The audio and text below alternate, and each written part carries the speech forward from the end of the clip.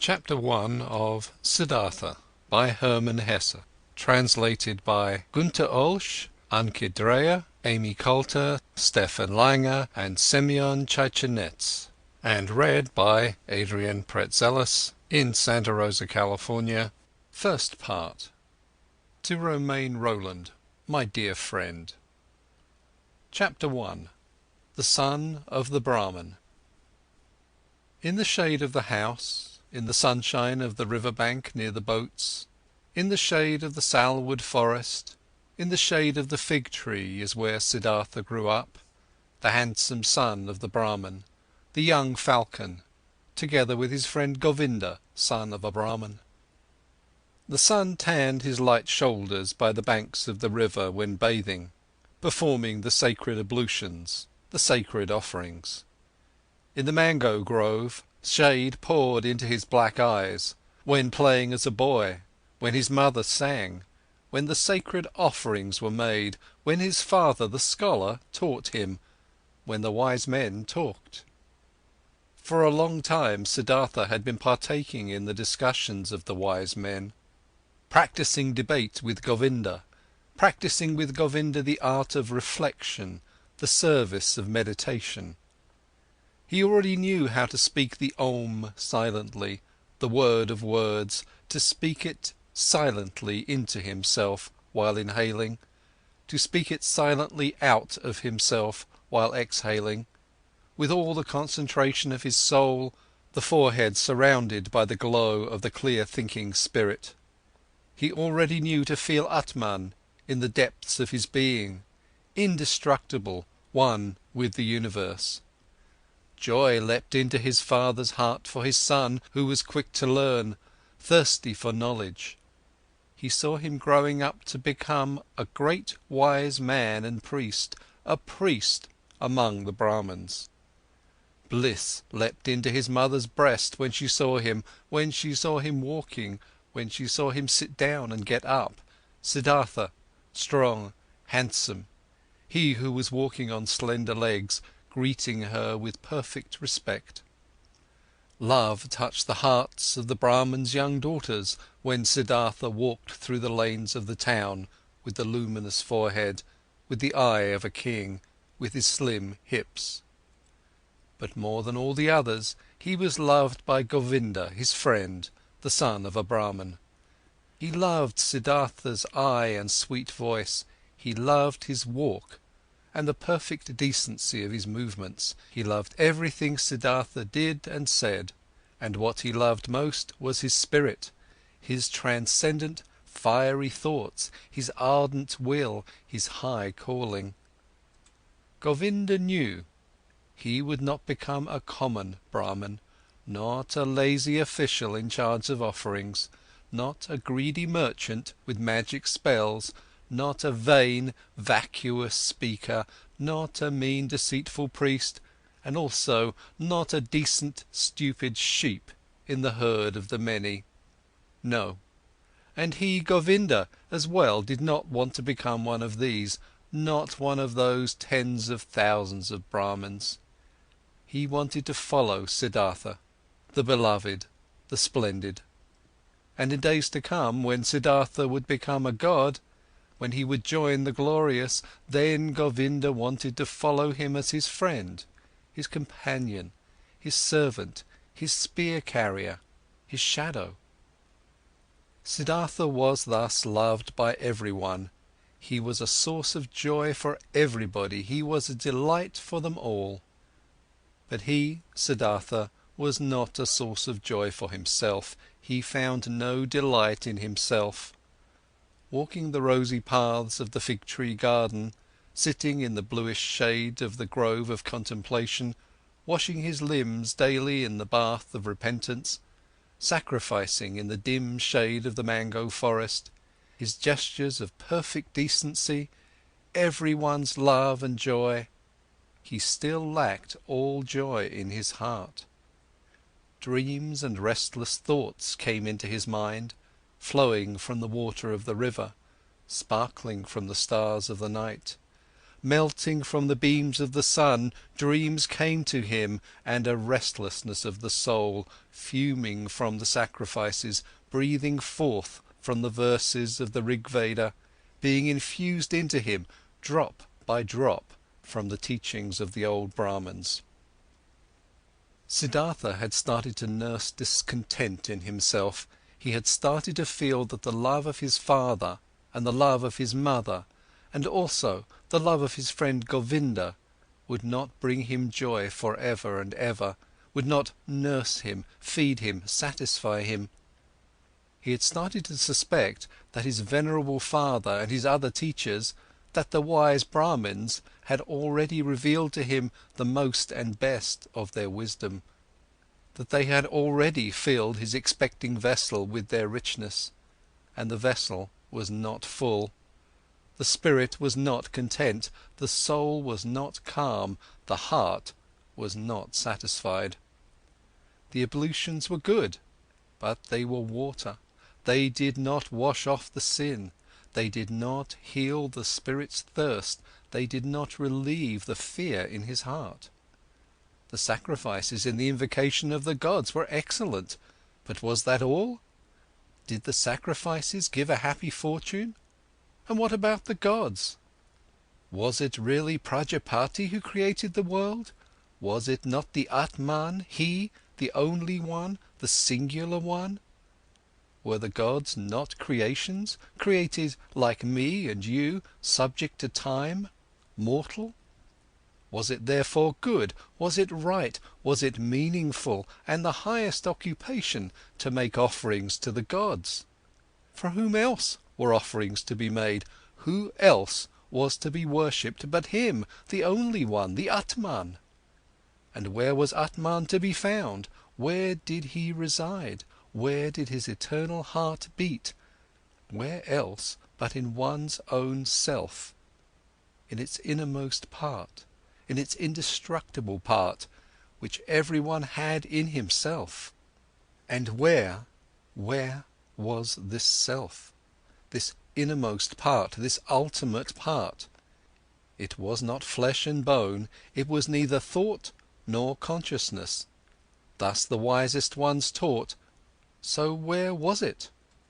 To reach this place, the self, myself, the Atman, there was another way, which was worthwhile looking for? Alas, but nobody showed this way, nobody knew it, not the father, and not the teachers and the wise men, not the holy sacrificial songs. They knew everything, the Brahmins and their holy books, they knew everything, they had taken care of everything, and of more than everything, the creation of the world, the origin of speech, of food, of inhaling, of exhaling, the engagement of the senses, the acts of the gods. They knew infinitely much. But was it valuable to know all this, not knowing that one and only thing, the most important thing, the solely important thing? Surely, many verses of the holy books, particularly in the Upanishads of Samaveda, spoke of this innermost and ultimate thing, wonderful verses. Your soul is the whole world, was written there, and it was written that man in his sleep, in his deep sleep, would meet with his innermost part, and would reside in the Atman. Marvellous wisdom was in these verses. All knowledge of the wisest ones had been collected there in magic words, pure as honey collected from bees. No, not to be looked down upon was the tremendous amount of enlightenment which lay here collected and preserved by innumerable generations of wise Brahmins. But where were the Brahmins, where the priests, where the wise men or penitents who had succeeded in not just knowing this deepest of all knowledge, but also to live it?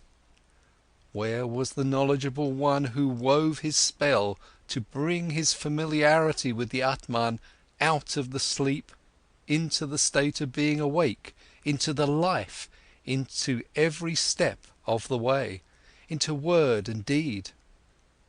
Siddhartha knew many venerable Brahmins, chiefly his father, the pure one, the scholar, the most venerable one. His father was to be admired. Quiet and noble were his manners, pure his life, wise his words, delicate and noble thoughts lived behind its brow. But even he, who knew so much, did he live in blissfulness? Did he have peace? Was he not also just a searching man, a thirsty man? Did he not again and again have to drink from holy sources as a thirsty man, from the offerings, from the books, from the disputes of the Brahmins? Why did he, the irreproachable one, have to wash off sins every day, strive for a cleansing every day, over and over every day? Was not Atman in him? Did not the pristine source spring from his heart? It had to be found, the pristine source in one's own self, it had to be possessed. Everything else was searching, was a detour, was getting lost. Thus were Siddhartha's thoughts. This was his thirst. This was his suffering. Thus he spoke to himself from a Chandogya Upanishad the words, "Truly the name of the Brahman is Satyam. Verily, he who knows such a thing will enter the heavenly world every day." Often it seemed near the heavenly world, but never he had reached it completely, never he had quenched the ultimate thirst.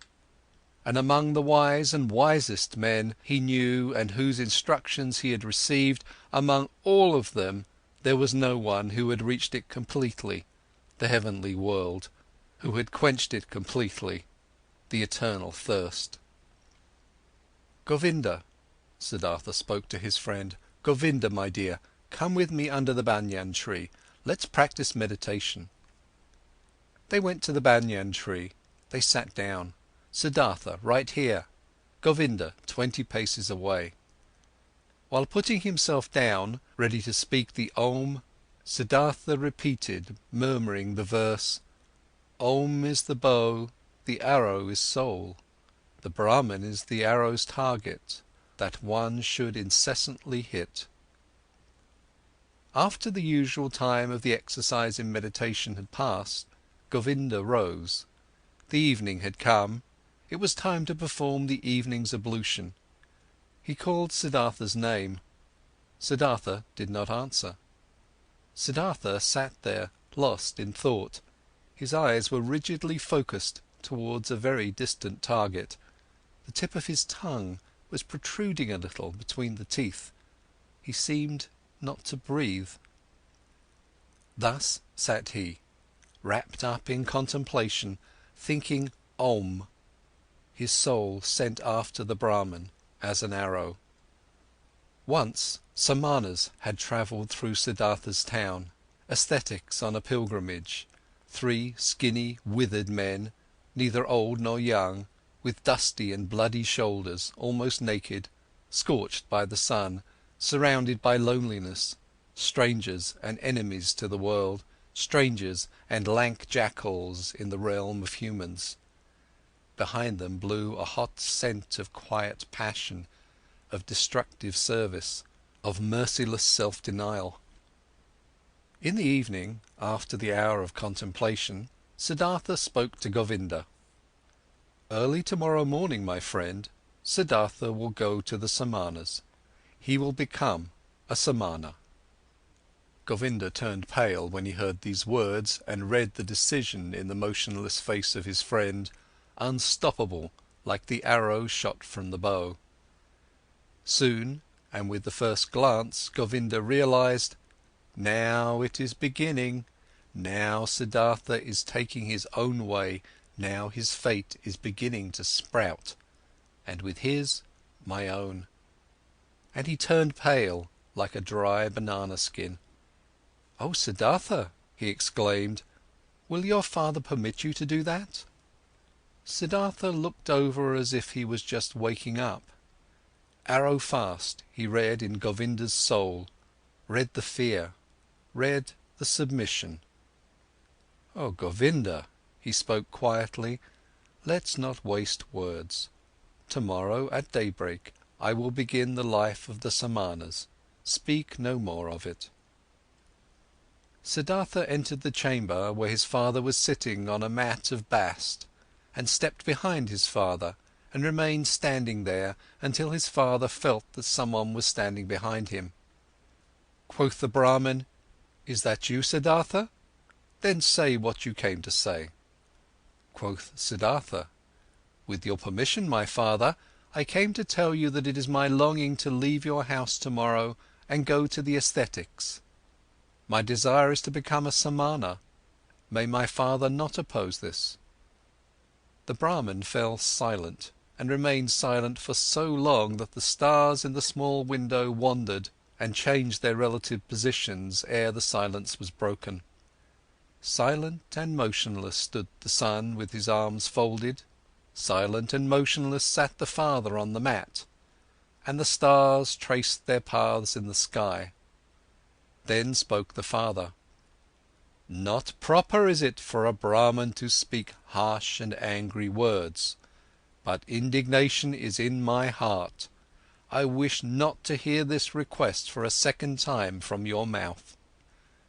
Slowly the Brahmin rose. Siddhartha stood silently, his arms folded. "What are you waiting for?" asked the father. Quoth Siddhartha, "You know what." Indignant, the father left the chamber. Indignant, he went to his bed and lay down. After an hour, since no sleep had come over his eyes, the Brahmin stood up, paced to and fro, and left the house.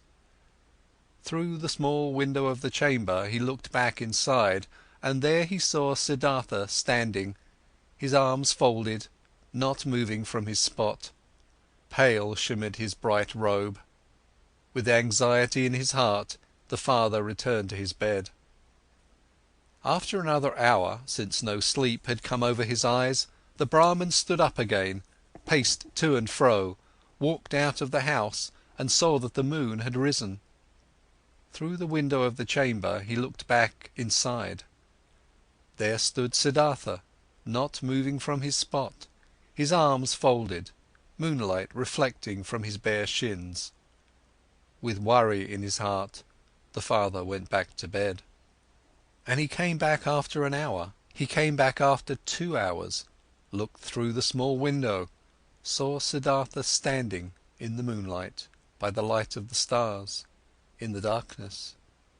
And he came back hour after hour, silently. He looked into the chamber, saw him standing in the same place, filled his heart with anger, filled his heart with unrest, filled his heart with anguish, filled it with sadness. And in the night's last hour, before the day began, he returned, stepped into the room, saw the young man standing there, who seemed tall and like a stranger to him. "Siddhartha," he spoke, "what are you waiting for?" "You know what." "Will you always stand that way and wait, until it becomes morning, noon and evening?" "I will stand and wait." "You will become tired, Siddhartha." "I will become tired." "You will fall asleep, Siddhartha." "I will not fall asleep." "You will die, Siddhartha." "I will die." "And would you rather die than obey your father?" Siddhartha has always obeyed his father. "So will you abandon your plan?" Siddhartha will do what his father will tell him to do. The first light of day shone into the room.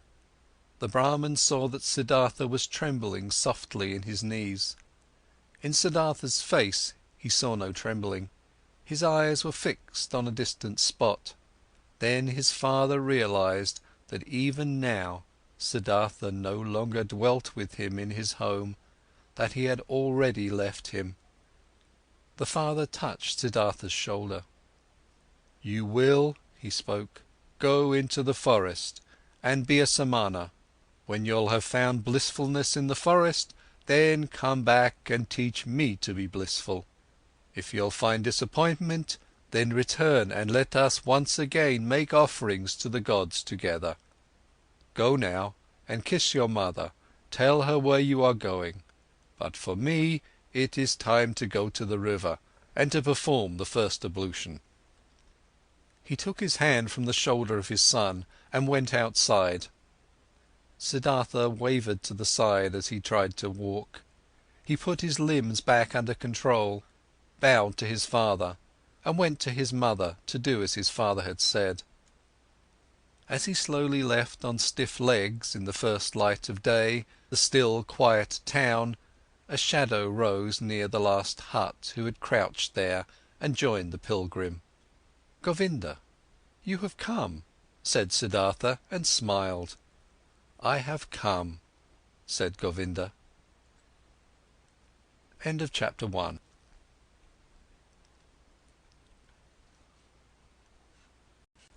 Chapter 2 of Siddhartha with the Samanas. In the evening of this day they caught up with the ascetics, the skinny Samanas, and offered them their companionship and obedience. They were accepted. Siddhartha gave his garments to a poor Brahmin in the street. He wore nothing more than the loincloth and the earth-coloured, unsewn cloak. He ate only once a day, and never something cooked. He fasted for 15 days. He fasted for 28 days. The flesh waned from his thighs and cheeks. Feverish dreams flickered from his enlarged eyes. Long nails grew slowly on his parched fingers, and a dry, shaggy beard grew on his chin. His glance turned to ice when he encountered women. His mouth twitched with contempt when he walked through a city of nicely dressed people. He saw merchants trading, princes hunting, mourners wailing for their dead, whores offering themselves, physicians trying to heal the sick, priests determining the most suitable day for seeding, lovers loving, mothers nursing their children, and all of this was not worthy of one look from his eye. It all lied, it all stank. It all stank of lies, it all pretended to be meaningful and joyful and beautiful, and it all was just concealed putrefaction. The world tasted bitter, life was torture. A goal stood before Siddhartha, a single goal: to become empty, empty of thirst, empty of wishing, empty of dreams, empty of joy and sorrow. Dead to himself, not to be a self any more, to find tranquility with an emptied heart, to be open to miracles in unselfish thoughts, that was his goal. Once all of myself was overcome and had died, once every desire and every urge was silent in the heart, then the ultimate part of me had to awake, the innermost of my being, which is no longer myself, the great secret. Silently, Siddhartha exposed himself to burning rays of the sun directly above, glowing with pain, glowing with thirst, and stood there until he neither felt any pain nor thirst any more. Silently he stood there in the rainy season. From his hair the water was dripping over freezing shoulders, over freezing hips and legs, and the penitent stood there until he could not feel the cold in his shoulders and legs any more, until they were silent, until they were quiet.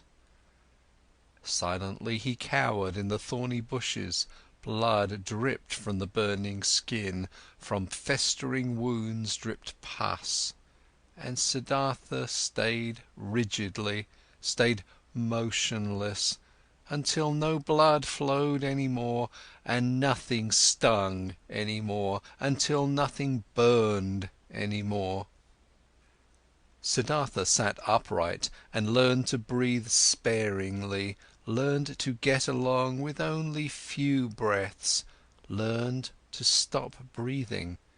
He learned, beginning with the breath, to calm the beat of his heart, learn to reduce the beats of his heart, until they were only a few and almost none. Instructed by the oldest of the Samanas, Siddhartha practiced self-denial, practiced meditation, according to new Samana rules. A heron flew over the bamboo forest, and Siddhartha accepted the heron into his soul, flew over forest and mountains, was a heron, ate fish, felt the pangs of a heron's hunger, spoke the heron's croak, died a heron's death.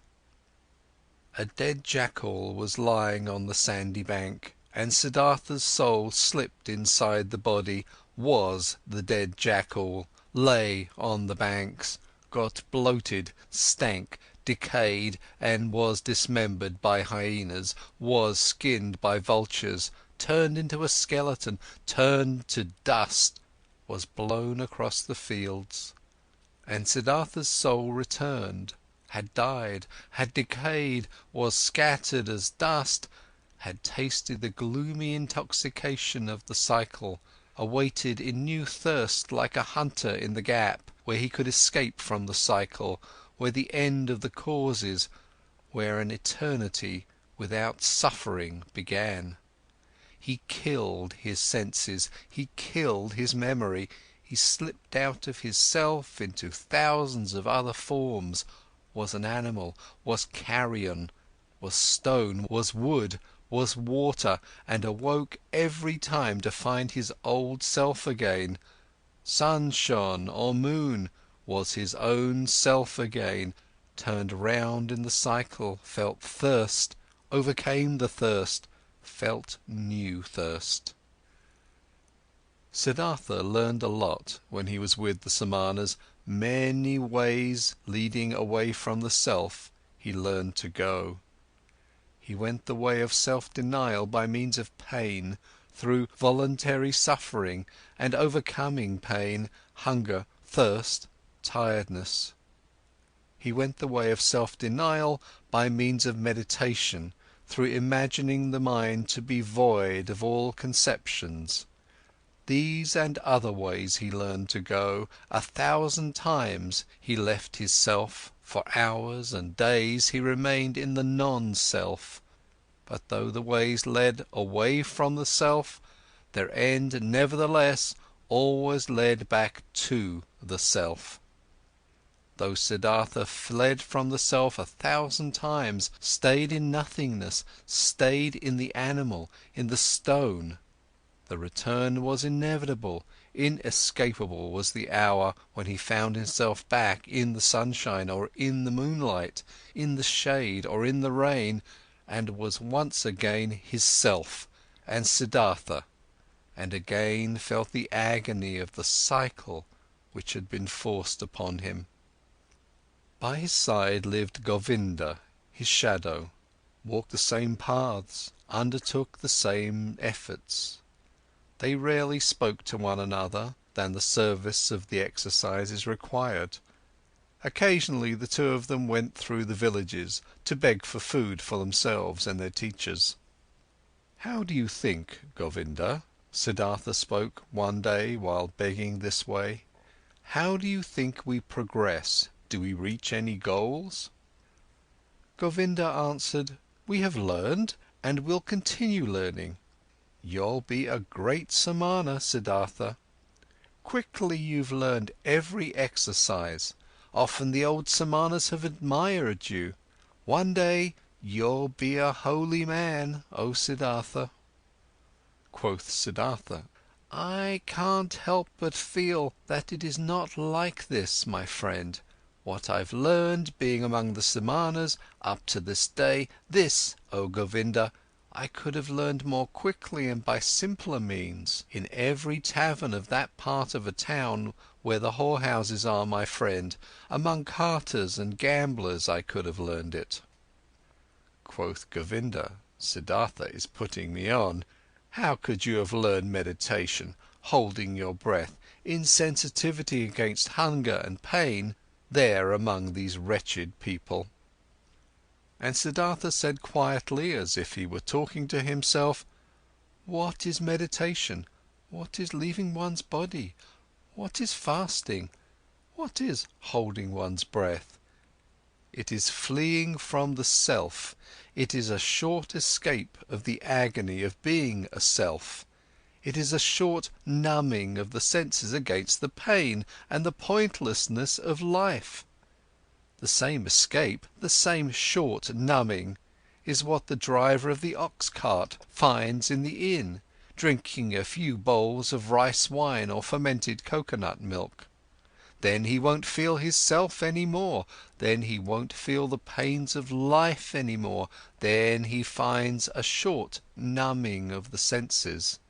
When he falls asleep over his bowl of rice wine, he'll find the same as what Siddhartha and Govinda find when they escape their bodies through long exercises, staying in the non-self.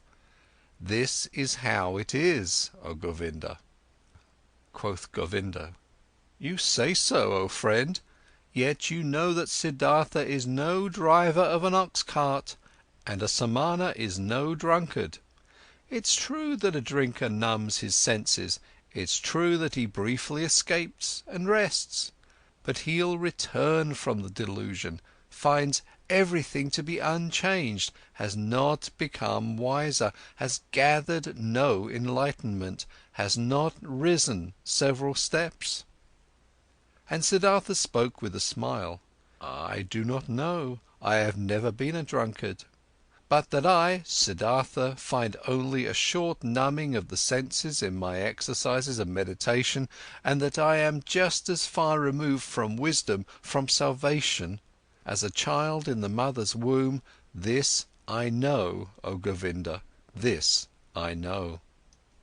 And once again, another time, when Siddhartha left the forest together with Govinda to beg for some food in the village for their brothers and teachers, Siddhartha began to speak and said: "What now, O Govinda? Might we be on the right path? Might we get closer to enlightenment? Might we get closer to salvation? Or do we perhaps live in a circle, we who have thought we were escaping the cycle?" Quoth Govinda: "We have learned a lot, Siddhartha, there is still much to learn. We are not going around in circles, we are moving up. The circle is a spiral, we have already ascended many a level." Siddhartha answered: "How old, would you think, is our oldest Samana, our venerable teacher?" Quoth Govinda: "Our oldest one might be about 60 years of age." And Siddhartha: "He has lived for 60 years and has not reached the nirvana. He'll turn 70 and 80, and you and me will grow just as old and will do our exercises and will fast and will meditate, but we will not reach the nirvana. He won't and we won't. Oh Govinda, I believe out of all the Samanas out there, perhaps not a single one, not a single one will reach the nirvana. We find comfort, we find numbness, we learn feats to deceive others, but the most important thing, the path of paths, we will not find." "If you only," spoke Govinda, "wouldn't speak such terrible words, Siddhartha. How could it be that among so many learned men, among so many Brahmins, among so many austere and venerable Samanas, among so many who are searching, so many who are eagerly trying, so many holy men, no one will find the path of paths?" But Siddhartha said in a voice which contained just as much sadness as mockery, with a quiet, a slightly sad, a slightly mocking voice: "Soon, Govinda, your friend will leave the path of the Samanas. He has walked along your side for so long. I'm suffering of thirst, O Govinda, and on this long path of a Samana, my thirst has remained as strong as ever. I always thirsted for knowledge, I have always been full of questions. I have asked the Brahmins, year after year I have asked the holy Vedas, year after year I have asked the devoted Samanas, year after year. Perhaps, O Govinda, it has been just as well, had been just as smart and just as profitable if I had asked the hornbill bird or the chimpanzee. It took me a long time, and I am not finished learning this yet, O Govinda, that there is nothing to be learned. There is indeed no such thing, so I believe, as what we refer to as learning. There is, oh my friend, just one knowledge. This is everywhere, this is Atman, this is within me and within you and within every creature. So I'm starting to believe that this knowledge has no worser enemy than the desire to know it, than learning. At this, Govinda stopped on the path, rose his hands and spoke. If you, Siddhartha, only would not bother your friend with this kind of talk. Truly, your words stir up fear in my heart. And just consider, what would become of the sanctity of prayer? What of the venerability of the Brahman's caste? What of the holiness of the Samanas, if it was as you say, if there was no learning? What, O Siddhartha, would become of all of this what is holy, what is precious, what is venerable on earth? And Govinda mumbled a verse to himself, a verse from an Upanishad. He who ponderingly, of a purified spirit, loses himself in the meditation of Atman, unexpressible by words is his blissfulness of his heart. But Siddhartha remained silent. He thought about the words which Govinda had said to him, and thought the words through to their ends. Yes, he thought, standing there with his head low, what would remain of all that which seemed to us to be holy? What remains? What can stand the test? And he shook his head. At one time, when the two young men had lived among the Samanas for about 3 years and had shared their exercises, some news, a rumour, a myth reached them after being retold many times. A man had appeared, Gotama by name, the exalted one, the Buddha. He had overcome the suffering of the world in himself and had halted the cycle of rebirths. He was said to wander through the land, teaching, surrounded by disciples, without possession, without home, without a wife, in the yellow cloak of an ascetic, but with a cheerful brow, a man of bliss. And Brahmins and princes would bow down before him and would become his students. This myth, this rumour, this legend resounded.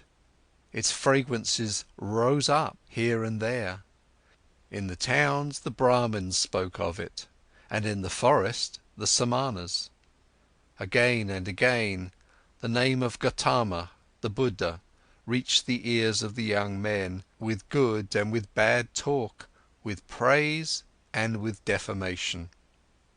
It was as if the plague had broken out in a country, and news had been spreading around that in one place or another there was a man, a wise man, a knowledgeable one, whose word and breath was enough to heal everyone who had been infected with the pestilence. And as such news would go through the land, and everyone would talk about it, many would believe, many would doubt, but many would get on their way as soon as possible to seek the wise man, the helper. Just like this myth ran through the land, that fragrant myth of Gotama, the Buddha, the wise man of the family of Sakya. He possessed, so the believers said, the highest enlightenment. He remembered his previous lives, he had reached the nirvana, and never returned into the cycle, was never again submerged in the murky river of physical forms. Many wonderful and unbelievable things were reported of him. He had performed miracles, had overcome the devil, had spoken to the gods.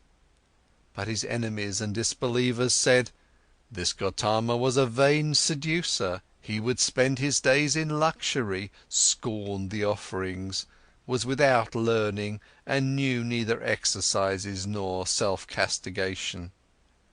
The myth of Buddha sounded sweet. The scent of magic flowed from these reports. After all, the world was sick, life was hard to bear, and behold, here a source seemed to spring forth, here a messenger seemed to call out, comforting, mild, full of noble promises. Everywhere where the rumour of Buddha was heard, everywhere in the lands of India, the young men listened up, felt a longing, felt hope, and among the Brahmin sons of the towns and villages, every pilgrim and stranger was welcome when he brought news of him, the exalted one, the Sakyamundi. The myth had also reached the Samanas in the forest, and also Siddhartha, and also Govinda, slowly, drop by drop, every drop laden with hope, every drop laden with doubt. They rarely talked about it, because the oldest one of the Samanas did not like this myth. He had heard that this alleged Buddha used to be an ascetic before and had lived in the forest, but had then turned back to luxury and worldly pleasures, and he had no high opinion of this Gotama. "Oh Siddhartha," Govinda spoke one day to his friend, "today I was in the village and a Brahman invited me into his house, and in his house there was the son of a Brahman from Magadha, who has seen the Buddha with his own eyes and has heard him teach. Verily, this made my chest ache when I breathed, and thought to myself, if only I would too, if only we both would too, Siddhartha and me, live to see the hour when we will hear the teachings from the mouth of this perfected man. Speak, friend, wouldn't we want to go there too and listen to the teachings from the Buddha's mouth?" Quoth Siddhartha, "Always, O Govinda, I had thought Govinda would stay with the Samanas. Always I had believed his goal was to live to be 60 and 70 years of age and to keep on practicing those feats and exercises which are becoming to a Samana. But behold, I had not known Govinda well enough, I knew little of his heart. So now you, my faithful friend, want to take a new path and go there, where the Buddha spreads his teachings." Quoth Govinda, "You're mocking me. Mock me if you like, Siddhartha. And have you not also developed a desire, an eagerness to hear these teachings? Have you not at one time said to me, you would not walk the path of the Samanas for much longer?" At this, Siddhartha laughed in his very own manner, in which his voice assumed a touch of sadness and a touch of mockery, and said, "Well, Govinda, you've spoken well, you've remembered correctly. If you only remembered the other thing as well, you've heard from me, which is that I have grown distrustful and tired against teachings and learnings, and that my faith in words, which are brought to us by teachers, is small. But let's do it, my dear, I am willing to listen to these teachings, though in my heart I believe we've already tasted the best fruit of these teachings." Quoth Govinda, "Your willingness delights my heart, but tell me, how should this be possible? How should the Gotama's teachings, even before we have heard them, have already revealed their best fruit to us?" Quoth Siddhartha, "Let us eat this fruit and wait for the rest, O Govinda. But this fruit, which we already now received thanks to the Gotama, consisted in him calling us away from the Samanas. Whether he has also other and better things to give us, O friend, let us await with calm hearts." On this very same day, Siddhartha informed the oldest one of the Samanas of his decision, that he wanted to leave him. He informed the oldest one with all the courtesy and modesty becoming to a younger one and a student. But the Samana became angry, because the two young men wanted to leave him, and talked loudly and used crude swear words.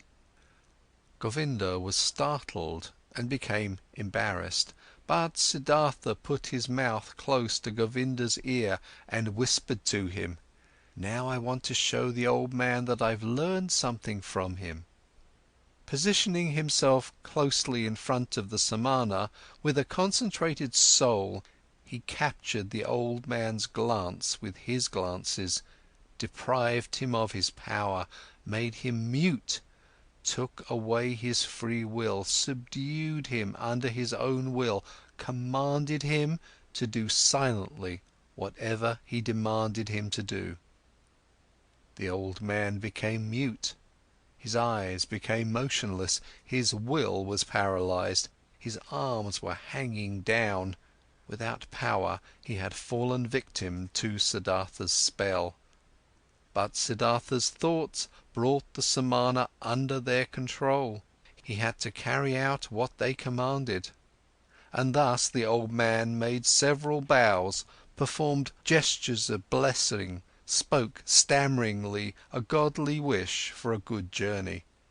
And the young men returned the bows with thanks, returned the wish, went on their way with salutations. On the way, Govinda said, "Oh, Siddhartha, you have learned more from the Samanas than I knew. It is very hard to cast a spell on an old Samana. Truly, if you had stayed there, you would soon have learned to walk on water." "I do not seek to walk on water," said Siddhartha. "Let old Samanas be content with such feats." End of chapter 2.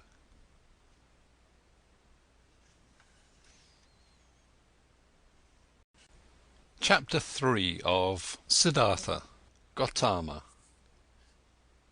In the town of Savatthi, every child knew the name of the exalted Buddha, and every house was prepared to fill the alms dish of Gotama's disciples, the silently begging ones. Near the town was Gotama's favourite place to stay, the grove of Jetavana, which the rich merchant Anathapindika, an obedient worshipper of the exalted one, had given him and his people for a gift.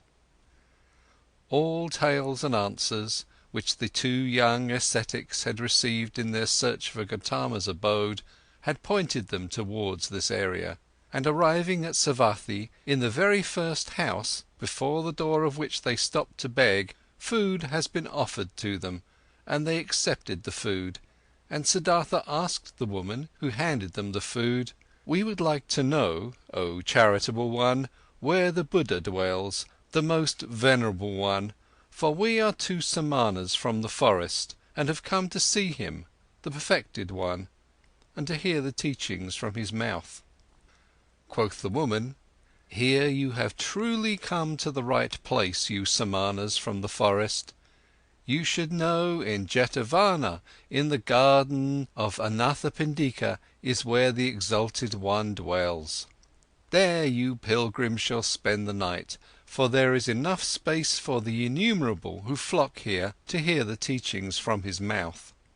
This made Govinda happy, and full of joy he exclaimed, "Well, so, thus we have reached our destination, and our path has come to an end. But tell us, O mother of the pilgrims, do you know him, the Buddha? Have you seen him with your own eyes?" Quoth the woman, "Many times I have seen him, the exalted one. On many days I have seen him walking through the alleys in silence, wearing his yellow cloak, presenting his alms dish in silence at the doors of the houses, leaving with a filled dish. Delightedly Govinda listened, and wanted to ask and hear much more, but Siddhartha urged him to walk on.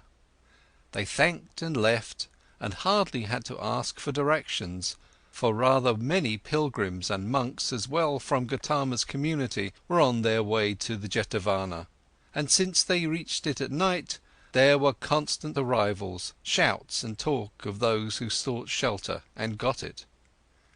The two Samanas, accustomed to life in the forest, found quickly and without making any noise a place to stay, and rested there until the morning. At sunrise they saw with astonishment what a large crowd of believers and curious people had spent the night here. On all paths of the marvellous grove, monks walked in yellow robes. Under the trees they sat here and there in deep contemplation, or in a conversation about spiritual matters. The shady gardens looked like a city full of people, bustling like bees. The majority of the monks went out with their alms dish to collect food in town for their lunch, the only meal of the day. The Buddha himself, the enlightened one, was also in the habit of taking his walk to beg in the morning. Siddhartha saw him, and he instantly recognized him, as if a god had pointed him out to him. He saw him, a simple man in a yellow robe, bearing the alms dish in his hand, walking silently. "Look here," Siddhartha said quietly to Govinda, "this one is the Buddha." Attentively Govinda looked at the monk in the yellow robe, who seemed to be in no way different from the hundreds of other monks. And soon Govinda also realized, this is the one, and they followed him and observed him. The Buddha went on his way modestly and deep in his thoughts. His calm face was neither happy nor sad. It seemed to smile gently and inwardly.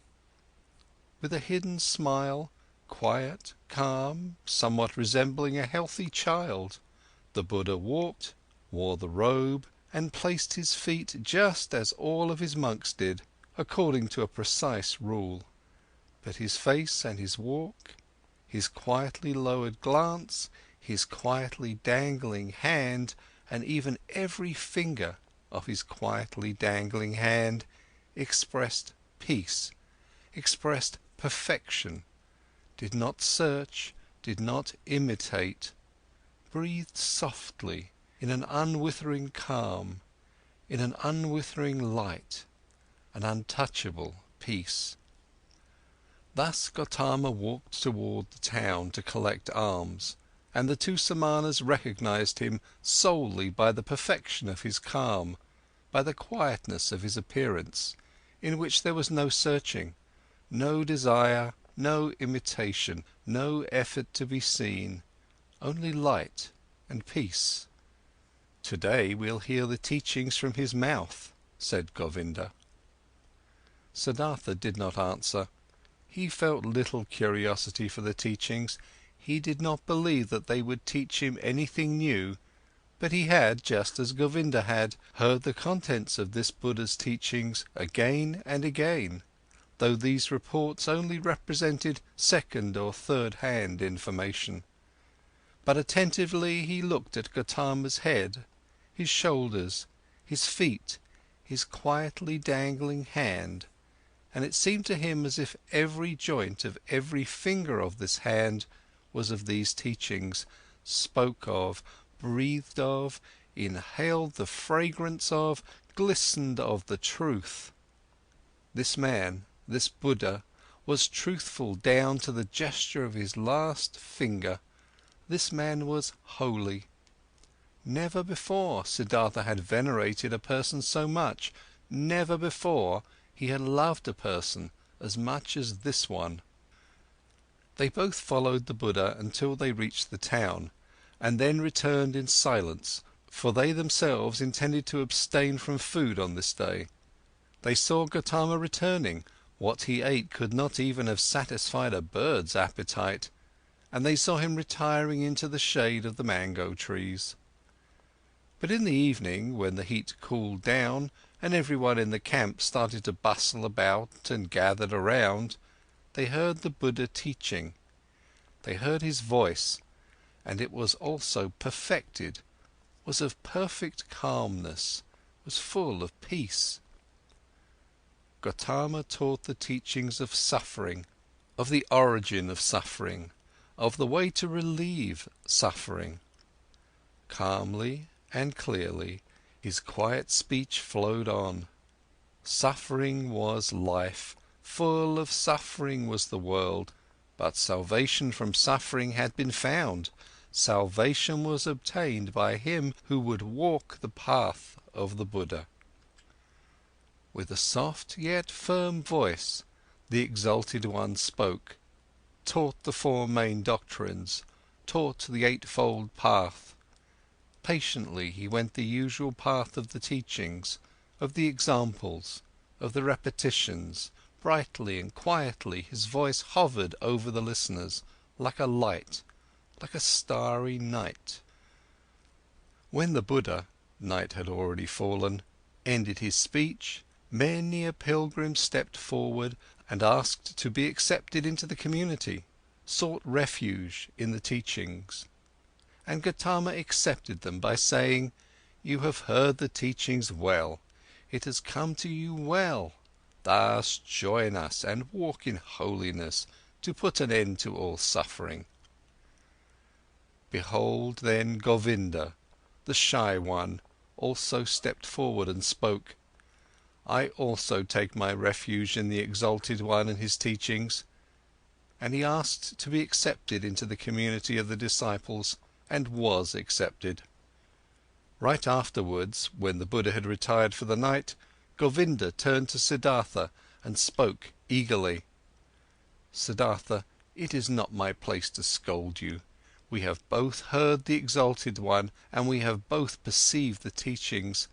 Govinda has heard the teachings, he has taken refuge in it. But you, my honoured friend, don't you also want to walk the path of salvation? Would you want to hesitate? Do you want to wait any longer?" Siddhartha awakened as if he had been asleep when he heard Govinda's words. For a long time he looked into Govinda's face. Then he spoke quietly in a voice without mockery.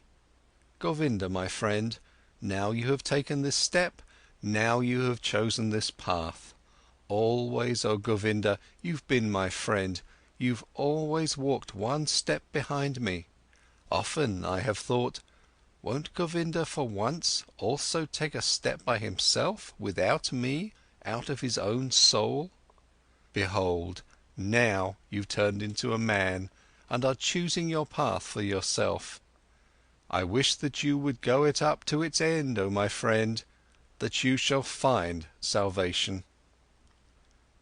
Govinda, not completely understanding it yet, repeated his question in an impatient tone. "Speak up, I beg you, my dear. Tell me, since it could not be any other way, that you also, my learned friend, will take your refuge with the Exalted Buddha." Siddhartha placed his hand on Govinda's shoulder. "You failed to hear my good wish for you, oh Govinda. I am repeating it. I wish that you would go this path up to its end, that you shall find salvation." In this moment, Govinda realized that his friend had left him, and he started to weep. "Siddhartha!" he exclaimed lamentingly. Siddhartha kindly spoke to him. "Don't forget, Govinda, that you are now one of the Samanas of the Buddha. You have renounced your home and your parents, renounced your birth and possessions, renounced your free will, renounced all friendship. This is what the teachings require, this is what the Exalted One wants, this is what you wanted for yourself. Tomorrow, oh Govinda, I'll leave you." For a long time the friends continued walking in the grove. For a long time they lay there and found no sleep. And over again Govinda urged his friend, He should tell him why he would not want to seek refuge in Gotama's teachings. What fault he would find in these teachings? But Siddhartha turned him away every time and said, "Be content, Govinda. Very good are the teachings of the Exalted One. How could I find a fault in them?" Very early in the morning, a follower of Buddha, one of his oldest monks, went through the garden and called all those to him who had as novices taken their refuge in the teachings, to dress them up in the yellow robe and to instruct them in the first teachings and duties of their position. Then Govinda broke loose, embraced once again his childhood friend and left with the novices. But Siddhartha walked through the grove, lost in thought. Then he happened to meet Gotama, the Exalted One, and when he greeted him with respect, and the Buddha's glance was so full of kindness and calm, the young man summoned his courage and asked the Venerable One for the permission to talk to him. Silently, the Exalted One nodded his approval. Quoth Siddhartha, "Yesterday, O Exalted One, I had been privileged to hear your wondrous teachings. Together with my friend, I had come from afar to hear your teachings, and now my friend is going to stay with your people. He has taken his refuge with you. But I will again start on my pilgrimage." "As you please," the Venerable One spoke politely. "Too bold is my speech," Siddhartha continued, "but I do not want to leave the Exalted One without having honestly told him my thoughts. Does it please the Venerable One to listen to me for one moment longer?" Silently the Buddha nodded his approval. Quoth Siddhartha, "One thing, O most Venerable One, I have admired in your teaching most of all. Everything in your teachings is perfectly clear, is proven. You are presenting the world as a perfect chain, a chain which is never and nowhere broken, an eternal chain, the links of which are causes and effects. Never before this has been seen so clearly, never before this has been presented so irrefutably. Truly, the heart of every Brahmin has to beat stronger with love once he has seen the world through your teachings perfectly connected, without gaps, clear as a crystal, not depending on chance, not depending on gods.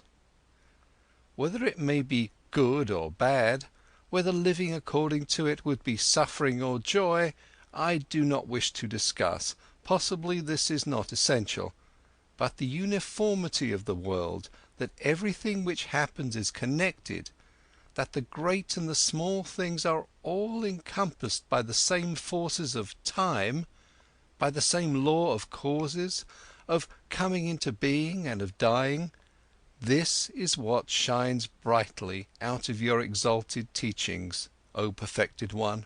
But according to your very own teachings, this unity and necessary sequence of all things is nevertheless broken in one place, through a small gap. This world of unity is invaded by something alien, something new, something which had not been there before and which cannot be demonstrated and cannot be proven. These are your teachings of overcoming the world, of salvation. But with this small gap, with this small breach, the entire eternal and uniform law of the world is breaking apart again and becomes void. Please forgive me for expressing this objection." Quietly, Gotama had listened to him, unmoved.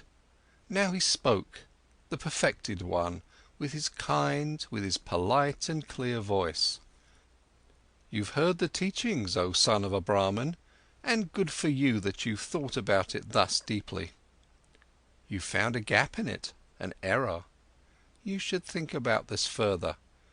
But be warned, O seeker of knowledge, of the thicket of opinions and of arguing about words. There is nothing to opinions. They may be beautiful or ugly, smart or foolish. Everyone can support them or discard them. But the teachings you've heard from me are no opinion, and their goal is not to explain the world to those who seek knowledge. They have a different goal. Their goal is salvation from suffering. This is what Gotama teaches, nothing else. I wish that you, O exalted one, would not be angry with me, said the young man. I have not spoken to you like this to argue with you, to argue about words. You are truly right, there is little to opinions. But let me say this one more thing. I have not doubted in you for a single moment. I have not doubted for a single moment that you are Buddha, that you have reached the goal, the highest goal towards which so many thousands of Brahmins and the sons of Brahmins are on their way. You have found salvation from death. It has come to you in the course of your own search, on your own path, through thoughts, through meditation, through realizations, through enlightenment. It has not come to you by means of teachings. And, thus is my thought, O exalted one, nobody will obtain salvation by means of teachings. You will not be able to convey and say to anybody, O venerable one, in words and through teachings, what has happened to you in the hour of enlightenment. The teachings of the enlightened Buddha contain much. It teaches many to live righteously, to avoid evil.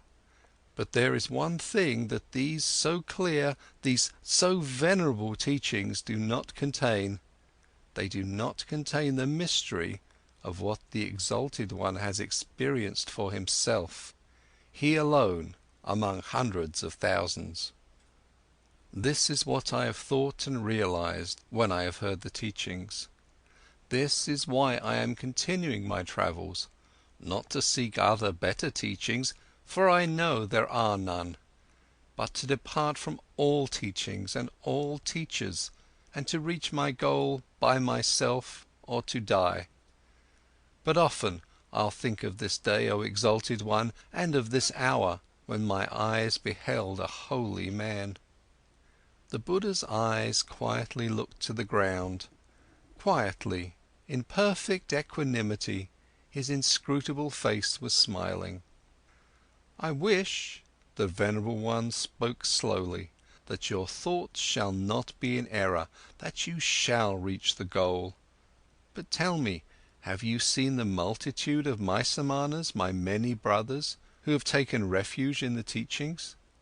And do you believe, O stranger, O samana, do you believe that it would be better for them to abandon the teachings and to return into the life of the world and of desires?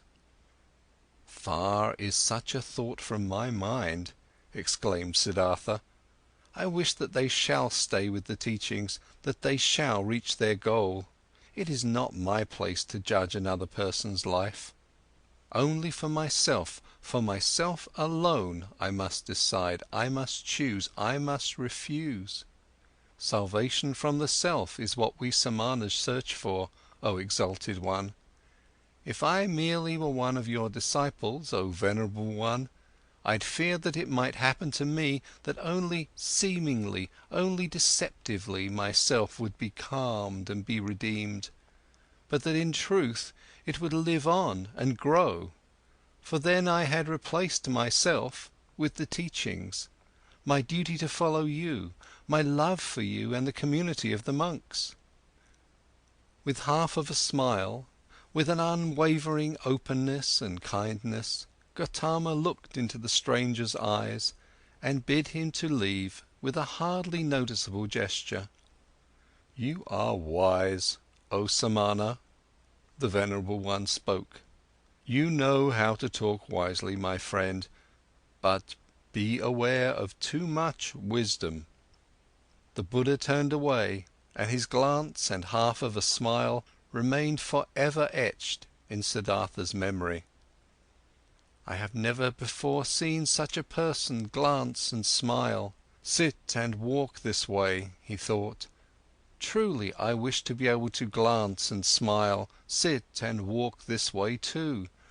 Thus free, thus venerable, thus concealed, thus open, thus childlike and mysterious. Truly, only a person who has succeeded in reaching the innermost part of his self would glance and walk this way. Well, so, I also will seek to reach the innermost part of myself. I saw a man, Siddhartha thought, a single man, before whom I would have to lower my glance. I do not want to lower my glance before any other, not before any other. No teachings will entice me any more, since this man's teachings have not enticed me. I am deprived by the Buddha, thought Siddhartha, I am deprived, and even more, he has given to me. He has deprived me of my friend, the one who had believed in me and now believes in him, who had been my shadow and is now Gotama's shadow. But he has given me Siddhartha, myself. End of chapter 3. Chapter 4 of Siddhartha, Awakening. When Siddhartha left the grove, where the Buddha, the perfected one, stayed behind, where Govinda stayed behind, then he felt that in this grove his past life also stayed behind and parted from him. He pondered about the sensation which filled him completely as he was slowly walking along. He pondered deeply, like diving into a deep water. He let himself sink down to the ground of the sensation, down to the place where the causes lie, because to identify the causes, so it seemed to him, is the very essence of thinking. And by this alone sensations turn into realizations and are not lost, but become entities and start to emit like rays of light what is inside of them. Slowly walking along, Siddhartha pondered. He realized that he was no youth anymore, but had turned into a man. He realized that one thing had left him, as a snake is left by its old skin. That one thing no longer existed in him, which had accompanied him throughout his youth, and used to be a part of him, the wish to have teachers, and to listen to teachings. He had also left the last teacher who had appeared on his path, even him, the highest and wisest teacher, the most holy one, Buddha. He had left him, had to part with him, was not able to accept his teachings. Slower, he walked along in his thoughts and asked himself, what is all this, what you have sought to learn from teachings and from teachers, and what they, who have taught you much, were still unable to teach you? And he found, it was the self, the purpose and essence of which I sought to learn. It was the self I wanted to free myself from, which I sought to overcome. But I was not able to overcome it, could only deceive it, could only flee from it, only hide from it.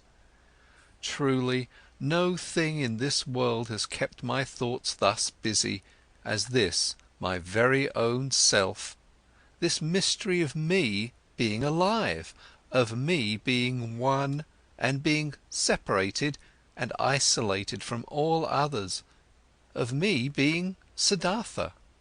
And there is no thing in this world I know less about than me, about Siddhartha. Having been pondering while slowly walking along, he now stopped as these thoughts caught hold of him, and right away another thought sprang forth from these, a new thought, which was, that I know nothing about myself, that Siddhartha has remained thus alien and unknown to me. That I know nothing about myself, that Siddhartha has remained thus alien and unknown to me, stems from one cause, a single cause. I was afraid of myself. I was fleeing from myself. I searched Atman. I searched Brahman. I was willing to dissect myself and peel off all its layers to find the core of all peels in its unknown interior, the Atman, life, the divine part, the ultimate part. But I have lost myself in the process. Siddhartha opened his eyes and looked around. A smile filled his face, and a feeling of awakening from long dreams flowed through him from his head down to his toes. And it was not long before he walked again, walked quickly, like a man who knows what he has got to do. Oh, he thought, taking a deep breath, now I would not let Siddhartha escape from me again. No longer.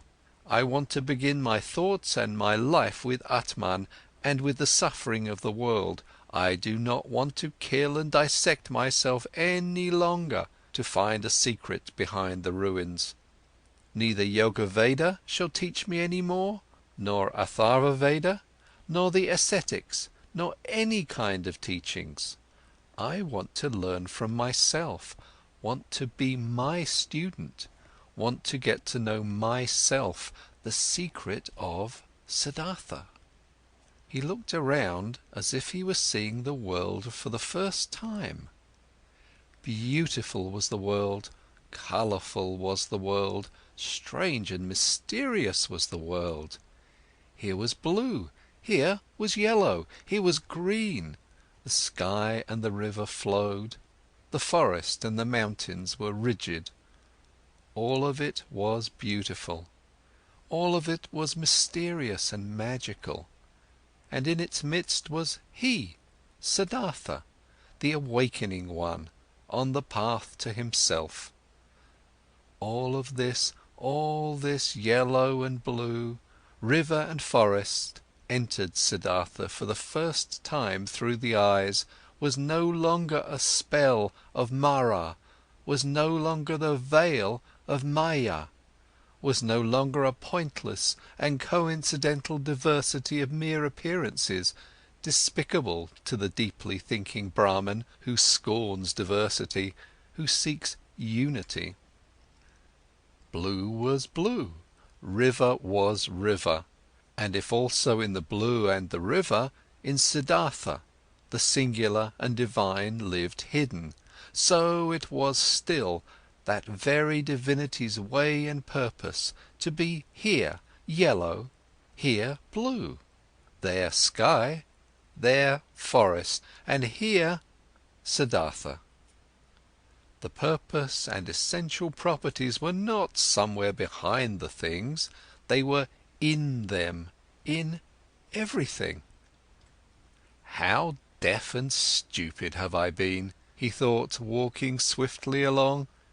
When someone reads a text, wants to discover its meaning, he will not scorn the symbols and letters and call them deceptions, coincidence and worthless hull, but he will read them, he will study and love them, letter by letter. But I, who wanted to read the book of the world and the book of my own being, I have, for the sake of a meaning I had anticipated before I read, scorned the symbols and letters. I called the visible world a deception, called my eyes and my tongue coincidental and worthless forms without substance. No, this is over. I have awakened, I have indeed awakened, and have not been born before this very day. In thinking these thoughts, Siddhartha stopped once again, suddenly, as if there was a snake lying in front of him on the path. Because suddenly he had also become aware of this. He, who was indeed like someone who had just woken up, or like a newborn baby, he had to start his life anew, and start again at the very beginning. When he had left in this very morning from the grove Jetavana, the grove of that exalted one, already awakening, already on the path towards himself, he had every intention, regarded as natural and took for granted that he, after years as an ascetic, would return to his home and his father, But now, only in this moment, when he stopped, as if a snake was lying on his path, he also awoke to this realization: but I am no longer the one I was.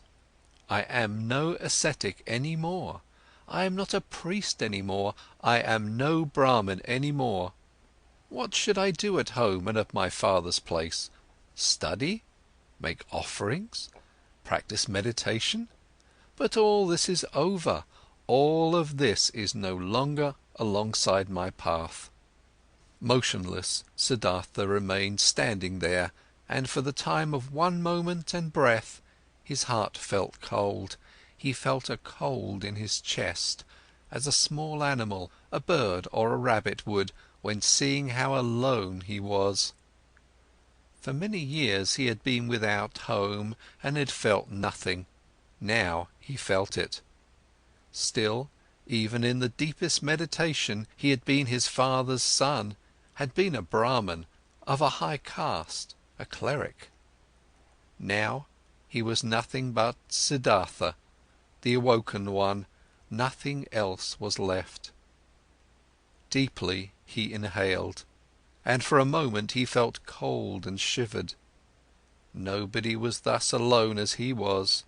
There was no nobleman who did not belong to the noblemen, no worker that did not belong to the workers, and found refuge with them, shared their life, spoke their language. No Brahmin who would not be regarded as Brahmins and lived with them, no ascetic who would not find his refuge in the caste of the Samanas, and even the most forlorn hermit in the forest was not just one and alone. He was also surrounded by a place he belonged to. He also belonged to a caste in which he was at home. Govinda had become a monk, and 1,000 monks were his brothers, wore the same robe as he, believed in his faith, spoke his language. But he, Siddhartha, where did he belong to? With whom would he share his life? Whose language would he speak? Out of this moment, when the world melted away all around him, when he stood alone like a star in the sky, out of this moment of cold and despair, Siddhartha emerged, more a self than before, more firmly concentrated. He felt this had been the last tremor of the awakening, the last struggle of this birth. And it was not long until he walked again in long strides, started to proceed swiftly and impatiently, heading no longer for home, no longer to see his father, no longer back. End of chapter 4.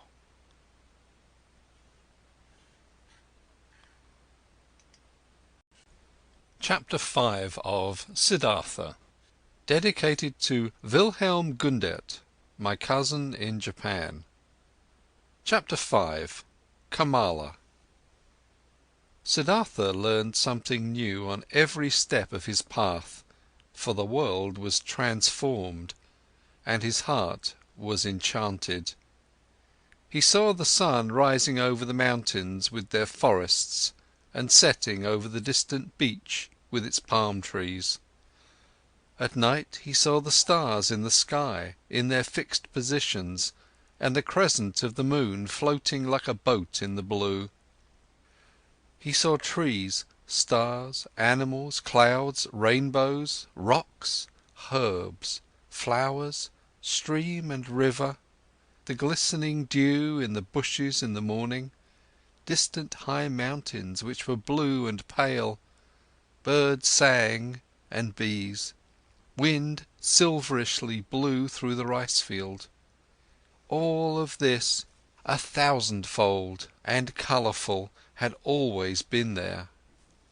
Always the sun and the moon had shone, always the rivers had roared and the bees had buzzed, but in former times all of this had been nothing more to Siddhartha than a fleeting, deceptive veil before his eyes, looked upon in distrust, destined to be penetrated and destroyed by thought, since it was not the essential existence, since this essence lay beyond, on the other side of the visible.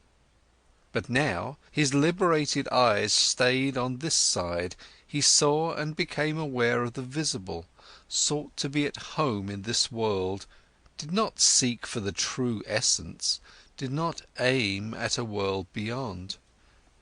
Beautiful was this world, looking at it thus, without searching, thus simply, thus childlike. Beautiful were the moon and the stars, beautiful was the stream and the banks, the forest and the rocks, the goat and the gold beetle, the flower and the butterfly. Beautiful and lovely it was thus to walk through the world, thus childlike, thus awoken, thus open to what is near, thus without distrust. Differently the sun burnt the head, differently the shade of the forest cooled him down, differently the stream and the cistern, the pumpkin and the banana tasted. Short were the days, short the nights, every hour sped away like a sail on the sea, and under the sail was a ship of treasures, full of joy. Siddhartha saw a group of apes moving through the high canopy of the forest, high in the branches, and heard their savage, greedy song. Siddhartha saw a male sheep following a female one and mating with her.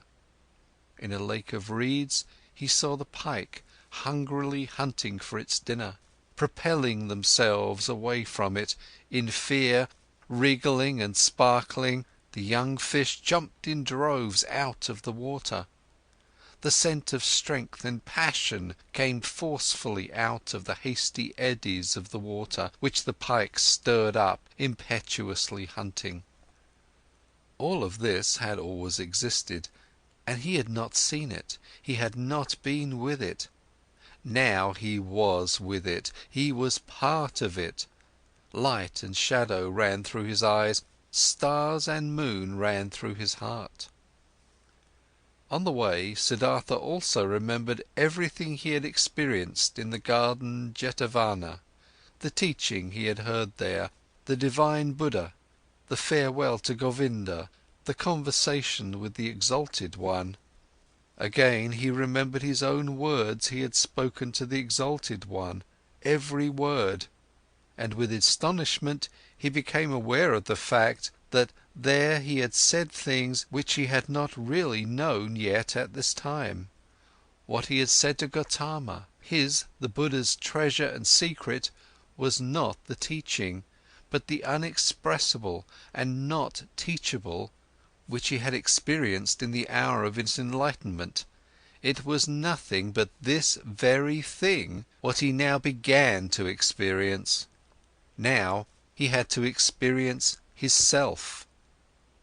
It is true that he had already known for a long time that his self was Atman, in its essence bearing the same eternal characteristics as Brahman, but never had he really found this self, because he had wanted to capture it in the net of thought.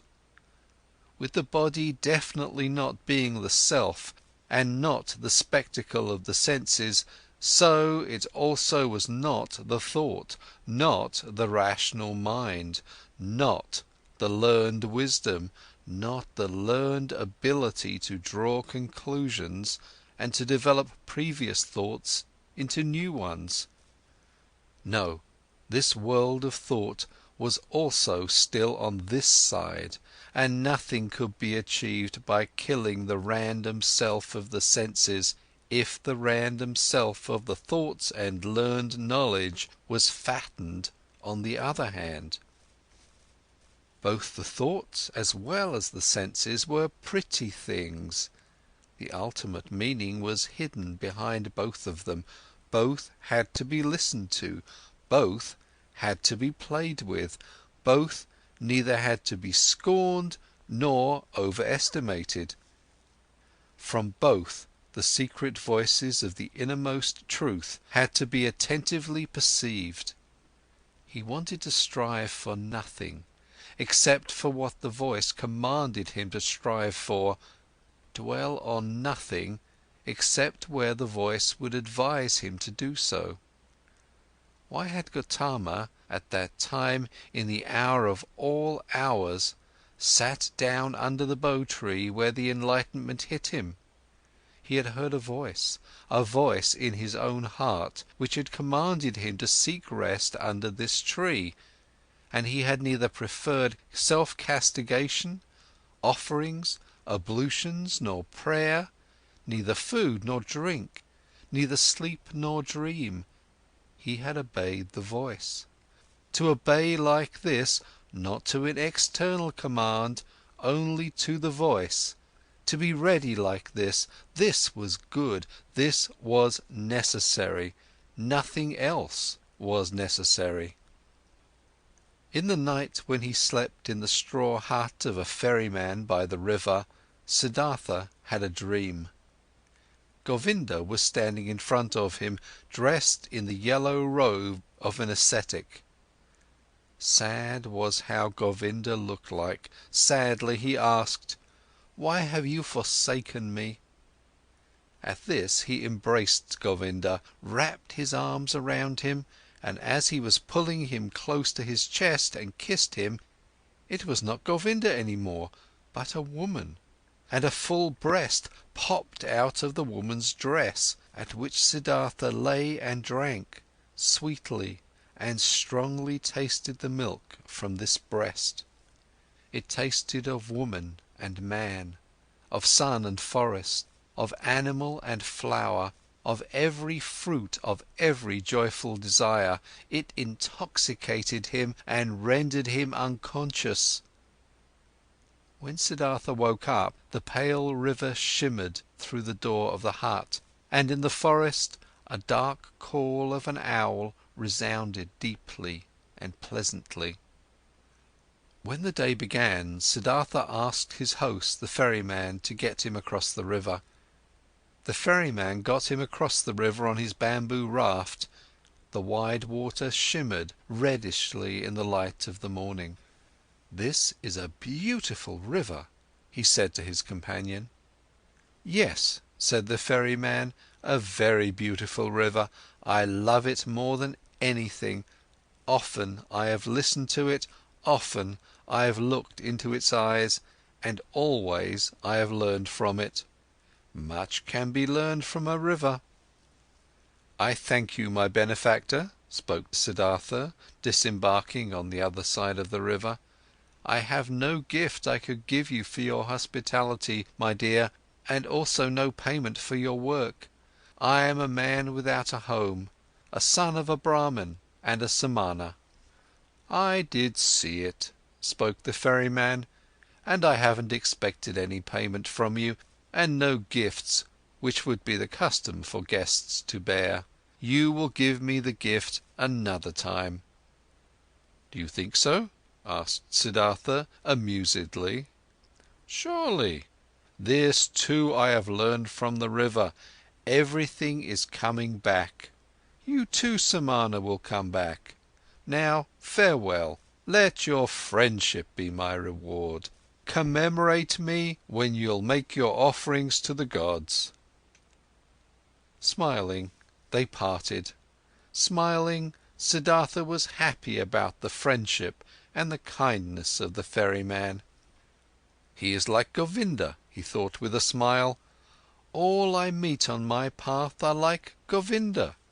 All are thankful, though they are the ones who would have a right to receive thanks. All are submissive. All would like to be friends, like to obey, think little. Like children are all people." At about noon, he came through a village. In front of the mud cottages, children were rolling about in the street, were playing with pumpkin seeds and seashells, screamed and wrestled, but they all timidly fled from the unknown Samana. In the end of the village, the path led through a stream, and by the side of the stream, a young woman was kneeling and washing clothes. When Siddhartha greeted her, she lifted her head and looked up to him with a smile, so that he saw the white in her eyes glistening. He called out a blessing to her, as is the custom among travellers, and asked how far he still had to go to reach the large city. Then she got up and came to him. Beautifully her wet mouth was shimmering in her young face. She exchanged humorous banter with him, asked whether he had eaten already, and whether it was true that the Samanas slept alone in the forest at night and were not allowed to have any women with them. While talking, she put her left foot on his right one and made a movement as a woman does, who would want to initiate that kind of sexual pleasure with a man which the textbooks call climbing a tree. Siddhartha felt his blood heating up, and since in this moment he had to think of his dream again, he bent slightly down to the woman and kissed with his lips the brown nipple of her breast. Looking up, he saw her face smiling, full of lust, and her eyes with contracted pupils, begging with desire. Siddhartha also felt desire, and felt the source of his sexuality moving. But since he had never touched a woman before, he hesitated for a moment, while his hands were already prepared to reach out for her. And in this moment he heard, shuddering with awe, the voice of his innermost self, and this voice said no. Then all charms disappeared from the young woman's smiling face. He no longer saw anything else but the damp glance of a female animal in heat. Politely he petted her cheek, turned away from her and disappeared from the disappointed woman with light steps into the bamboo wood. On this day he reached the large city before the evening and was happy, for he felt the need to be among people. For a long time he had lived in the forest, and the straw hut of the ferryman, in which he had slept that night, had been the first roof for a long time he had had over his head. Before the city, in a beautifully fenced grove, the traveller came across a small group of servants, both male and female, carrying baskets. In their midst, carried by 4 servants in an ornamental sedan chair, sat a woman, the mistress, on red pillows under a colourful canopy. Siddhartha stopped at the entrance to the pleasure garden and watched the parade, saw the servants, the maids, the baskets, saw the sedan chair, and saw the lady in it. Under black hair, which made to tower high on her head, he saw a very fair, very delicate, very smart face, a brightly red mouth like a freshly cracked fig, eyebrows which were well tended and painted in a high arch, smart and watchful dark eyes, a clear, tall neck rising from a green and golden garment, resting fair hands, long and thin, with wide golden bracelets over the wrists. Siddhartha saw how beautiful she was, and his heart rejoiced. He bowed deeply when the sedan chair came closer, and straightening up again, he looked at the fair, charming face, read for a moment in the smart eyes with the high arcs above, breathed in a slight fragrance he did not know. With a smile, the beautiful woman nodded for a moment and disappeared into the grove, and then the servant as well. Thus I am entering this city, Siddhartha thought, with a charming omen. He instantly felt drawn into the grove, and he thought about it, and only now he became aware of how the servants and maids had looked at him at the entrance, how despicable, how distrustful, how rejecting. I am still a Samana, he thought, I am still an ascetic and beggar. I must not remain like this, I will not be able to enter the grove like this. And he laughed. The next person who came along this path, he asked about the grove and for the name of the woman, and was told that this was the grove of Kamala, the famous courtesan, and that, aside from the grove, she owned a house in the city. Then he entered the city. Now he had a goal. Pursuing his goal, he allowed the city to suck him in, drifted through the flow of the streets, stood still on the squares, rested on the stairs of stone by the river. When the evening came, he made friends with a barber's assistant, whom he had seen working in the shade of an arch in a building, whom he had found again praying in a temple of Vishnu, whom he had told about stories of Vishnu and the Lakshmi.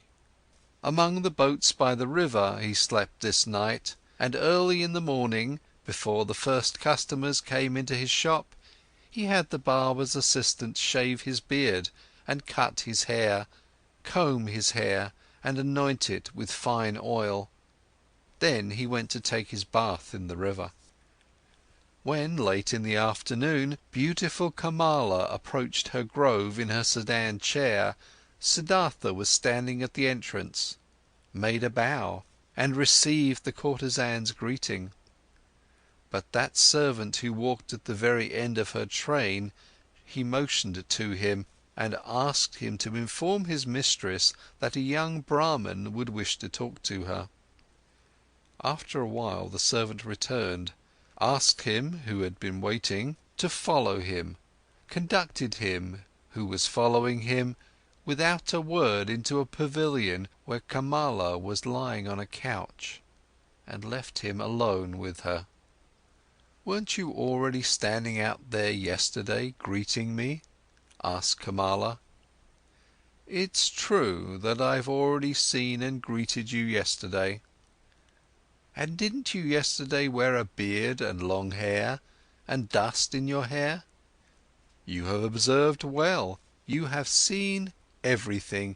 You have seen Siddhartha, the son of a Brahmin, who has left his home to become a Samana, and who has been a Samana for 3 years.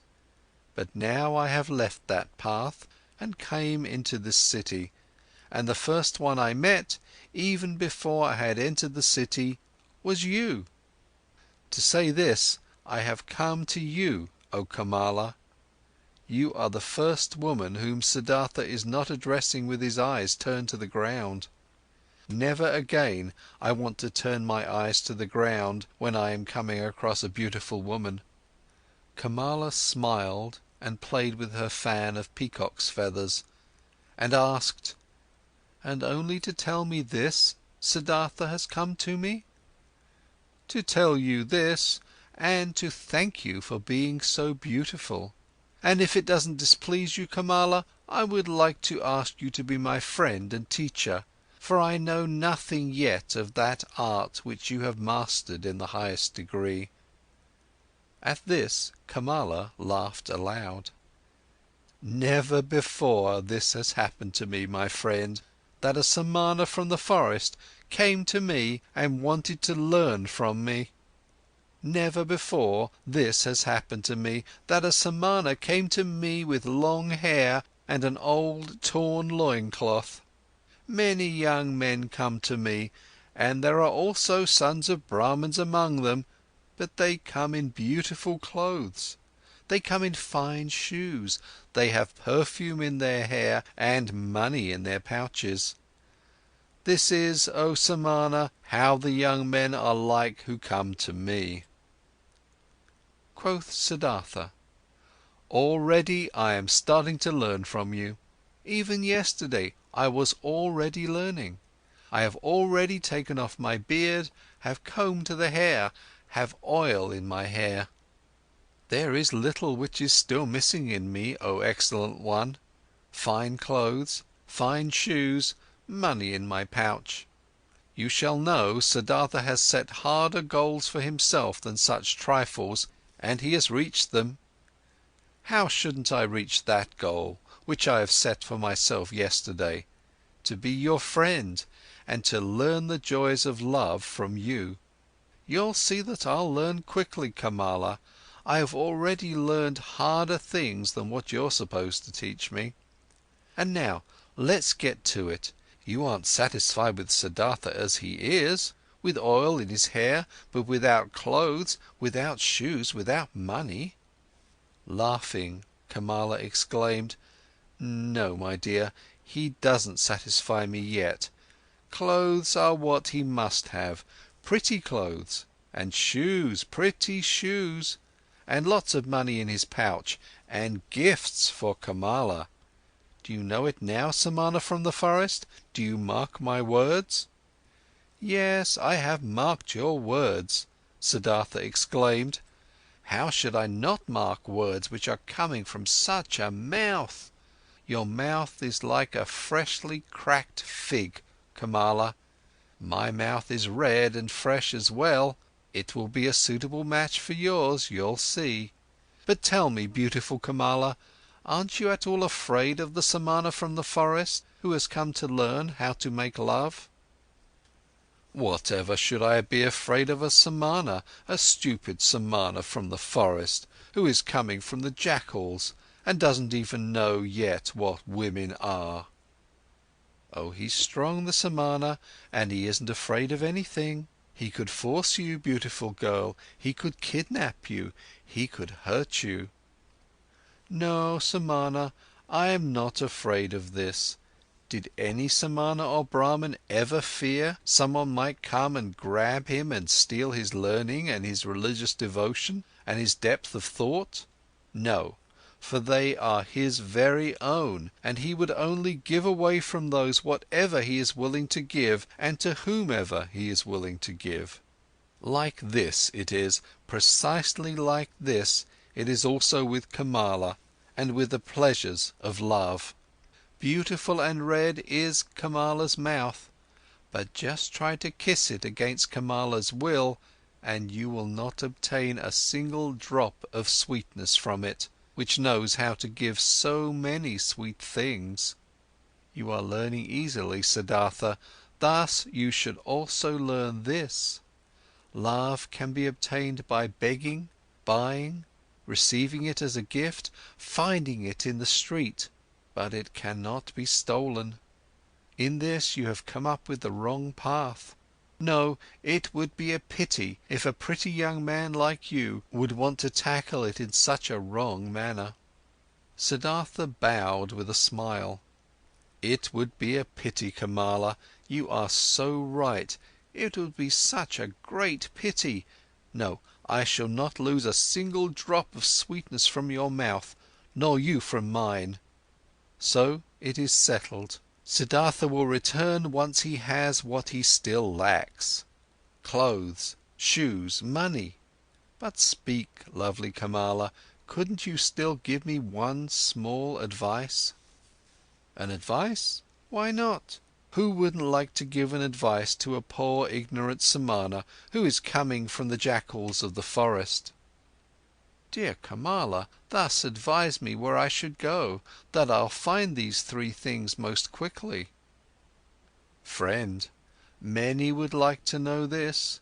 You must do what you've learned and ask for money, clothes and shoes in return. There is no other way for a poor man to obtain money. What might you be able to do?" "I can think, I can wait, I can fast." "Nothing else?" "Nothing. But yes, I can also write poetry. Would you like to give me a kiss for a poem?" "I would like to, if I like your poem. What would be its title?" Siddhartha spoke, after he had thought about it for a moment, these verses. Into her shady grove stepped the pretty Kamala. At the grove's entrance stood the brown Samana. Deeply seeing the lotus's blossom, bowed that man and smiling Kamala thanked. More lovely, thought the young man, than offerings for gods, more lovely is offering to pretty Kamala. Kamala loudly clapped her hands, so that the golden bracelets clanged. "Beautiful are your verses, O brown Samana. I'm losing nothing when I am giving you a kiss for them." She beckoned him with her eyes. He tilted his head so that his face touched hers, and placed his mouth on that mouth, which was like a freshly cracked fig. For a long time Kamala kissed him, and with a deep astonishment Siddhartha felt how she taught him, how wise she was, how she controlled him, rejected him, lured him, and how, after this first one, there was to be a long, a well-ordered, well-tested sequence of kisses, every one different from the others, he was still to receive. Breathing deeply, he remained standing where he was, and was in this moment astonished, like a child about a cornucopia of knowledge and things worth learning, which revealed itself before his eyes. "Very beautiful are your verses," exclaimed Kamala. "If I was rich, I would give you pieces of gold for them. But it will be difficult for you to earn thus much money with verses as you need, for you need a lot of money if you want to be Kamala's friend." "The way you're able to kiss, Kamala," stammered Siddhartha. "Yes, this I am able to do, therefore I do not lack clothes, shoes, bracelets and all beautiful things. But what will become of you? Aren't you able to do anything else but thinking, fasting, making poetry?" "I also know the sacrificial songs," said Siddhartha, "but I do not want to sing them any more. I also know magic spells, but I do not want to speak them any more. I have read the scriptures—" "Stop!" Kamala interrupted him. "You're able to read and write?" "Certainly I can do this. Many people can do this." "Most people can't. I also can't do it. It is very good that you're able to read and write, very good. You will also still find use for the magic spells." In this moment a maid came running in and whispered a message into her mistress's ear. "There's a visitor for me," exclaimed Kamala. "Hurry and get yourself away, Siddhartha. Nobody may see you in here, remember this. Tomorrow I'll see you again." But to the maid she gave the order to give the pious Brahmin white upper garments. Without fully understanding what was happening to him, Siddhartha found himself being dragged away by the maid, brought into a garden house avoiding the direct path, being given upper garments as a gift, led into the bushes, and urgently admonished to get himself out of the grove as soon as possible without being seen. Contentedly he did as he had been told. Being accustomed to the forest, he managed to get out of the grove and over the hedge without making a sound. Contentedly he returned to the city, carrying the rolled up garments under his arm. At the inn where travellers stay, he positioned himself by the door. Without words he asked for food. Without a word he accepted a piece of rice cake. Perhaps as soon as tomorrow, he thought, I will ask no one for food any more. Suddenly pride flared up in him. He was a samana no more. It was no longer becoming to him to beg. He gave the rice cake to a dog and remained without food. Simple is the life which people lead in this world here, thought Siddhartha. It presents no difficulties. Everything was difficult, toilsome and ultimately hopeless when I was still a samana. Now everything is easy, easy like that lessons in kissing which Kamala is giving me. I need clothes and money, nothing else. This is a small near goal. They won't make a person lose any sleep. He had already discovered Kamala's house in the city long before. There he turned up the following day. "Things are working out well," she called out to him. "They are expecting you at Kamaswami's. He is the richest merchant of the city. If he'll like you, he'll accept you into his service. Be smart, brown Samana. I had others tell him about you. Be polite towards him, he is very powerful. But don't be too modest. I do not want you to become his servant.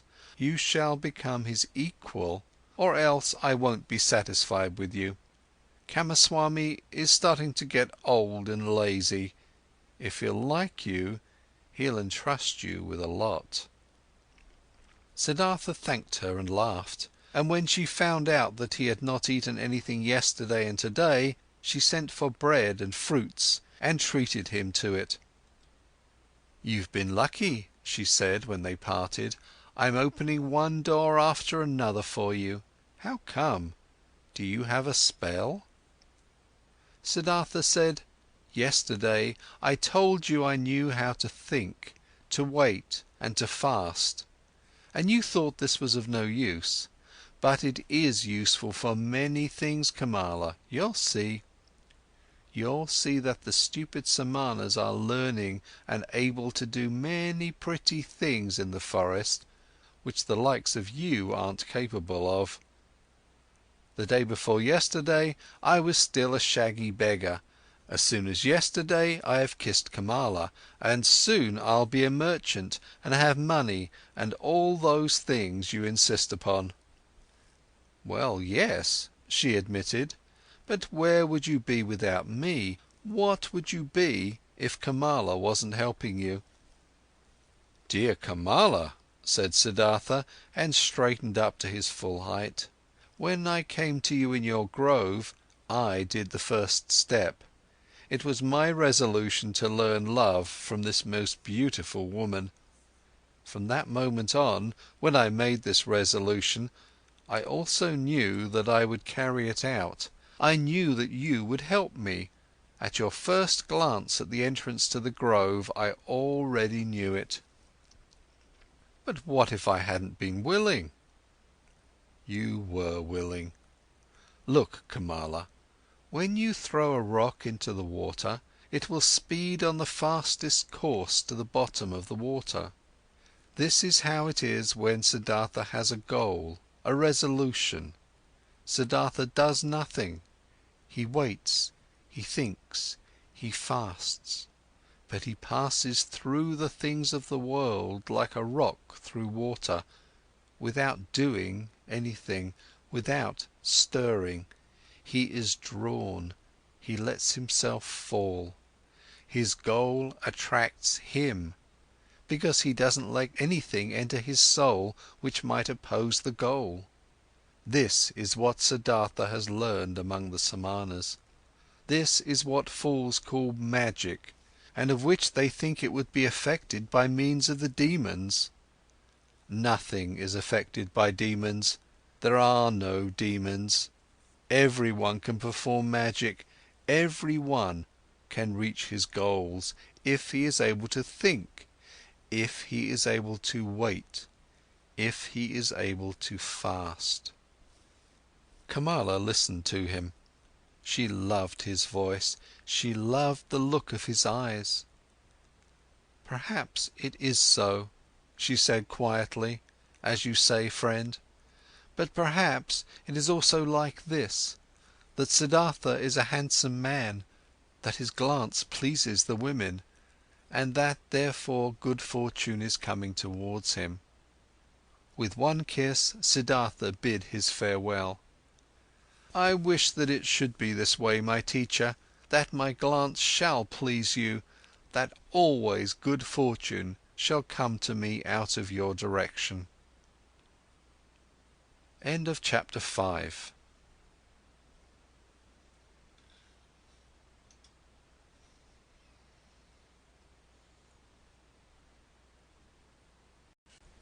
Chapter 6 of Siddhartha. With the childlike people. Siddhartha went to Kamaswami the merchant. He was directed into a rich house. Servants led him between precious carpets into a chamber where he awaited the master of the house.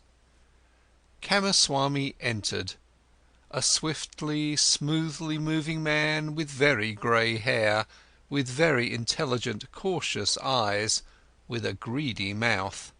Politely, the host and the guest greeted one another. "I have been told," the merchant began, "that you are a Brahmin, a learned man, but that you seek to be in the service of a merchant. Might you have become destitute, Brahmin, so that you seek to serve?"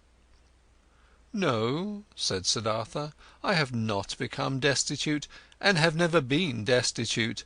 You should know that I am coming from the Samanas, with whom I have lived for a long time." "If you're coming from the Samanas, how could you be anything but destitute? Aren't the Samanas entirely without possessions?" "I am without possessions," said Siddhartha, "if this is what you mean. Surely I am without possessions, but I am so voluntarily, and therefore I am not destitute." "But what are you planning to live of, being without possessions?" "I haven't thought of this yet, sir. For more than 3 years I have been without possessions, and have never thought of what I should live." "So you've lived of the possessions of others?" "Presumably this is how it is. After all, a merchant also lives of what other people own." "Well said. But he wouldn't take anything from another person for nothing. He would give his merchandise in return." "So it seems to be, indeed. Everyone takes, everyone gives. Such is life." "But if you don't mind me asking, being without possessions, what would you like to give?" "Everyone gives what he has. A warrior gives strength. The merchant gives merchandise, the teacher teachings, the farmer rice, the fisher fish." "Yes, indeed. And what is it now that you've got to give? What is it that you've learned? What you're able to do?" "I can think, I can wait, I can fast." "That's everything?" "I believe that's everything." "And what's the use of that? For example, the fasting, what is it good for?" "It is very good, sir. When a person has nothing to eat, fasting is the smartest thing he could do. When, for example, Siddhartha hadn't learned to fast, he would have to accept any kind of service before this day is up, whether it may be with you or wherever, because hunger would force him to do so. But like this, Siddhartha can wait calmly. He knows no impatience, he knows no emergency.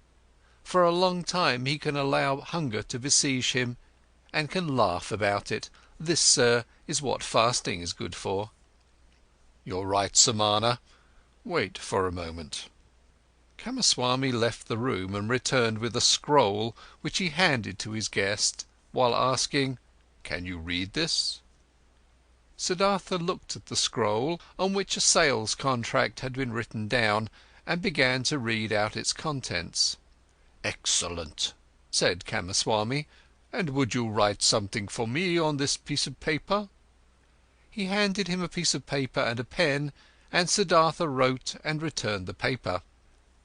Kamaswami read: "Writing is good, thinking is better, being smart is good, being patient is better."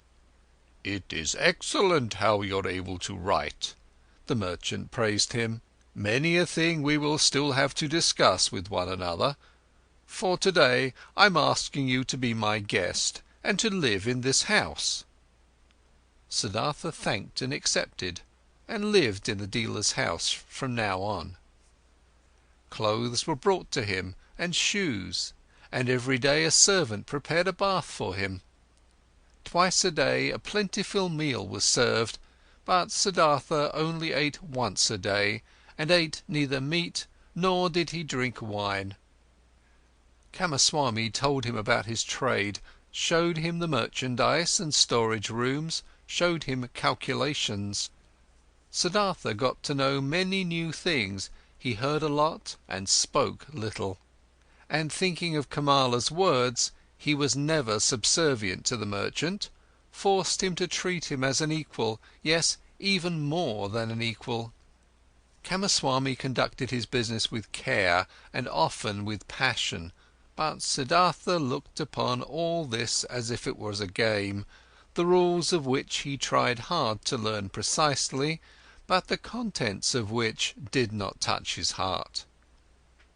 He was not in Kamaswami's house for long when he already took part in his landlord's business.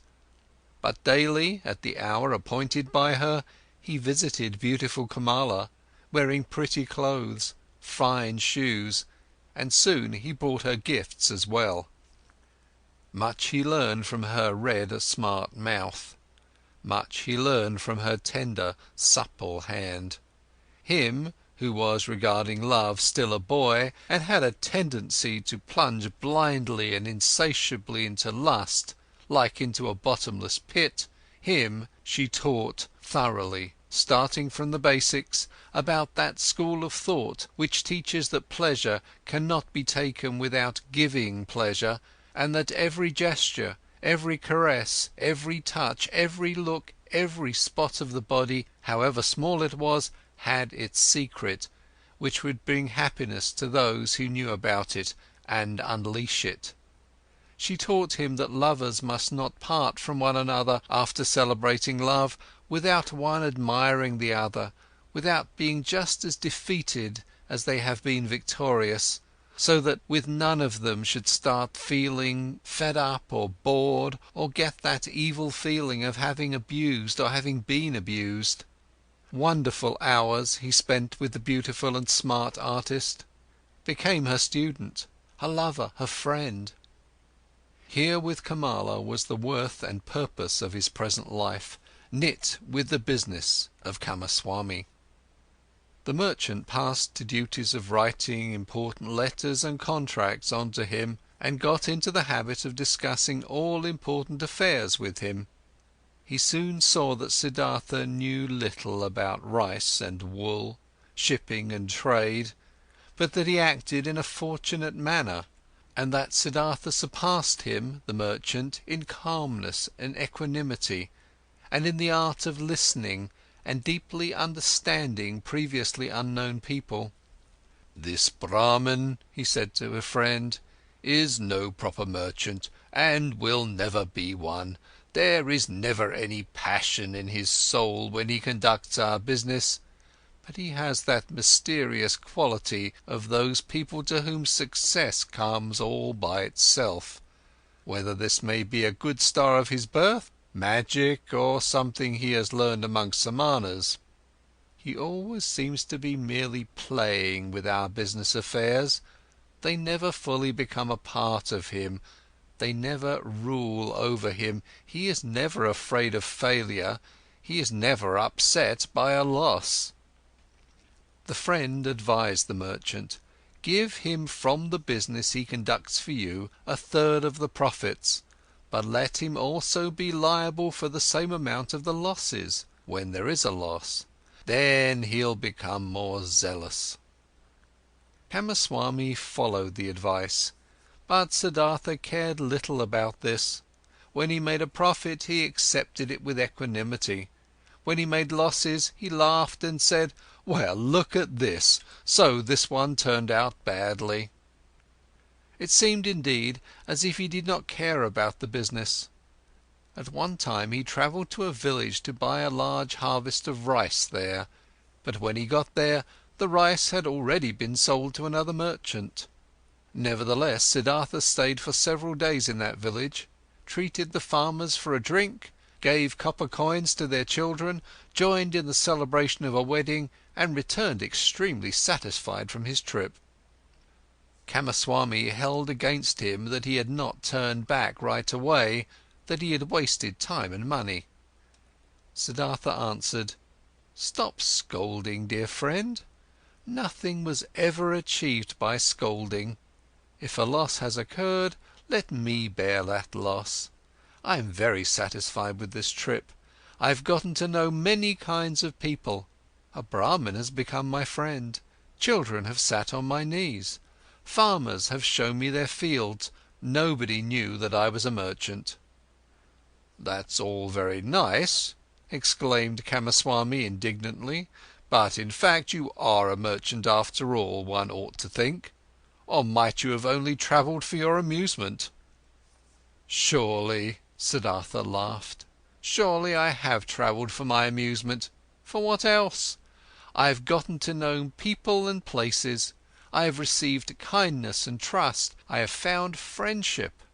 Look, my dear, if I had been Kamaswami, I would have travelled back, been annoyed and in a hurry, as soon as I had seen that my purchase had been rendered impossible, and time and money would indeed have been lost.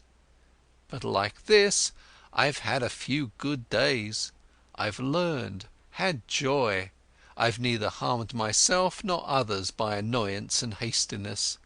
And if I'll ever return there again, perhaps to buy an upcoming harvest, or for whatever purpose it might be, friendly people will receive me in a friendly and happy manner, and I will praise myself for not showing any hurry and displeasure at that time.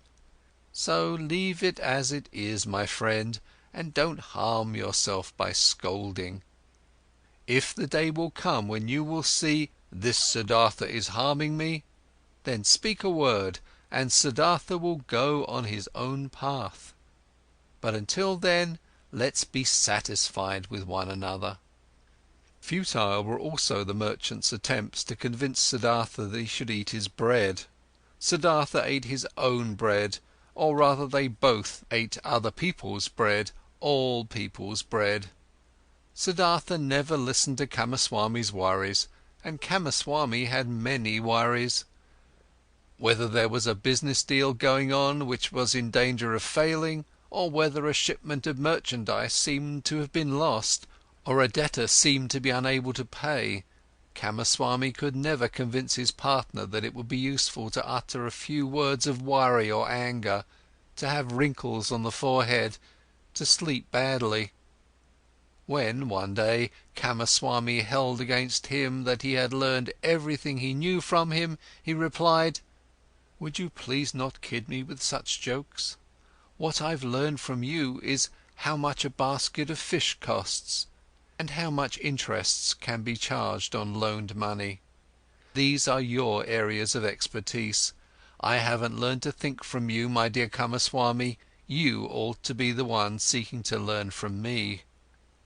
Indeed, his soul was not with the trade. The business was good enough to provide him with the money for Kamala, and it earned him much more than he needed. Besides, from this, Siddhartha's interest and curiosity was only concerned with the people, whose businesses, crafts, worries, pleasures, and acts of foolishness used to be as alien and distant to him as the moon. However easily he succeeded in talking to all of them, in living with all of them, in learning from all of them, he was still aware that there was something which separated him from them, and this separating factor was him being a samana. He saw mankind going through life in a childlike or animal-like manner, which he loved and also despised at the same time. He saw them toiling, saw them suffering and becoming grey for the sake of things which seemed to him entirely unworthy of this price, for money, for little pleasures, for being slightly honoured. He saw them scolding and insulting each other, he saw them complaining about a pain at which a samana would only smile, and suffering because of deprivations which a samana would not feel. He was open to everything these people brought his way. Welcome was the merchant who offered him linen for sale, welcome was the debtor who sought another loan, welcome was the beggar who told him for 1 hour the story of his poverty, and who was not half as poor as any given samana. He did not treat the rich foreign merchant any different than the servant who shaved him, and the street vendor whom he let cheat him out of some small change when buying bananas. When Kamaswami came to him to complain about his worries or to reproach him concerning his business, he listened curiously and happily, was puzzled by him, tried to understand him, consented that he was a little bit right, only as much as he considered indispensable, and turned away from him towards the next person who would ask for him. And there were many who came to him, many to do business with him, many to cheat him, many to draw some secret out of him, many to appeal to his sympathy, many to get his advice.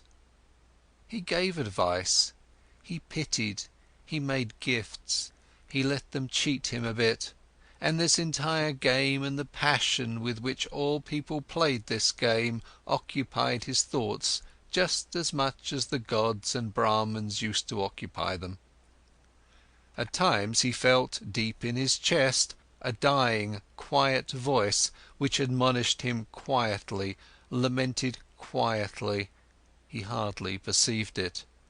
And then for an hour he became aware of the strange life he was leading, of him doing lots of things which were only a game, of though being happy and feeling joy at times, real life still passing him by and not touching him. As a ball player plays with his balls, he played with his business deals, with the people around him, watched them, found amusement in them. With his heart, with the source of his being, he was not with them. The source ran somewhere, far away from him, ran and ran invisibly, had nothing to do with his life any more. And at several times he suddenly became scared on account of such thoughts, and wished that he would also be gifted with the ability to participate in all of this childlike, naive occupations of the daytime with passion and with his heart, really to live, really to act, really to enjoy and to live, instead of just standing by as a spectator.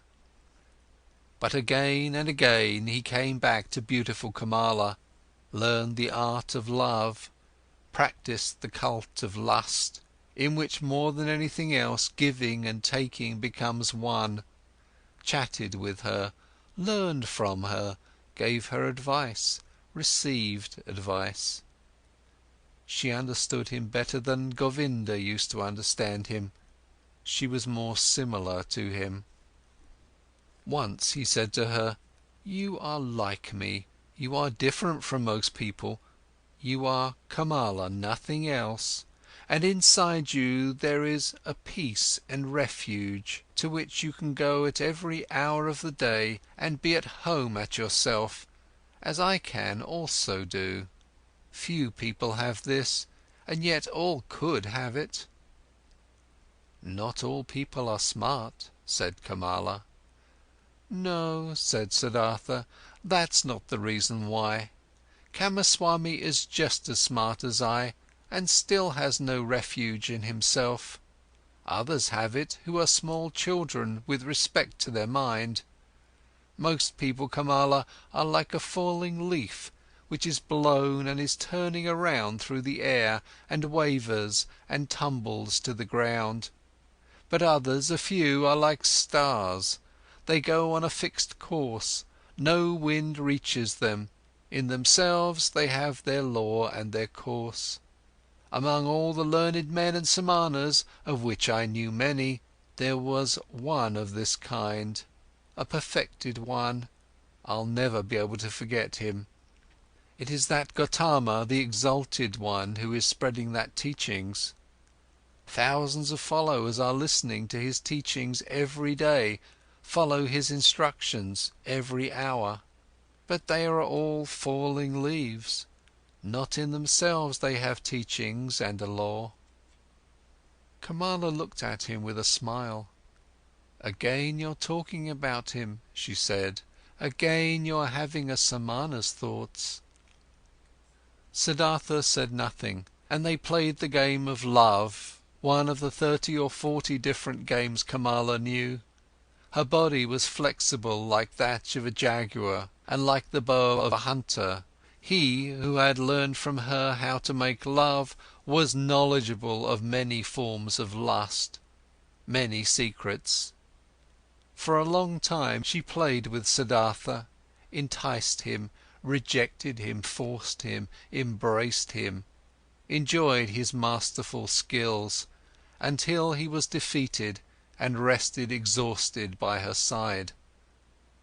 The courtesan bent over him, took a long look at his face, at his eyes which had grown tired. "You are the best lover," she said thoughtfully, "I ever saw. You're stronger than others, more supple, more willing. You've learned my art well, Siddhartha. At some time, when I'll be older, I'll want to bear your child. And yet, my dear, you've remained a Samana. And yet you do not love me, you love nobody. Isn't it so?" "It might very well be so," Siddhartha said tiredly. "I am like you. You also do not love. How else could you practice love as a craft? Perhaps people of our kind can't love. The childlike people can. That's their secret." End of chapter 6.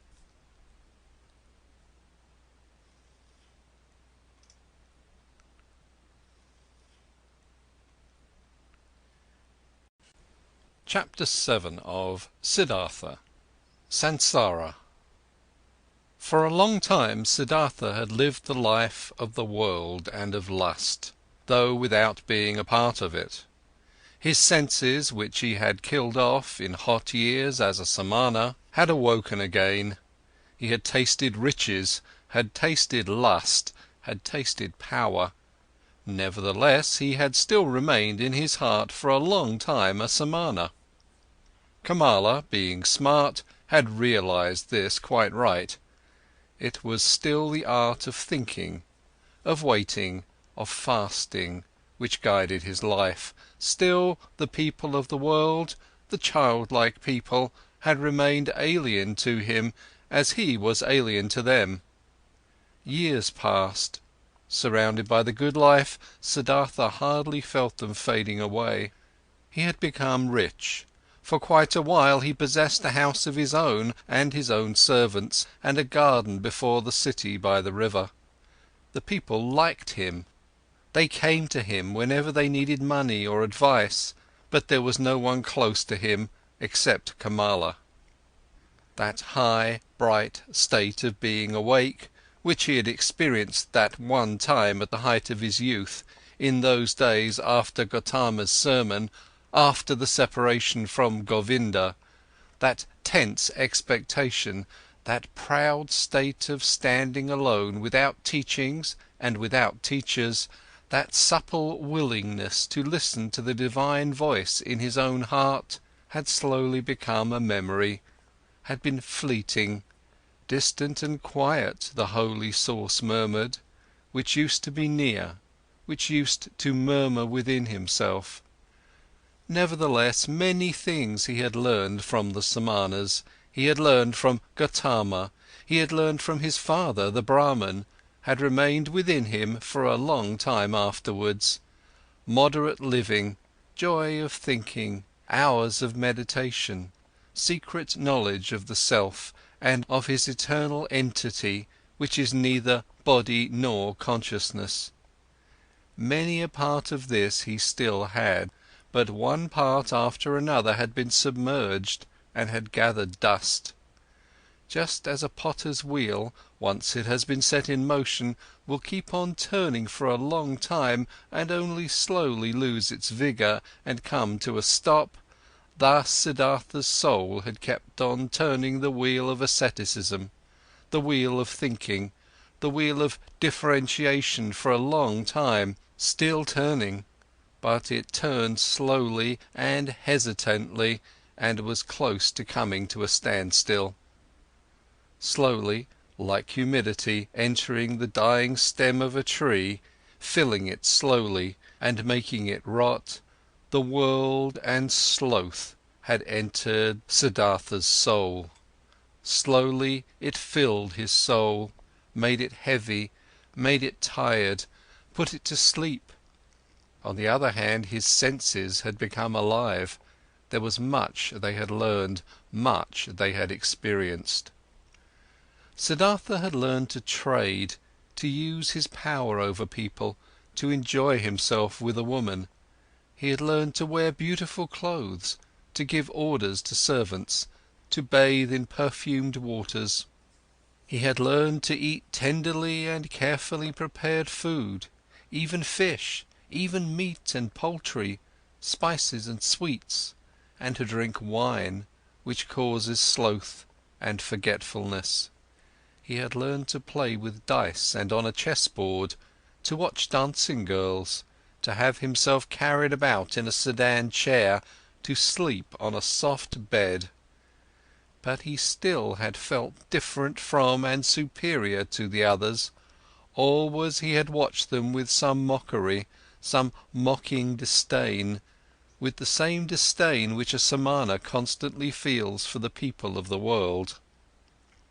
When Kamaswami was ailing, when he was annoyed, when he felt insulted, when he was vexed by his worries as a merchant, Siddhartha had always watched it with mockery.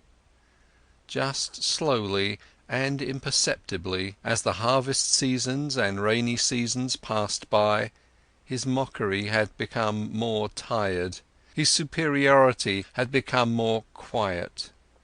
Just slowly, among his growing riches, Siddhartha had assumed something of the childlike people's ways for himself, something of their childlikeness and of their fearfulness. And yet he envied them just the more similar he became to them. He envied them for the one thing that was missing from him and that they had, the importance they were able to attach to their lives, the amount of passion in their joys and fears, the fearful but sweet happiness of being constantly in love. These people were all of the time in love with themselves, with women, with their children, with honours or money, with plans or hopes. But he did not learn this from them, this out of all things, this joy of a child and this foolishness of a child. He learned from them out of all things the unpleasant ones which he himself despised. It happened more and more often that, in the morning, after having had company the night before, he stayed in bed for a long time, felt unable to think and tired. It happened that he became angry and impatient when Kamaswami bored him with his worries. It happened that he laughed just too loud when he lost a game of dice. His face was still smarter and more spiritual than others, but it rarely laughed, and assumed, one after another, those features which are so often found in the faces of rich people, those features of discontent, of sickliness, of ill humour, of sloth, of a lack of love. Slowly, the disease of the soul which rich people have grabbed hold of him. Like a veil, like a thin mist, tiredness came over Siddhartha, slowly getting a bit denser every day, a bit murkier every month, a bit heavier every year.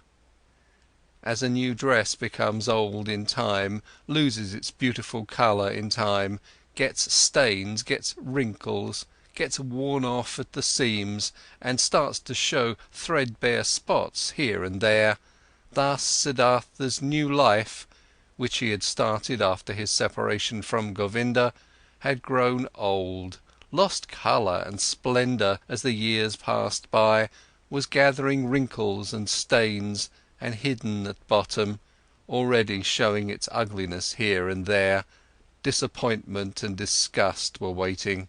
And hidden at bottom, already showing its ugliness here and there, disappointment and disgust were waiting.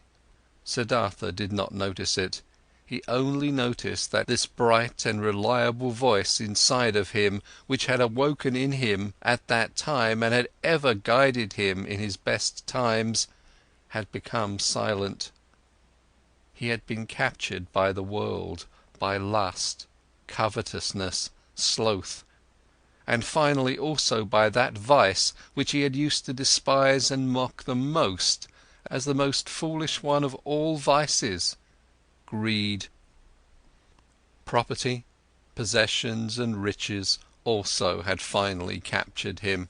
They were no longer a game and trifles to him, had become a shackle and a burden. In a strange and devious way, Siddhartha had gotten into this final and most base of all dependencies by means of the game of dice.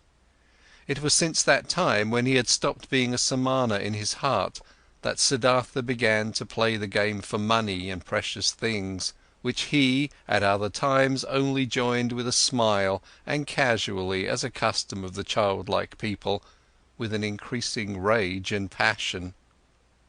He was a feared gambler.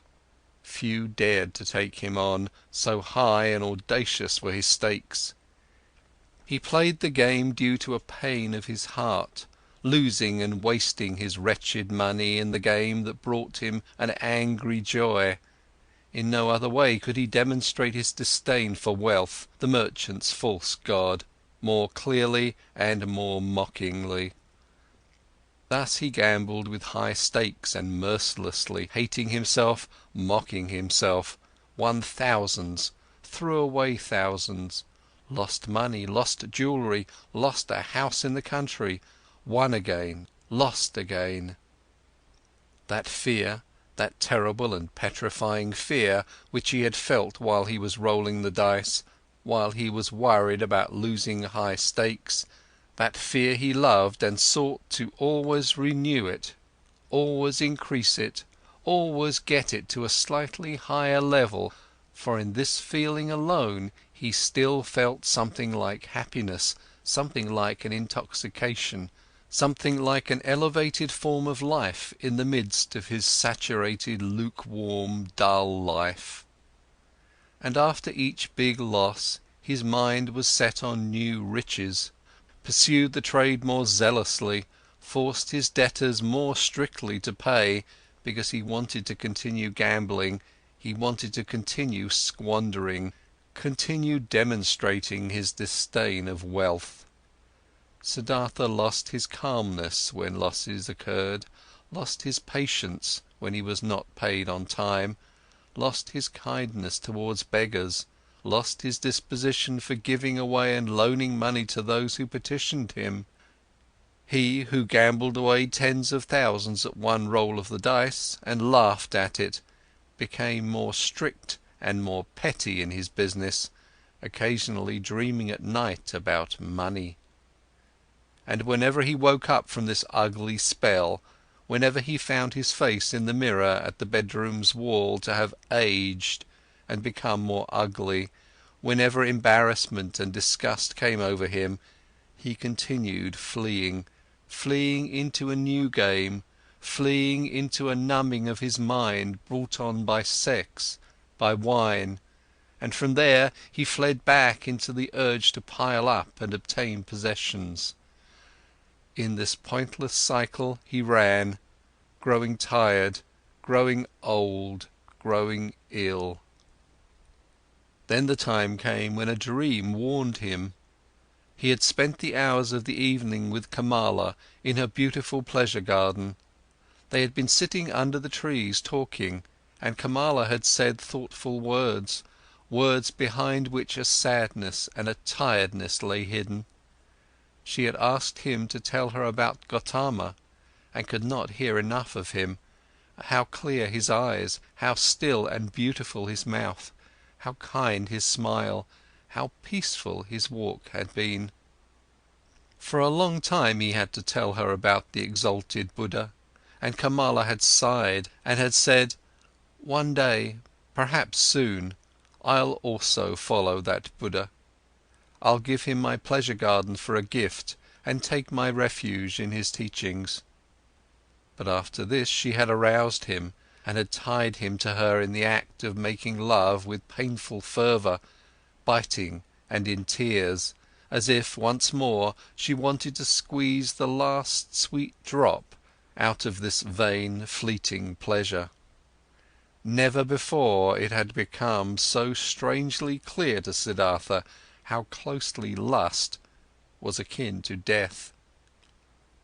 Then he had lain by her side, and Kamala's face had been close to him, and under her eyes and next to the corners of her mouth he had, as clearly as never before, read a fearful inscription, an inscription of small lines, of slight grooves, an inscription reminiscent of autumn and old age, just as Siddhartha himself, who was only in his 40s, had already noticed, here and there, grey hairs among his black ones.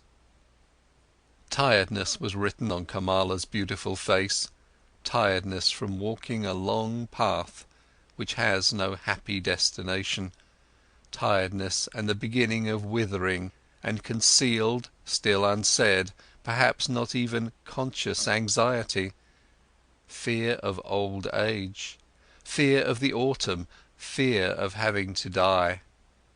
With a sigh, he had bid his farewell to her, the soul full of reluctance and full of concealed anxiety. Then Siddhartha had spent the night in his house with dancing girls and wine, had acted as if he was superior to them, towards the fellow members of his caste, though this was no longer true, had drunk much wine and gone to bed a long time after midnight, being tired and yet excited, close to weeping and despair, and had for a long time sought to sleep in vain, his heart full of misery which he thought he could not bear any longer, full of a disgust which he felt penetrating his entire body like the lukewarm, repulsive taste of the wine, the just too sweet, dull music, the just too soft smile of the dancing girls, the just too sweet scent of their hair and breasts. But more than by anything else, he was disgusted by himself, by his perfumed hair, by the smell of wine from his mouth, by the flabby tiredness and listlessness of his skin, like when someone who has eaten and drunk far too much vomits it back up again with agonizing pain and is nevertheless glad about the relief. Thus this sleepless man wished to free himself of these pleasures, these habits and all of this pointless life and himself, in an immense burst of disgust.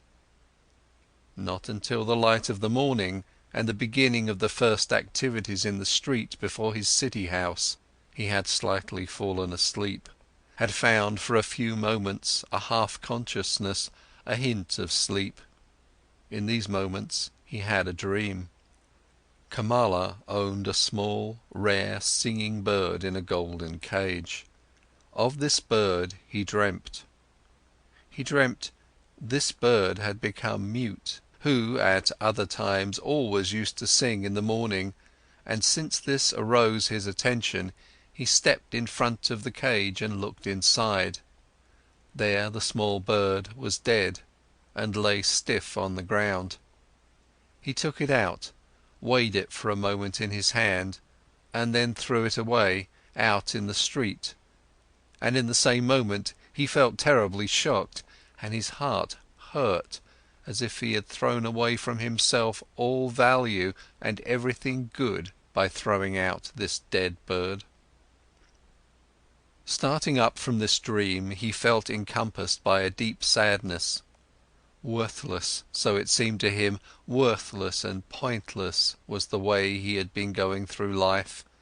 Nothing which was alive, nothing which was in some way delicious or worth keeping, he had left in his hands.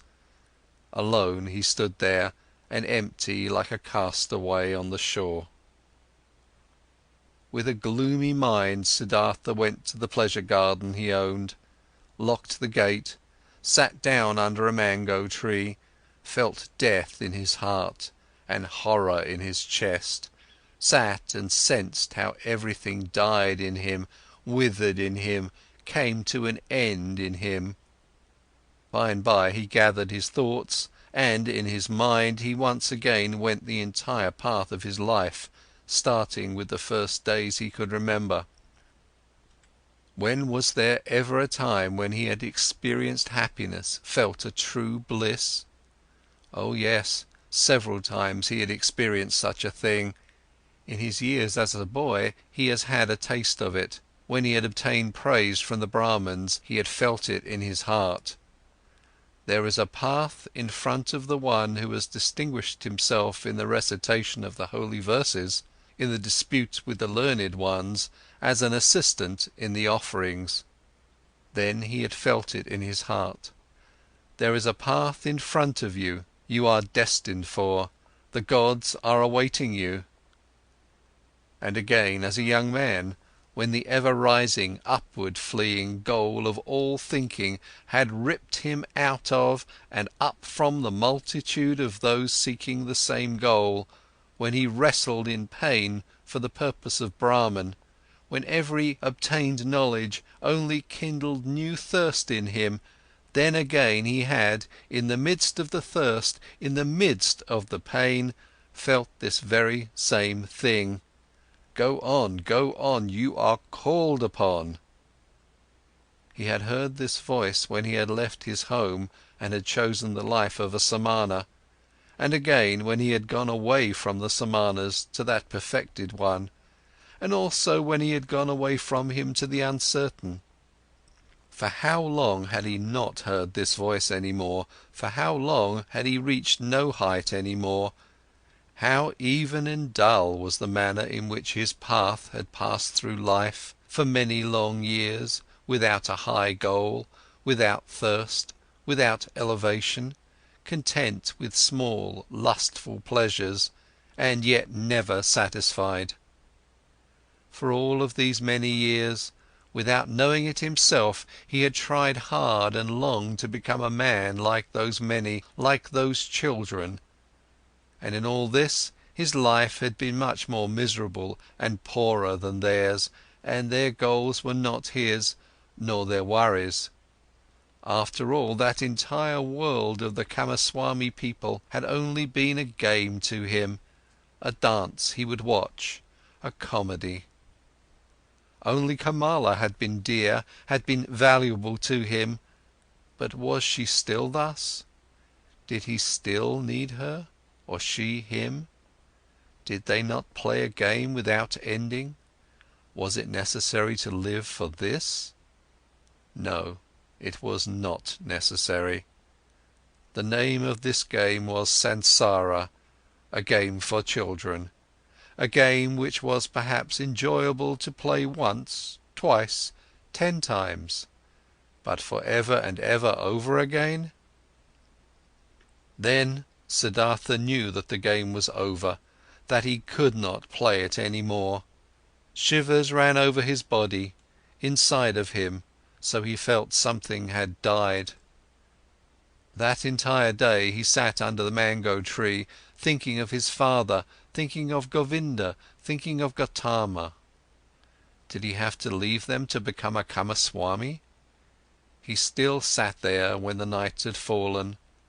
When looking up, he caught sight of the stars. He thought, here I'm sitting under my mango tree, in my pleasure garden. He smiled a little. Was it really necessary? Was it right? Was it not a foolish game that he owned a mango tree, that he owned a garden? He also put an end to this. This also died in him. He rose, bid his farewell to the mango tree, his farewell to the pleasure garden. Since he had been without food this day, he felt strong hunger, and thought of his house in the city, of his chamber and bed, of the table with the meals on it. He smiled tiredly, shook himself, and bid his farewell to these things. In the same hour of the night, Siddhartha left his garden, left the city, and never came back. For a long time Kamaswami had people look for him, thinking that he had fallen into the hands of robbers. Kamala had no one look for him. When she was told that Siddhartha had disappeared, she was not astonished. Did she not always expect it? Was he not a samana, a man who was at home nowhere, a pilgrim? And most of all, she had felt this the last time they had been together, and she was happy, in spite of all the pain of the loss, that she had pulled him so affectionately to her heart for this last time, that she had felt one more time to be so completely possessed and penetrated by him. When she received the first news of Siddhartha's disappearance, she went to the window where she held a rare singing bird captive in a golden cage. She opened the door of the cage, took the bird out and let it fly. For a long time she gazed after it, the flying bird. From this day on, she received no more visitors and kept her house locked. But after some time, she became aware that she was pregnant from the last time she was together with Siddhartha. End of chapter 7.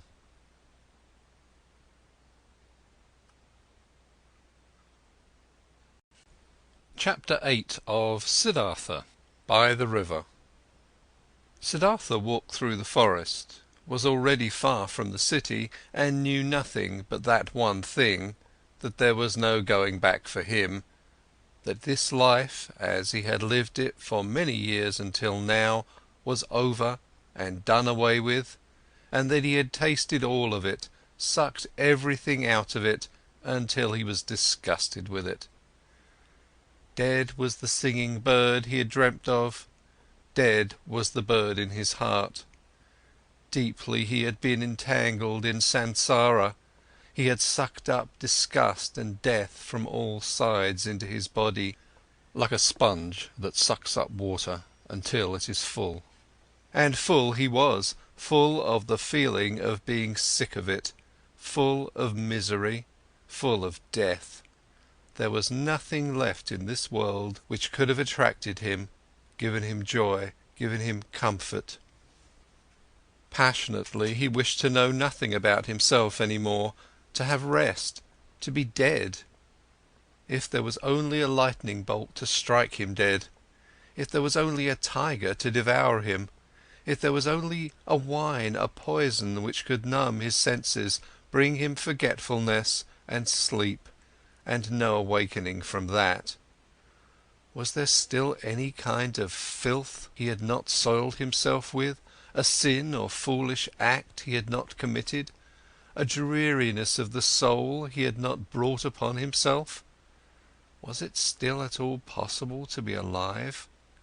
Was it possible to breathe in again and again, to breathe out, to feel hunger, to eat again, to sleep again, to sleep with a woman again? Was this cycle not exhausted and brought to a conclusion for him? Siddhartha reached the large river in the forest, the same river over which a long time ago, when he had still been a young man and came from the town of Gotama, the ferryman had conducted him. By this river he stopped, hesitatingly he stood at the bank.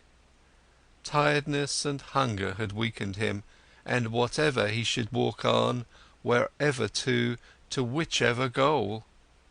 No, there were no more goals, there was nothing left but the deep, painful yearning to shake off this whole desolate dream, to spit out this stale wine, to put an end to this miserable and shameful life. A hang bent over the bank of the river, a coconut tree. Siddhartha leaned against its trunk with his shoulder, embraced the trunk with one arm, and looked down into the green water, which ran and ran under him, looked down and found himself to be entirely filled with the wish to go and to drown in these waters. A frightening emptiness was reflected back at him by the water, answering to the terrible emptiness in his soul. Yes, he had reached the end. There was nothing left for him, except to annihilate himself, except to smash the failure into which he had shaped his life, to throw it away before the feet of mockingly laughing gods. This was the great vomiting he had longed for, death, the smashing to bits of the form he hated. Let him be food for fishes, this dog Siddhartha, this lunatic, this depraved and rotten body, this weakened and abused soul. Let him be food for fishes and crocodiles, let him be chopped to bits by the demons. With a distorted face he stared into the water, saw the reflection of his face and spit at it. In deep tiredness he took his arm away from the trunk of the tree and turned a bit, in order to let himself fall straight down, in order to finally drown. With his eyes closed he slipped towards death. Then, out of remote areas of his soul, out of past times of his now weary life, a sound stirred up. It was a word, a syllable, which he, without thinking, with a slurred voice, spoke to himself, the old word, which is the beginning and the end of all prayers of the Brahmins, the holy Om, which roughly means that what is perfect, or the completion. And in the moment when the sound of Om touched Siddhartha's ear, his dormant spirit suddenly woke up and realized the foolishness of his actions. Siddhartha was deeply shocked. So this was how things were with him, so doomed was he, so much had he lost his way and was forsaken by all knowledge, that he had been able to seek death, that this wish of a child, had been able to grow up in him, to find rest by annihilating his body. What all agony of these recent times, all sobering realizations, all desperation had not brought about, this was brought on by this moment, when the Om entered his consciousness. He became aware of himself in his misery and in his error. Om, he spoke to himself, Om. And again he knew about Brahman, knew about the indestructibility of life, knew about all that is divine, which he had forgotten. But this was only a moment, flash. By the foot of the coconut tree, Siddhartha collapsed, struck down by tiredness, mumbling Om, placed his head on the root of the tree and fell into a deep sleep. Deep was his sleep, and without dreams. For a long time he had not known such a sleep any more.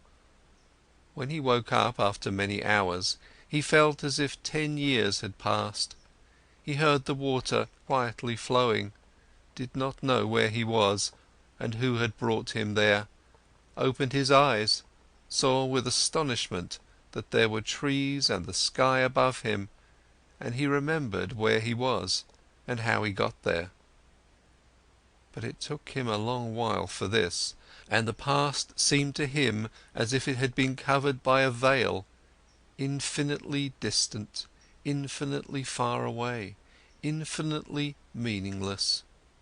He only knew that his previous life, in the first moment when he thought about it, this past life seemed to him like a very old, previous incarnation, like an early pre-birth of his present self, that this previous life had been abandoned by him, that, full of disgust and wretchedness, he had even intended to throw his life away, but that, by a river, under a coconut tree, he has come to his senses, the holy word Om on his lips, that he had fallen asleep and had now woken up and was looking at the world as a new man. Quietly, he spoke the word Om to himself, speaking which he had fallen asleep, and it seemed to him as if his entire long sleep had been nothing but a long meditative recitation of Om, a thinking of Om, a submergence and complete entering into Om, into the nameless, the perfected. What a wonderful sleep had this been! Never before by sleep he had been thus refreshed, thus renewed, thus rejuvenated. Perhaps he had really died, had drowned and was reborn in a new body. But no, he knew himself, he knew his hand and his feet, knew the place where he lay, knew this self in his chest, this Siddhartha, the eccentric, the weird one. But this Siddhartha was nevertheless transformed, was renewed, was strangely well rested, strangely awake, joyful and curious. Siddhartha straightened up. Then he saw a person sitting opposite to him, an unknown man, a monk in a yellow robe with a shaven head, sitting in the position of pondering. He observed the man, who had neither hair on his head nor a beard, and he had not observed him for long when he recognized this monk as Govinda, the friend of his youth, Govinda, who had taken his refuge with the exalted Buddha.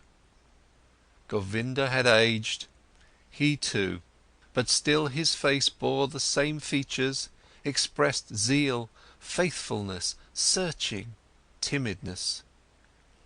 But when Govinda now, sensing his gaze, opened his eyes and looked at him, Siddhartha saw that Govinda did not recognize him. Govinda was happy to find him awake.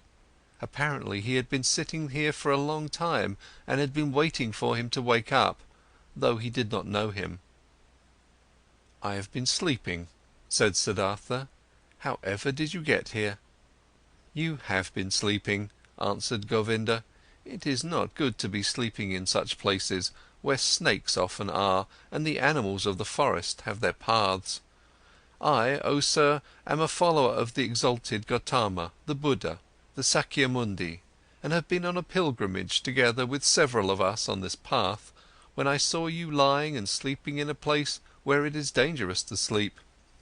Therefore I sought to wake you up, O sir, and since I saw that your sleep was very deep, I strayed behind from my group and sat with you. And then, so it seems, I have fallen asleep myself, I, who wanted to guard your sleep. Badly I have served you. Tiredness has overwhelmed me, and now that you're awake, let me go catch up with my brothers." "I thank you, Samana, for watching out over my sleep," spoke Siddhartha. "You're friendly, you followers of the exalted one. Now you may go then." "I'm going, sir. May you, sir, always be in good health." "I thank you, Samana." Govinda made the gesture of a salutation and said, "Farewell." "Farewell, Govinda," said Siddhartha. The monk stopped. "Permit me to ask, sir, from where do you know my name?" Now Siddhartha smiled. "I know you, O Govinda, from your father's hut, and from the school of the Brahmins, and from the offerings, and from our walk to the Samanas, and from that hour when you took your refuge with the exalted one in the grove Jetavana." "You're Siddhartha!" Govinda exclaimed loudly. "Now I'm recognizing you, and don't comprehend any more how I couldn't recognize you right away. Be welcome, Siddhartha, my joy is great to see you again." "It also gives me joy to see you again. You've been the guard of my sleep. Again, I thank you for this, though I wouldn't have required any guard. Where are you going to, O friend?" "I am going nowhere. We monks are always travelling. Whenever it is not the rainy season, we always move from one place to another, live according to the rules of the teachings passed on to us, accept alms, move on. It is always like this. But you, Siddhartha, where are you going to?" Quoth Siddhartha, "It is as it is with you. I am going nowhere. I'm just travelling. I'm on a pilgrimage." Govinda spoke. "You're saying you're on a pilgrimage, and I believe in you. But forgive me, O Siddhartha, you do not look like a pilgrim. You're wearing a rich man's garments, you're wearing the shoes of a distinguished gentleman, and your hair and the fragrance of perfume is not a pilgrim's hair, nor the hair of a samana." "Right so, my dear, you have observed well, your keen eyes see everything. But I haven't said to you that I was a samana. I said, I'm on a pilgrimage, and so it is, I'm on a pilgrimage." "You're on a pilgrimage," said Govinda, "but few would go on a pilgrimage in such clothes, few in such shoes, few with such hair. Never I have met such a pilgrim, being a pilgrim myself for many years." "I believe you, my dear Govinda, but now, today, you've met a pilgrim just like this, wearing such shoes, such a garment. Remember, my dear, not eternal is the world of appearances, not eternal. Anything but eternal are our garments and the style of our hair and our bodies themselves. I'm wearing a rich man's clothes, you've seen this quite right. I'm wearing them because I have been a rich man, and I'm wearing my hair like the worldly and lustful people because I have been one of them." "And now, Siddhartha, what are you now?" "I don't know it. I don't know it just like you. I'm travelling. I was a rich man and am no rich man anymore, and what I'll be tomorrow, I don't know." "You've lost your riches?" "I've lost them, or they me. They somehow happened to slip away from me. The wheel of physical manifestations is turning quickly, Govinda. Where is Siddhartha the Brahman? Where is Siddhartha the Samana? Where is Siddhartha the rich man? Non-eternal things change quickly, Govinda, you know it." Govinda looked at the friend of his youth for a long time, with doubt in his eyes. After that, he gave him the salutation which one would use on a gentleman, and went on his way. With a smiling face, Siddhartha watched him leave. He loved him still, this faithful man, this fearful man. And how could he not have loved everybody and everything in this moment, in the glorious hour after his wonderful sleep, filled with Om? The enchantment which had happened inside of him in his sleep and by means of the Om, was this very thing that he loved everything, that he was full of joyful love for everything he saw. And it was this very thing, so it seemed to him now, which had been his sickness before, that he was not able to love anybody or anything. With a smiling face, Siddhartha watched the leaving monk. The sleep had strengthened him much, but hunger gave him much pain, for now he had not eaten for 2 days, and the times were long past when he had been tough against hunger. With sadness and yet also with a smile, he thought of that time. In those days, so he remembered, he had boasted of 3 things to Kamala, had been able to do 3 noble and undefeatable feats: fasting, waiting, thinking. These had been his possession, his power and strength, his solid staff. In the busy, laborious years of his youth, he had learned these 3 feats, nothing else. And now they had abandoned him. None of them was his any more, neither fasting, nor waiting, nor thinking. For the most wretched things he had given them up, for what fades most quickly, for sensual lust, for the good life, for riches. His life had indeed been strange, and now, so it seemed, now he had really become a childlike person. Siddhartha thought about his situation. Thinking was hard on him, he did not really feel like it, but he forced himself.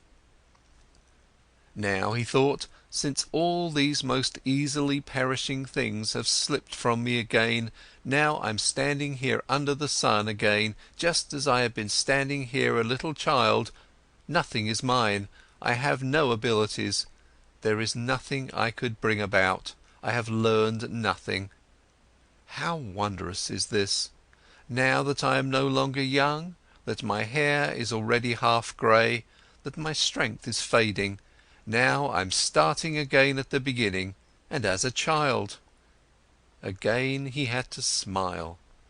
Yes, his fate had been strange. Things were going downhill with him, and now he was again facing the world, void and naked and stupid. But he could not feel sad about this. No, he even felt a great urge to laugh about himself, to laugh about this strange, foolish world. "Things are going downhill with you," he said to himself, and laughed about it. And as he was saying it, he happened to glance at the river, and he also saw the river was going downhill, all was moving on downhill, and singing and being happy through it all. He liked this well. Kindly he smiled at the river. Was this not the river in which he had intended to drown himself, in past times, 100 years ago, or had he dreamed this? Wondrous indeed was my life, so he thought, wondrous detours has it taken. As a boy I had only to do with gods and offerings. As a youth I had only to do with asceticism, with thinking and meditation, was searching for Brahman, worshipped the eternal in the Atman. But as a young man I followed the penitents, lived in the forest, suffered of heat and frost, learned to hunger, taught my body to become dead. Wonderfully, soon afterwards, insight came towards me in the form of the great Buddha's teachings. I felt the knowledge of the oneness of the world circling in me like my own blood. But I also had to leave Buddha and the great knowledge. I went and learned the art of love with Kamala, learned trading with Kamaswami, piled up money, wasted money, learned to love my stomach, learned to please my senses. I had to spend many years losing my spirit, to unlearn thinking again, to forget the oneness. Isn't it just as if I had turned, slowly, and on a long detour, from a man into a child, from a thinker into a childlike person? And yet this path has been very good, and yet the bird in my chest has not died. But what a path has this been! I had to pass through so much stupidity, through so much vices, through so many errors, through so much disgust and disappointments and woe, just to become a child again, and to be able to start over. But it was right so, my heart says yes to it, my eyes smile to it. I've had to experience despair, I've had to sink down to the most foolish one of all thoughts, to the thought of suicide, in order to be able to experience divine grace, to hear Om again, to be able to sleep properly, and to awake properly again. I had to become a fool, to find Atman in me again. I had to sin, to be able to live again. Where else might my path lead me to? It is foolish, this path. It moves in loops. Perhaps it is going around in a circle. Let it go as it likes. I want to take it. Wonderfully, he felt joy rolling like waves in his chest. Wherever from, he asked his heart, where did you get this happiness? Might it come from that long good sleep, which has done me so good, or from the word Om, which I said, or from the fact that I have escaped, that I have completely fled, that I am finally free again, and am standing like a child under the sky? Oh, how good it is to have fled, to have become free! How clean and beautiful is the air here, how good to breathe! There, where I ran away from, there everything smelled of ointment, of spices, of wine, of excess, of sloth. How did I hate this world of the rich, of those who revel in fine food, of the gamblers! How did I hate myself for staying in this terrible world for so long! How did I hate myself, have deprived, poisoned, tortured myself, have made myself old and evil! No, never again I will, as I used to like doing so much, delude myself into thinking that Siddhartha was wise. But this one thing I have done well, this I like, this I must praise. But there is now an end to that hatred against myself, to that foolish and dreary life. I praise you, Siddhartha, after so many years of foolishness, you have once again had an idea, have done something, have heard the bird in your chest singing, and have followed it. Thus he praised himself, found joy in himself, listened curiously to his stomach, which was rumbling with hunger. He had now, so he felt, in those recent times and days, completely tasted and spit out, devoured up to the point of desperation and death, a piece of suffering, a piece of misery. Like this, it was good. For much longer he could have stayed with Kamaswami, made money, wasted money, filled his stomach and let his soul die of thirst. For much longer he could have lived in this soft, well-upholstered hell, if this had not happened. The moment of complete hopelessness and despair, that most extreme moment when he hung over the rushing waters and was ready to destroy himself. That he had felt this despair, this deep disgust, that he had not succumbed to it, that the bird, the joyful source and voice in him, was still alive after all. This was why he felt joy. This was why he laughed. This was why his face was smiling brightly under his hair, which had turned grey. It is good, he thought, to get a taste of everything for oneself which one needs to know. That lust for the world and riches do not belong to the good things I have already learned as a child. I have known it for a long time, but I have experienced only now. And now I know it. Don't just know it in my memory, but in my eyes, in my heart, in my stomach. Good for me to know this. For a long time he pondered his transformation, listened to the bird as it sang for joy. Had not this bird died in him? Had he not felt his death? No, something else from within him had died, something which already for a long time had yearned to die. Was it not this, what he intended to kill in his ardent years as a penitent? Was it not his self, his small, frightened and proud self he had wrestled with for so many years, which had defeated him again and again, which was back again after every killing, prohibited joy, felt fear? Was it not this, which today had finally come to its death, here in the forest, by this lovely river? Was it not due to this death, that he was now like a child, so full of trust, so without fear, so full of joy? Now Siddhartha also got some idea of why he had fought this self in vain as a Brahmin, as a penitent. Too much knowledge had held him back, too many holy verses, too many sacrificial rules, too much self-castigation, so much doing and striving for that goal. Full of arrogance he had been, always the smartest, always working the most, always one step ahead of all others, always the knowing and spiritual one, always the priest or wise one. Into being a priest, into this arrogance, into this spirituality, his self had retreated. There it sat firmly and grew, while he thought he would kill it by fasting and penance. Now he saw it, and saw the secret voice had been right, that no teacher would ever have been able to bring about his salvation.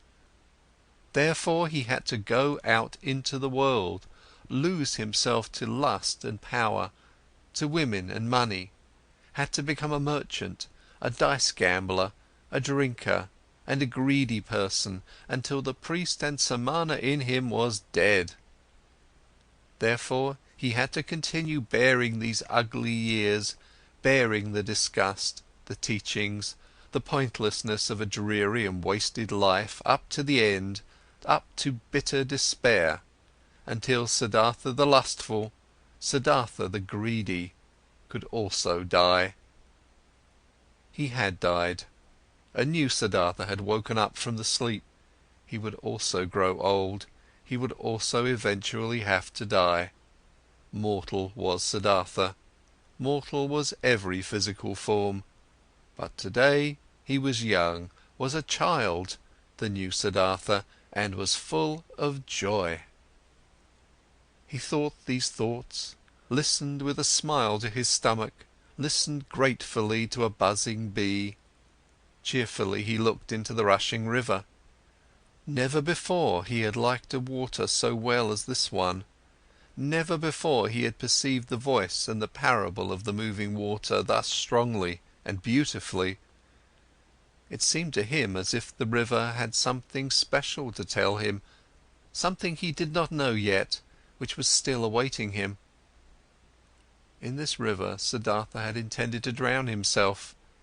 In it, the old, tired, desperate Siddhartha had drowned today. But the new Siddhartha felt a deep love for this rushing water and decided for himself not to leave it very soon.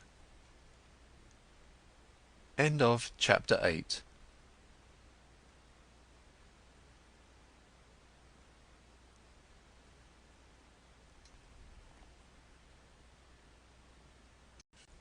Chapter 9 of Siddhartha, the ferryman.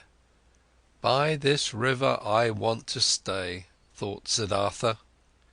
It is the same which I have crossed a long time ago on my way to the childlike people. A friendly ferryman had guided me then. He is the one I want to go to. Starting out from his hut, my path had led me at that time into a new life, which had now grown old and is dead. My present path, my present new life, shall also take its start there. Tenderly he looked into the rushing water, into the transparent green, into the crystal lines of its drawing, so rich in secrets. Bright pearls he saw rising from the deep, quiet bubbles of air floating on the reflecting surface, the blue of the sky being depicted in it. With 1,000 eyes the river looked at him, with green ones, with white ones, with crystal ones, with sky blue ones. How did he love this water? How did it delight him? How grateful was he to it? In his heart he heard the water talking, which was newly awakening, and it told him, love this water, stay near it, learn from it. Oh yes, he wanted to learn from it, he wanted to listen to it. He, who would understand this water and its secrets, so it seemed to him, would also understand many other things, many secrets, all secrets. But out of all secrets of the river, he today only saw one. This one touched his soul. He saw, this water ran and ran, incessantly it ran, and was nevertheless always there, was always at all times the same, and yet new in every moment. Great be he who would grasp this, understand this. He understood and grasped it not, only felt some idea of it stirring, a distant memory, divine voices. Siddhartha rose. The workings of hunger in his body became unbearable. In a daze he walked on, up the path by the river, upriver, listened to the current, listened to the rumbling hunger in his body. When he reached the ferry, the boat was just ready, and the same ferryman who had once transported the young Samana across the river stood in the boat. Siddhartha recognized him. He had also aged very much. "Would you like to ferry me over?" he asked. The ferryman, being astonished to see such an elegant man walking along and on foot, took him into his boat and pushed it off the bank. It is a beautiful life you have chosen for yourself, the passenger spoke. It must be beautiful to live by this water every day and to cruise on it. With a smile, the man at the oar moved from side to side. It is beautiful, sir, it is as you say, but isn't every life, isn't every work beautiful? This may be true, but I envy you yours. Ah, you would soon stop enjoying it. This is nothing for people wearing fine clothes. Siddhartha laughed. Once before I have been looked upon today because of my clothes. I have been looked upon with distrust. Wouldn't you, ferryman, like to accept these clothes, which are a nuisance to me, from me? For you must know, I have no money to pay your fare. You are joking, sir, the ferryman laughed. I am not joking, friend. Behold, once before you have ferried me across this water in your boat for the immaterial reward of a good deed. Thus, do it today as well, and accept my clothes for it. And do you, sir, intend to continue travelling without clothes? Ah, most of all, I wouldn't want to continue travelling at all. Most of all, I would like you, ferryman, to give me an old loincloth and keep me as your assistant, or rather as your trainee, for I'll have to learn first how to handle the boat. For a long time the ferryman looked at the stranger, searching. Now I recognize you, he finally said. At one time you slept in my hut. This was a long time ago, possibly more than 20 years ago. And you've been ferried across the river by me, and we parted like good friends. Haven't you been a Samana? I can't think of your name any more. My name is Siddhartha, and I was a Samana when you last saw me. So be welcome, Siddhartha. My name is Vasudeva. You will, so I hope, be my guest today as well and sleep in my hut, and tell me where you're coming from and why these beautiful clothes are such a nuisance to you. They had reached the middle of the river, and Vasudeva pushed the oar with more strength in order to overcome the current. He worked calmly, his eyes fixed on the front of the boat with brawny arms. Siddhartha sat and watched him, and remembered how once before, on that last day of his time as a Samana, love for this man had stirred in his heart. Gratefully he accepted Vasudeva's invitation. When they had reached the bank, he helped him to tie the boat to the stakes. After this, the ferryman asked him to enter the hut, offered him bread and water, and Siddhartha ate with eager pleasure, and also ate with eager pleasure of the mango fruits Vasudeva offered him. Afterwards, it was almost the time of the sunset. They sat on a log by the bank, and Siddhartha told the ferryman about where he originally had come from and about his life as he had seen it before his eyes today in that hour of despair. Until late at night lasted his tale. Vasudeva listened with great attention, listened carefully. He let everything enter his mind, birthplace and childhood, all that learning, all that searching, all joy, all distress. This was among the ferryman's virtues one of the greatest. Like only a few, he knew how to listen. Without him having spoken a word, the speaker sensed how Vasudeva let his words enter his mind, quiet, open, waiting, how he did not lose a single word, awaited not a single one with impatience, did not add his phrase or rebuke, was just listening. Siddhartha felt, what a happy fortune it is to confess to such a listener, to bury in his heart his own life, his own search, his own suffering. But in the end of Siddhartha's tale, when he spoke of the tree by the river, and of his deep fall, of the holy Om, and how he had felt such a love for the river after his slumber, the ferryman listened with twice the attention, entirely and completely absorbed by it, with his eyes closed. And when Siddhartha felt silent, and a long silence had occurred, then Vasudeva said, "It is as I thought, the river has spoken to you. It is your friend as well, it speaks to you as well. That is good, that is very good. Stay with me, Siddhartha, my friend. I used to have a wife, her bed was next to mine, but she has died a long time ago. For a long time I have lived alone. Now you shall live with me. There is space and food for both." "I thank you," said Siddhartha, "I thank you and accept. And I also thank you for this, Vasudeva, for listening to me so well.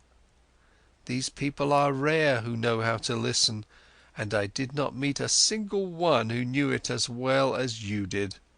I will also learn in this respect from you." "You will learn it," spoke Vasudeva, "but not from me. The river has taught me to listen. From it you will learn it as well. It knows everything, the river, everything can be learned from it. See, you've already learned this from the river too, that it is good to strive downwards, to sink, to seek depth.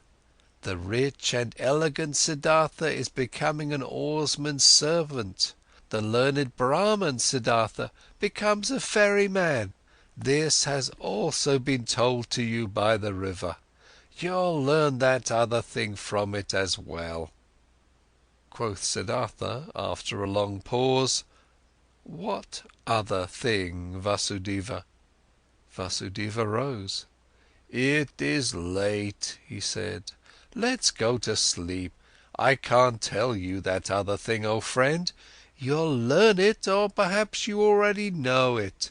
See, I'm no learned man, I have no special skill in speaking, I also have no special skill in thinking. All I'm able to do is to listen and to be godly. I have learned nothing else.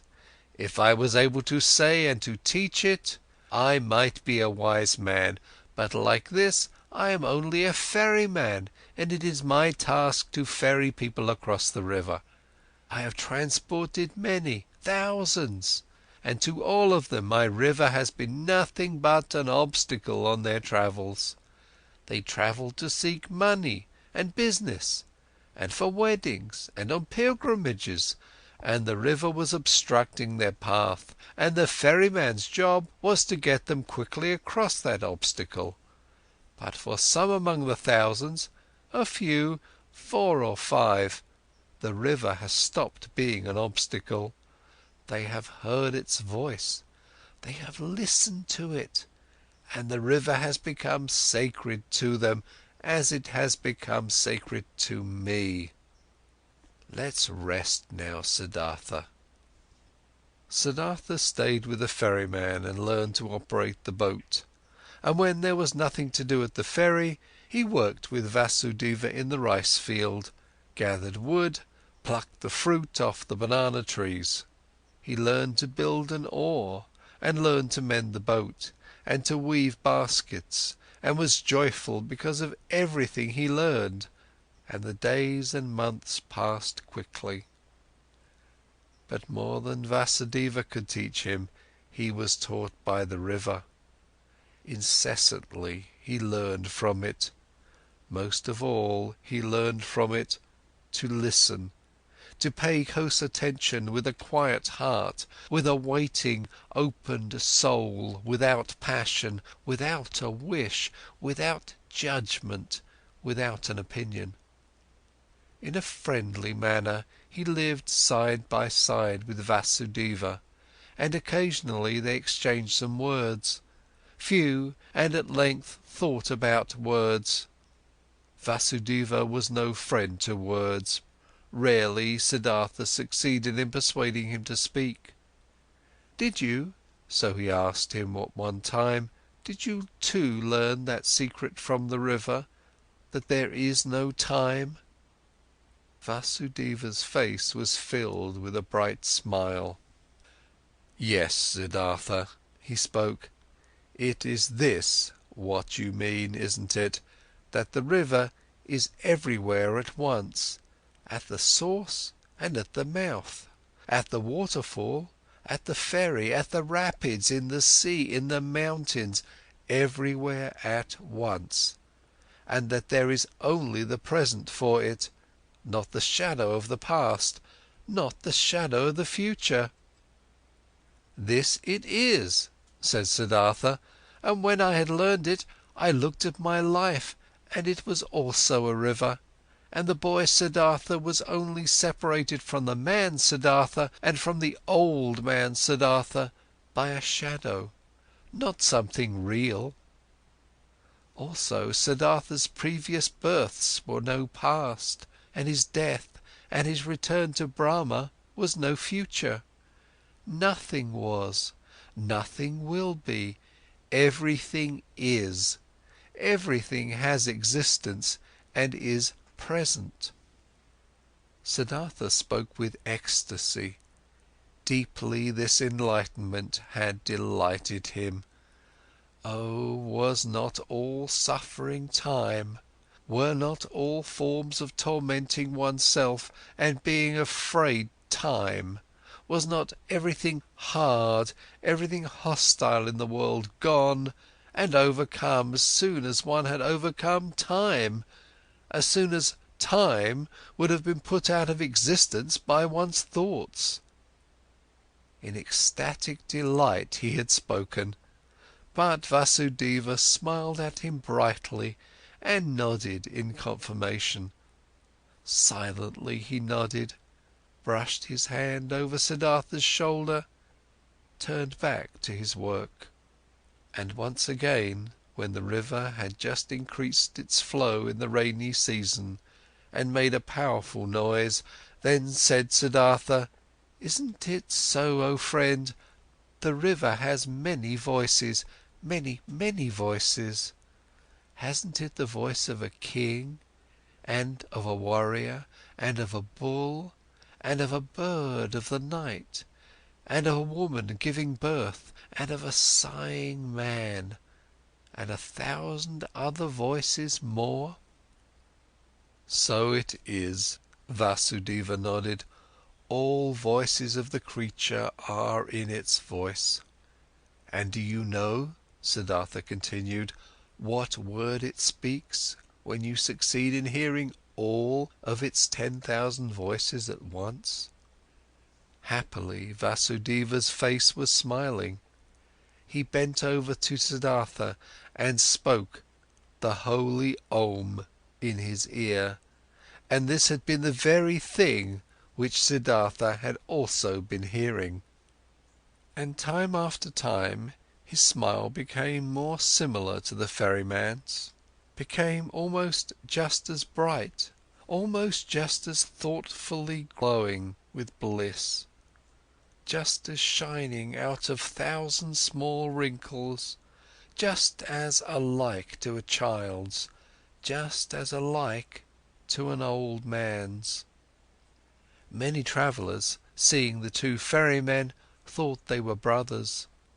Often they sat in the evening together by the bank on the log, said nothing, and both listened to the water, which was no water to them, but the voice of life, the voice of what exists, of what is eternally taking shape. And it happened from time to time that both, when listening to the water, thought of the same things, of a conversation from the day before yesterday, of one of their travellers, the face and fate of whom had occupied their thoughts, of death, of their childhood, and that they both in the same moment, when the river had been saying something good to them, looked at each other, both thinking precisely the same thing, both delighted about the same answer to the same question. There was something about this ferry and the two ferrymen which was transmitted to others, which many of the travellers felt. It happened occasionally that a traveller, after having looked at the face of one of the ferrymen, started to tell the story of his life, told about pains, confessed evil things, asked for comfort and advice. It happened occasionally that someone asked for permission to stay for a night with them, to listen to the river. It also happened that curious people came who had been told that there were two wise men or sorcerers or holy men living by that ferry. The curious people asked many questions, but they got no answers, and they found neither sorcerers nor wise men. They only found two friendly little old men who seemed to be mute and to have become a bit strange and gaga. And the curious people laughed and were discussing how foolishly and gullibly the common people were spreading such empty rumours. The years passed by and nobody counted them. Then, at one time, monks came by on a pilgrimage, followers of Gotama the Buddha, who were asking to be ferried across the river, and by them the ferrymen were told that they were most hurriedly walking back to their great teacher, for the news had spread, the exalted one was deadly sick, and would soon die his last human death, in order to become one with the salvation. It was not long until a new flock of monks came along on their pilgrimage, and another one, and the monks as well as most of the other travellers and people walking through the land spoke of nothing else than of Gotama and his impending death. And as people are flocking from everywhere and from all sides, when they are going to war or to the coronation of a king, and are gathering like ants in droves, thus they flocked, like being drawn on by a magic spell to where the great Buddha was awaiting his death, where the huge event was to take place, and the great perfected one of an era was to become one with the glory. Often Siddhartha thought in those days of the dying wise man, the great teacher, whose voice had admonished nations and had awoken hundreds of thousands, whose voice he had also once heard, whose holy face he had also once seen with respect. Kindly he thought of him, saw his path to perfection before his eyes, and remembered with a smile those words which he had once as a young man said to him, the exalted one. They had been, so it seemed to him, proud and precocious words, with a smile he remembered them. For a long time he knew that there was nothing standing between Gotama and him any more, though he was still unable to accept his teachings.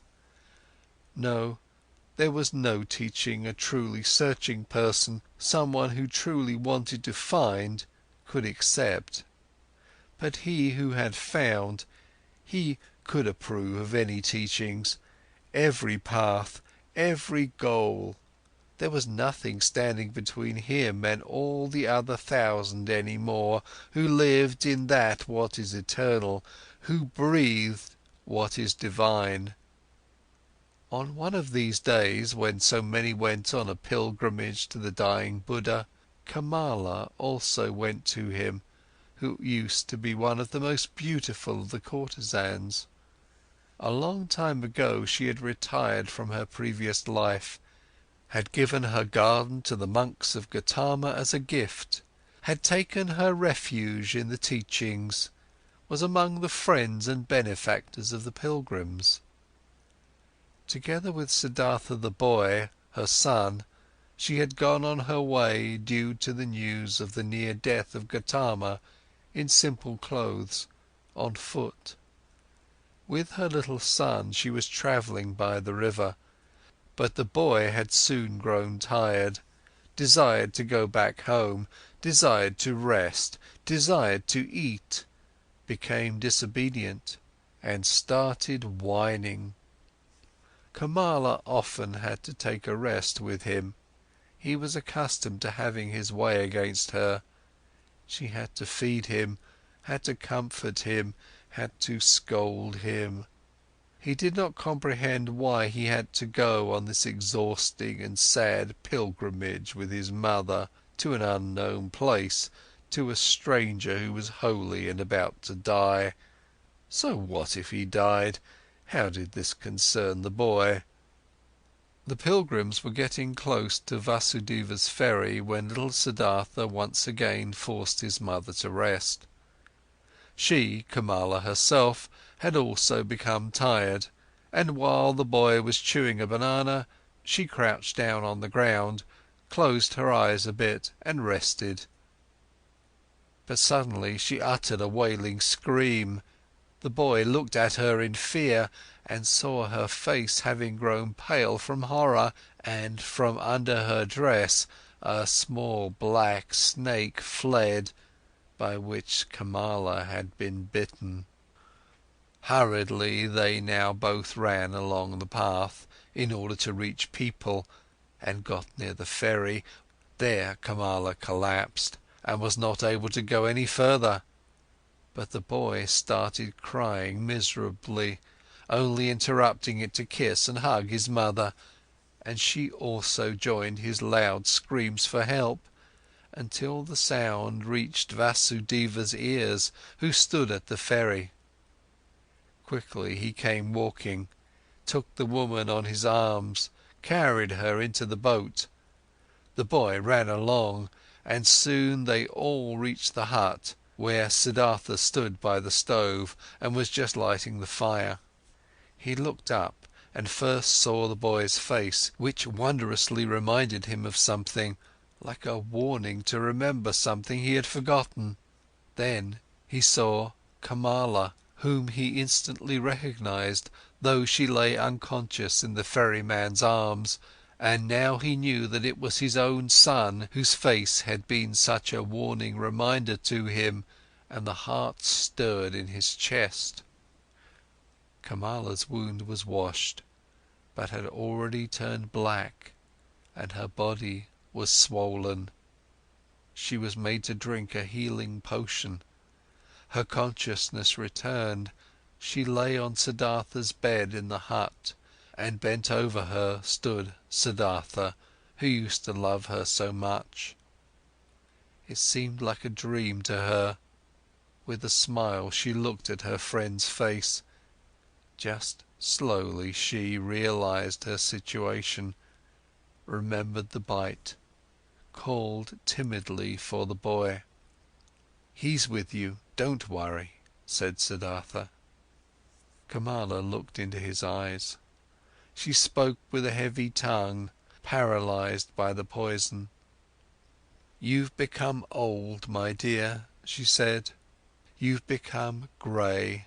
But you are like the young Samana, who at one time came without clothes, with dusty feet to me into the garden. You are much more like him than you were like him at the time when you had left me and Kamaswami. In the eyes you're like him, Siddhartha. Alas, I have also grown old, old. Could you still recognize me?" Siddhartha smiled. "Instantly I recognized you, Kamala, my dear."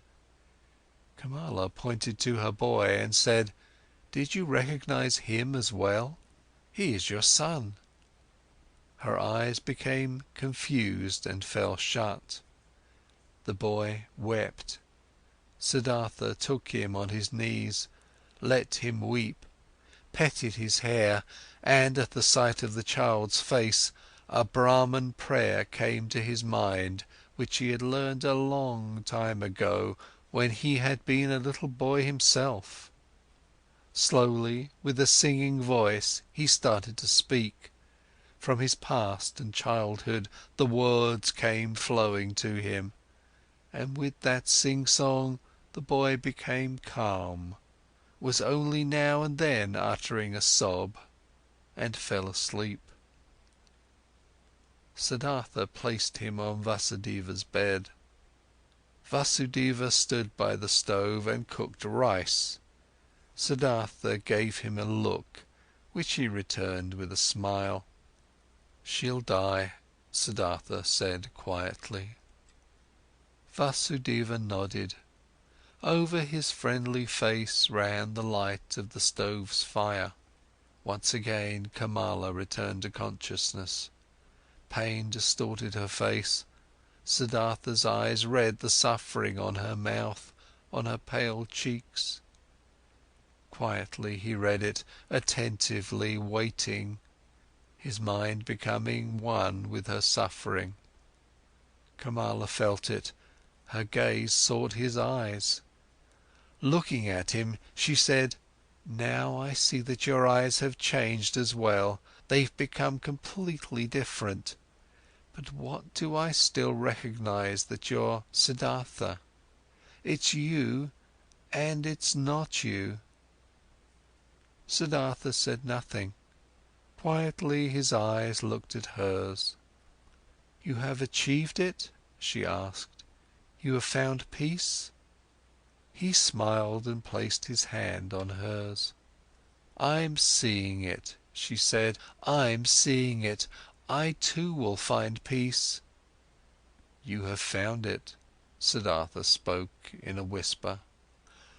Kamala never stopped looking into his eyes.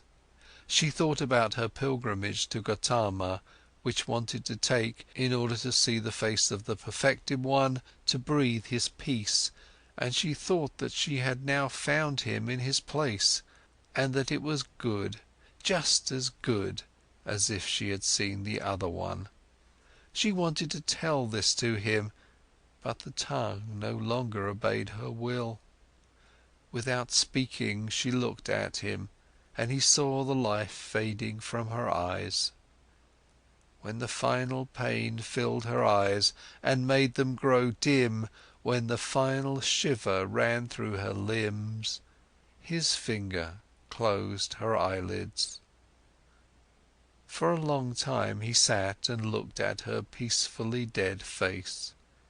For a long time he observed her mouth, her old, tired mouth, with those lips which had become thin, and he remembered that he used to, in the spring of his years, compare this mouth with a freshly cracked fig.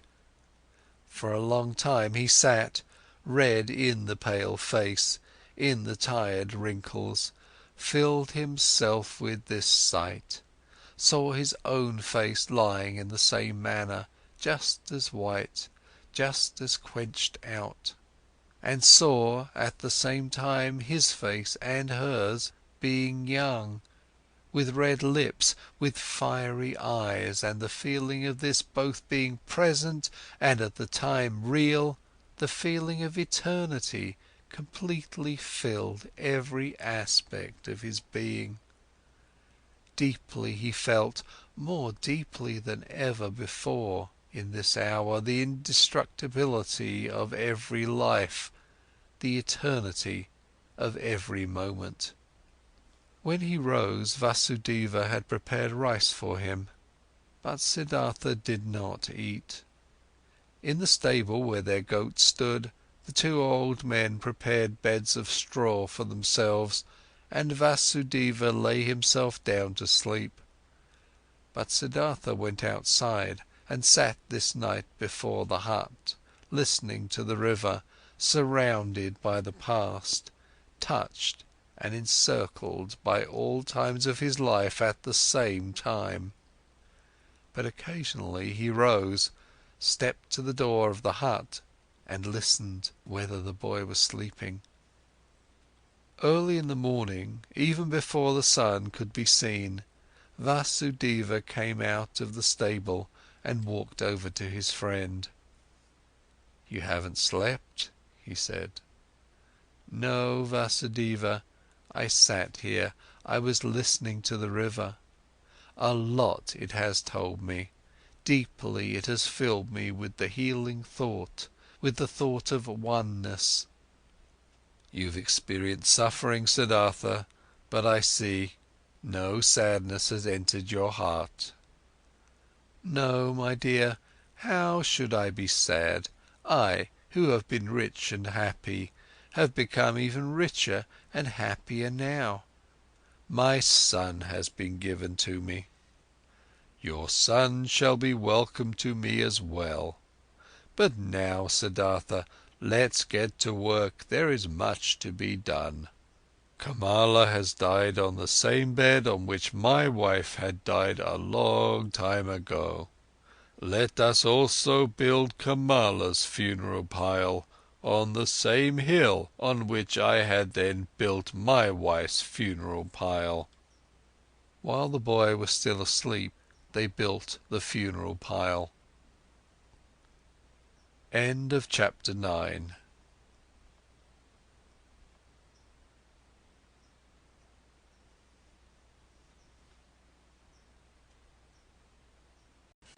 Chapter 10 of Siddhartha, the Son. Timid and weeping, the boy had attended his mother's funeral. Gloomy and shy, he had listened to Siddhartha, who greeted him as his son and welcomed him at his place in Vasudeva's hut.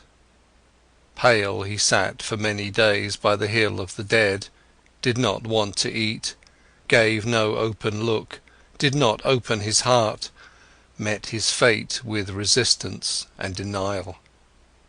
Siddhartha spared him and let him do as he pleased. He honoured his mourning. Siddhartha understood that his son did not know him, that he could not love him like a father.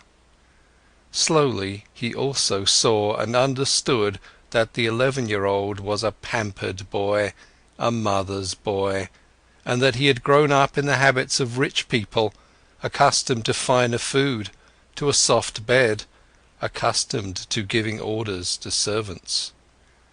Siddhartha understood that the mourning, pampered child could not suddenly and willingly be content with a life among strangers and in poverty. He did not force him, he did many a chore for him, always picked the best piece of the meal for him. Slowly he hoped to win him over by friendly patience. Rich and happy he had called himself when the boy had come to him.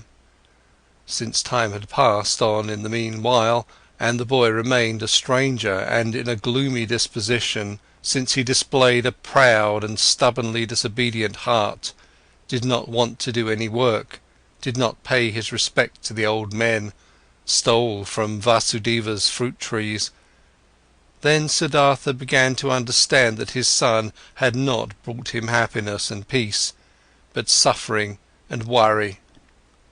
But he loved him, and he preferred the suffering and worries of love over happiness and joy without the boy. Since young Siddhartha was in the hut, the old men had split the work.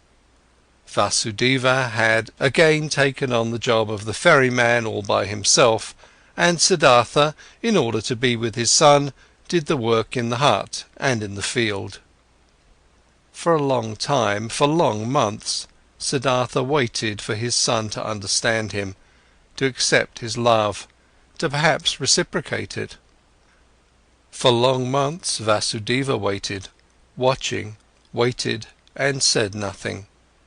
One day, when Siddhartha the younger had once again tormented his father very much with spite and an unsteadiness in his wishes, and had broken both of his rice bowls, Vasudeva took in the evening his friend aside and talked to him.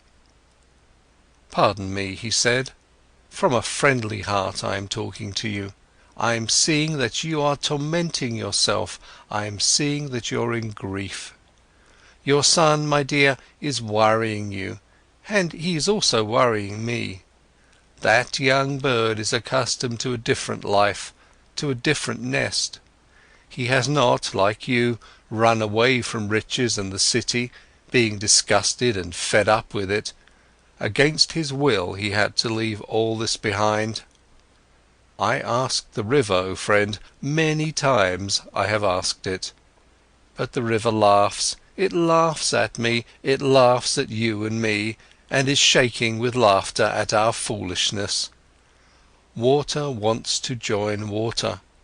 Youth wants to join youth. Your son is not in the place where he can prosper. You too should ask the river, you too should listen to it. Siddhartha looked into his friendly face, in the many wrinkles of which there was an incessant cheerfulness. How could I part with him? He said quietly, ashamed. Give me some more time, my dear. See, I'm fighting for him, I'm seeking to win his heart, with love and with friendly patience, I intend to capture it. One day, the river shall also talk to him, he also is called upon. Vasudeva's smile flourished more warmly. Oh yes, he too is called upon, he too is of the eternal life. But do we, you and me, know what he is called upon to do? What path to take? What actions to perform? What pain to endure? Not a small one his pain will be.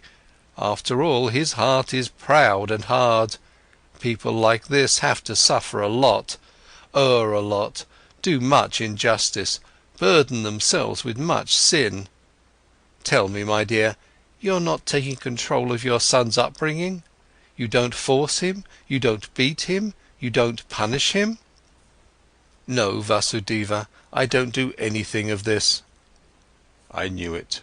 You don't force him, don't beat him, don't give him orders, because you know that soft is stronger than hard.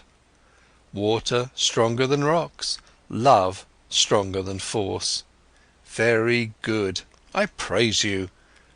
But aren't you mistaken in thinking that you wouldn't force him, wouldn't punish him? Don't you shackle him with your love? Don't you make him feel inferior every day, and don't you make it even harder on him with your kindness and patience? Don't you force him, the arrogant and pampered boy, to live in a hut with 2 old banana eaters, to whom even rice is a delicacy, whose thoughts can't be his, whose hearts are old and quiet, and beats in a different pace than his?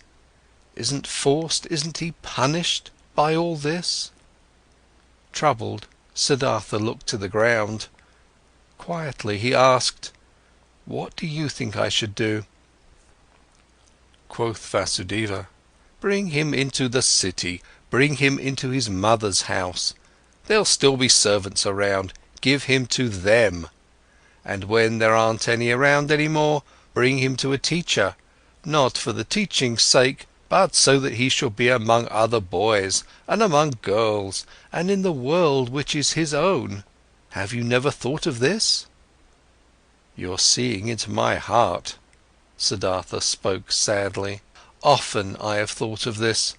But look, how shall I put him, who had no tender heart anyhow, into this world?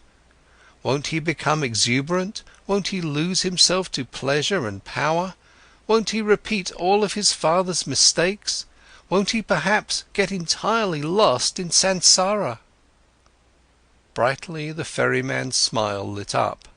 Softly he touched Siddhartha's arm and said, "Ask the river about it, my friend, hear it laugh about it. Would you actually believe that you had committed your foolish acts in order to spare your son from committing them too? And could you, in any way, protect your son from samsara? How could you? By means of teachings, prayer, admonition? My dear, have you entirely forgotten that story containing so many lessons, that story about Siddhartha, a Brahman's son, which you once told me here on this very spot? Who has kept the Samana Siddhartha safe from samsara, from sin, from greed, from foolishness? Were his father's religious devotion, his teacher's warnings, his own knowledge, his own search able to keep him safe? Which father, which teacher had been able to protect him from living his life for himself, from soiling himself with life, from burdening himself with guilt, from drinking the bitter drink for himself, from finding his path for himself? Would you think, my dear, anybody might perhaps be spared from taking this path? That perhaps your little son would be spared because you love him, because you would like to keep him safe, because you would like to keep him from suffering and pain and disappointment? But even if you would die 10 times for him, you would not be able to take the slightest part of his destiny upon yourself. Never before Vasudeva had spoken so many words. Kindly, Siddhartha thanked him, went troubled into the hut, could not sleep for a long time. Vasudeva had told him nothing he had not already thought and known for himself. But this was a knowledge he could not act upon. Stronger than the knowledge was his love for the boy. Stronger was his tenderness, his fear to lose him. Had he ever lost his heart so much to something?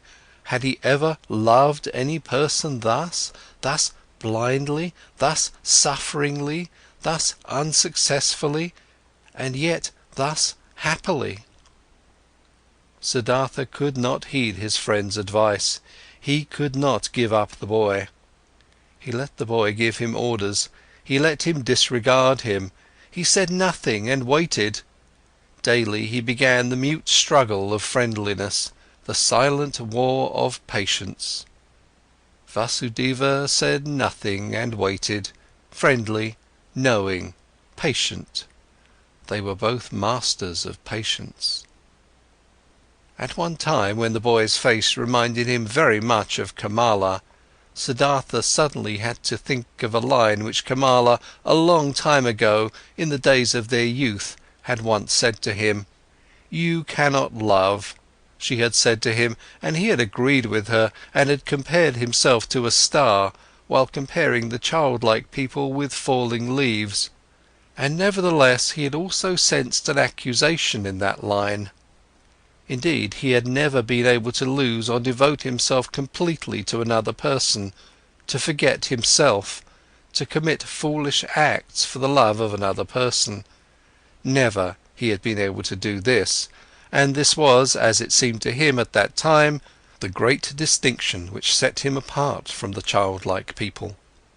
But now, since his son was here, now he, Siddhartha, had become completely a childlike person, suffering for the sake of another person, loving another person, lost to a love, having become a fool on account of love. Now he too felt, late, once in his lifetime, this strongest and strangest of all passions, suffered from it, suffered miserably, and was nevertheless in bliss, was nevertheless renewed in one respect, enriched by the one thing. He did sense very well that his love, this blind love for his son, was a passion, something very human, that it was samsara, a murky source, dark waters. Nevertheless, he felt at the same time it was not worthless, it was necessary, came from the essence of his own being. This pleasure also had to be atoned for, this pain also had to be endured, these foolish acts also had to be committed. Through all this the son let him commit his foolish acts, let him court for his affection, let him humiliate himself every day by giving in to his moods. This father had nothing which could have delighted him and nothing which he would have feared. He was a good man, this father, a good, kind, soft man, perhaps a very devout man, perhaps a saint. All these were no attributes which could win the boy over. He was bored by his father, who kept him prisoner here in this miserable hut of his. He was bored by him, and for him to answer every naughtiness with a smile, every insult with friendliness, every viciousness with kindness, this very thing was the hated trick of this old sneak. Much more the boy would have liked it if he had been threatened by him, if he had been abused by him. A day came when what young Siddhartha had on his mind came bursting forth, and he openly turned against his father. The latter had given him a task. He had told him to gather brushwood, but the boy did not leave the hut. In stubborn disobedience and rage he stayed where he was, thumped on the ground with his feet, clenched his fists, and screamed in a powerful outburst his hatred and contempt into his father's face. "Get the brushwood for yourself," he shouted, foaming at the mouth. "I'm not your servant. I do know that you won't hit me, you don't dare. I do know that you constantly want to punish me and put me down with your religious devotion and your indulgence. You want me to become like you, just as devout, just as soft, just as wise. But I, listen up, just to make you suffer, I rather want to become a highway robber and a murderer and to go to hell than to become like you. I hate you, you're not my father, and if you've been 10 times my mother's fornicator." Rage and grief boiled over in him, foamed at the father in 100 savage and evil words. Then the boy ran away, and only returned late at night. But the next morning he had disappeared. What had also disappeared was a small basket, woven out of bast of 2 colours, in which the ferrymen kept those copper and silver coins which they received as a fare. The boat had also disappeared. Siddhartha saw it lying by the opposite bank. The boy had run away. "I must follow him," said Siddhartha, who had been shivering with grief since those ranting speeches the boy had made yesterday. "A child can't go through the forest all alone, he'll perish. We must build a raft, Vasudeva, to get over the water." "We will build a raft," said Vasudeva, "to get our boat back, which the boy has taken away. But him you shall let run along, my friend. He is no child any more, he knows how to get around.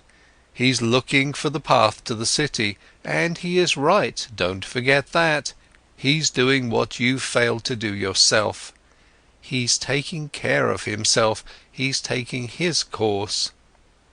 Alas, Siddhartha, I see you suffering, but you're suffering a pain at which one would like to laugh, at which you'll soon laugh for yourself." Siddhartha did not answer. He already held the axe in his hands and began to make a raft of bamboo, and Vasudeva helped him to tie the canes together with ropes of grass. Then they crossed over, drifted far off their course, pulled the raft upriver on the opposite bank. "Why did you take the axe along?" asked Siddhartha.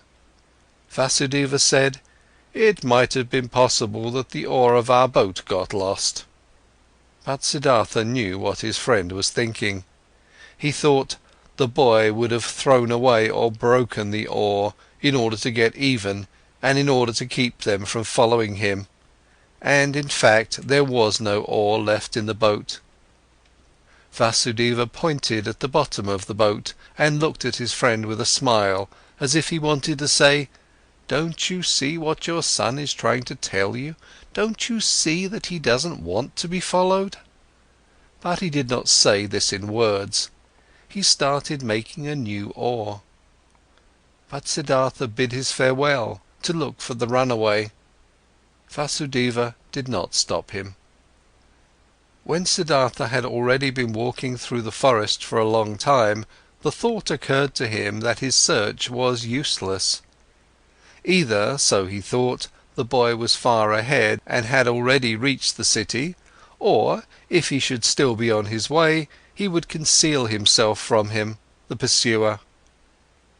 As he continued thinking, he also found that he, on his part, was not worried for his son, for he knew deep inside that he had neither perished nor was in any danger in the forest. Nevertheless, he ran without stopping, no longer to save him, just to satisfy his desire, just to perhaps see him one more time, and he ran up to just outside the city.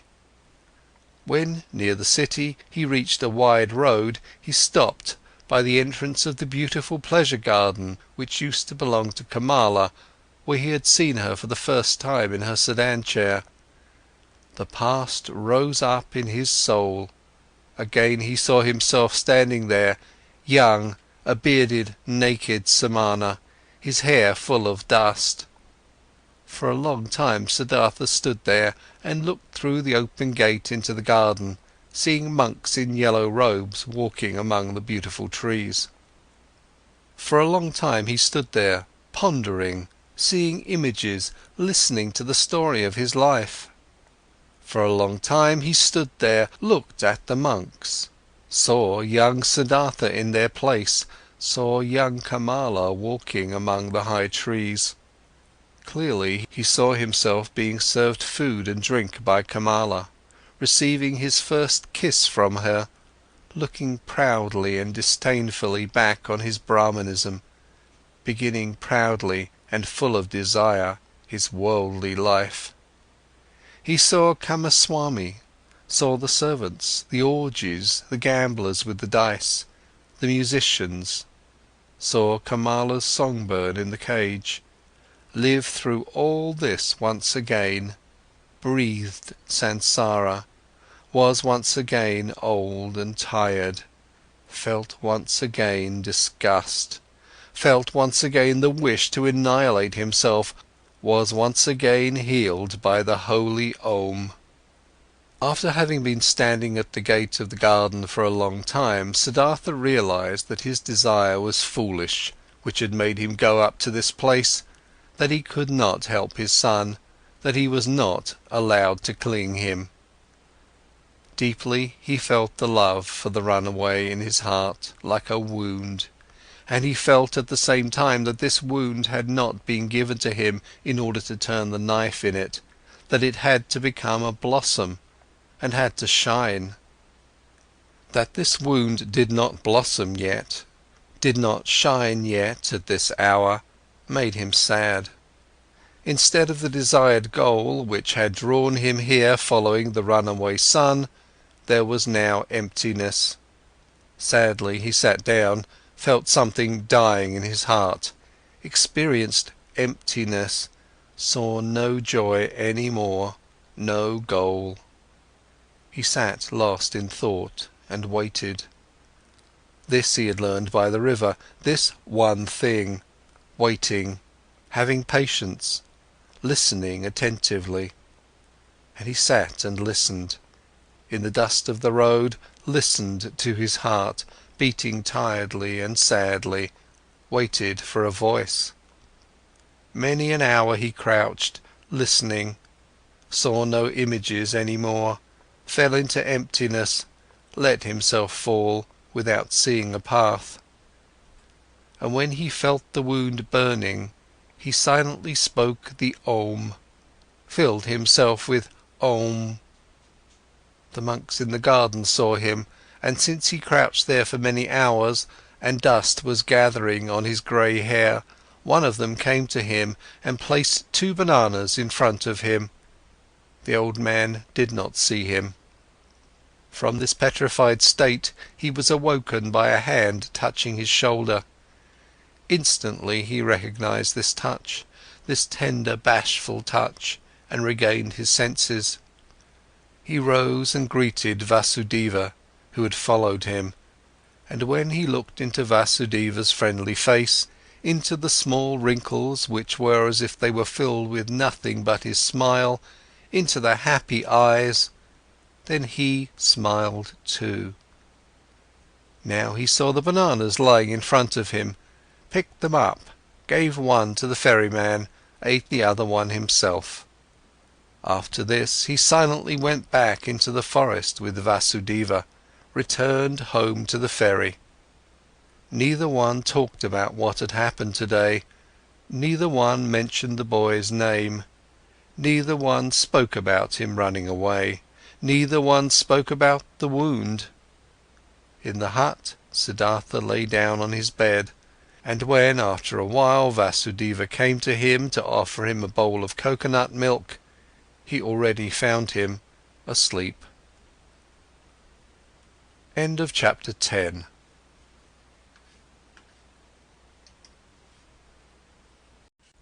Chapter 11 of Siddhartha, Om. For a long time the wound continued to burn. Many a traveller Siddhartha had to ferry across the river who was accompanied by a son or a daughter, and he saw none of them without envying him, without thinking, so many thousands possess this sweetest of good fortunes, why don't I? Even bad people, even thieves and robbers have children and love them, and are being loved by them, all except for me. Thus simply, thus without reason he now thought, thus similar to the childlike people he had become. Differently than before he now looked upon people, less smart, less proud, but instead warmer, more curious, more involved. When he ferried travellers of the ordinary kind, childlike people, businessmen, warriors, women, these people did not seem alien to him as they used to. He understood them, he understood and shared their life, which was not guided by thoughts and insight, but solely by urges and wishes. He felt like them. Though he was near perfection and was bearing his final wound, it seemed to him as if those childlike people were his brothers. Their vanities, desires for possession, and ridiculous aspects were no longer ridiculous to him, became understandable, became lovable, and even became worthy of veneration to him. The blind love of a mother for her child, the stupid, blind pride of a conceited father for his only son, the blind, wild desire of a young, vain woman for jewellery and admiring glances from men, all of these urges, all of this childish stuff, all of these simple, foolish, but immensely strong, strongly living, strongly prevailing urges and desires were now no childish notions for Siddhartha any more. He saw people living for their sake, saw them achieving infinitely much for their sake, travelling, conducting wars, suffering infinitely much, bearing infinitely much, and he could love them for it. He saw life, that what is alive, the indestructible, the Brahman in each of their passions, each of their acts. Worthy of love and admiration were these people in their blind loyalty, their blind strength and tenacity.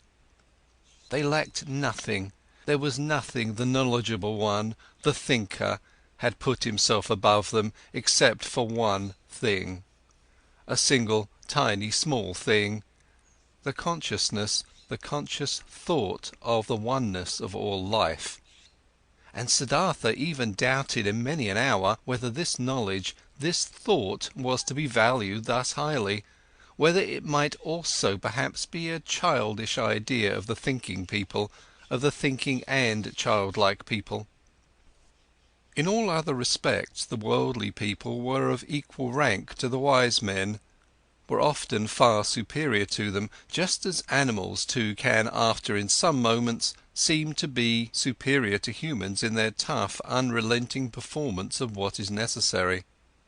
Slowly blossomed, slowly ripened in Siddhartha the realization, the knowledge, what wisdom actually was, what the goal of his long search was.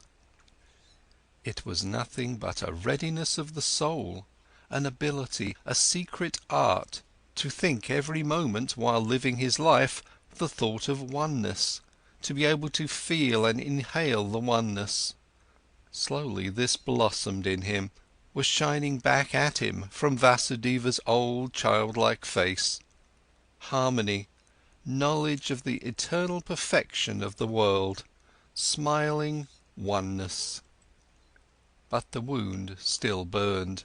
Longingly and bitterly Siddhartha thought of his son, nurtured his love and tenderness in his heart, allowed the pain to gnaw at him, committed all foolish acts of love. Not by itself this flame would go out. And one day, when the wound burned violently, Siddhartha ferried across the river, driven by a yearning, got off the boat and was willing to go to the city and to look for his son.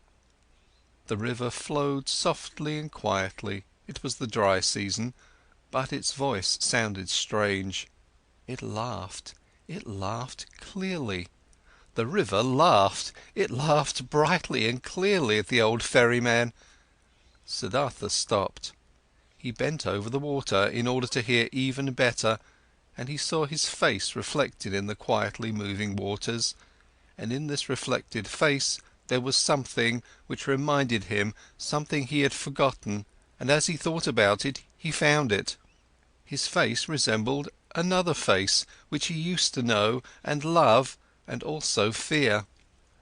It resembled his father's face, the Brahman, and he remembered how he, a long time ago, as a young man, had forced his father to let him go to the penitents, how he had bade his farewell to him, how he had gone and had never come back. Had his father not also suffered the same pain for him, which he now suffered for his son? Had his father not long since died, alone, without having seen his son again? Did he not have to expect the same fate for himself? Was it not a comedy, a strange and stupid matter, this repetition, this running around in a fateful circle? The river laughed. Yes, so it was. Everything came back which had not been suffered and solved up to its end. The same pain was suffered over and over again. But Siddhartha went back into the boat and ferried back to the hut, thinking of his father, thinking of his son, laughed at by the river, at odds with himself, tending towards despair, and not less tending towards laughing along at himself and the entire world. Alas, the wound was not blossoming again, his heart was still fighting his fate, cheerfulness and victory were not yet shining from his suffering. Nevertheless, he felt hope, and once he had returned to the hut, he felt an undefeatable desire to open up to Vasudeva, to show him everything, the master of listening, to say everything. Vasudeva was sitting in the hut and weaving a basket. He no longer used the ferry boat.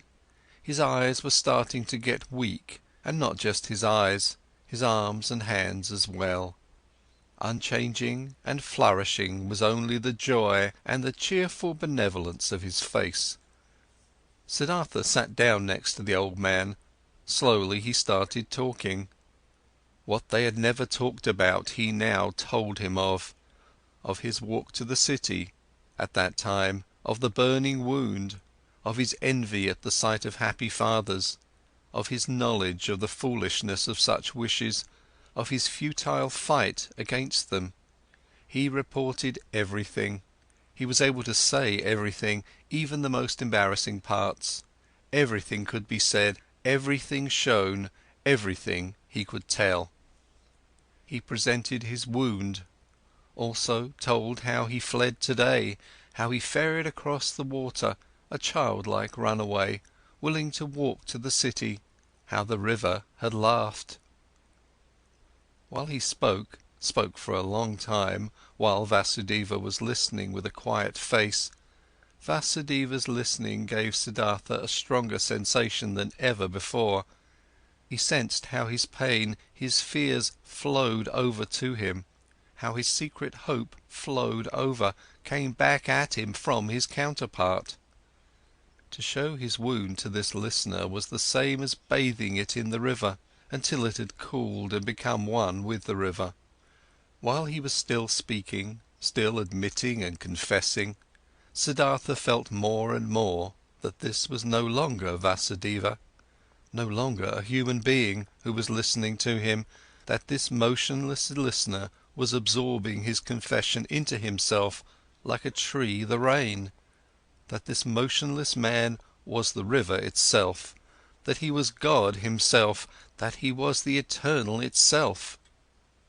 And while Siddhartha stopped thinking of himself and his wound, this realization of Vasudeva's changed character took possession of him, and the more he felt it and entered into it, the less wondrous it became, the more he realized that everything was in order and natural, that Vasudeva had already been like this for a long time, almost forever, that only he had not quite recognized it, yes, that he himself had almost reached the same state.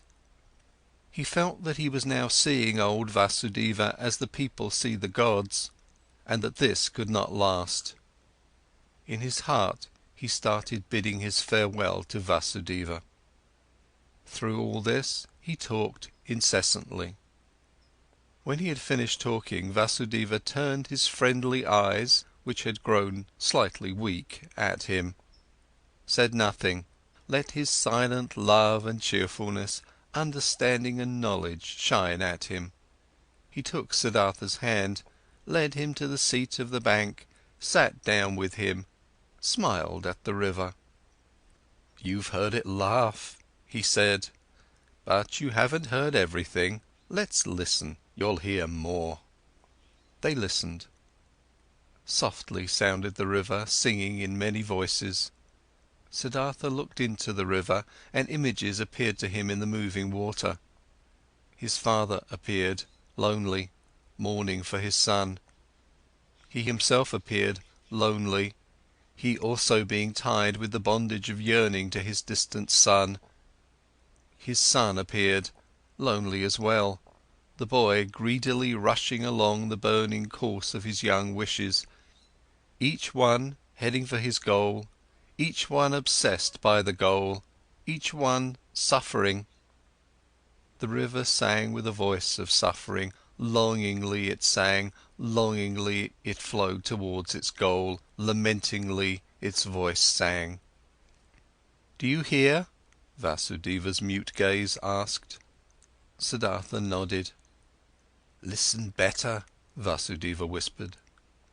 Siddhartha made an effort to listen better. The image of his father, his own image, the image of his son merged.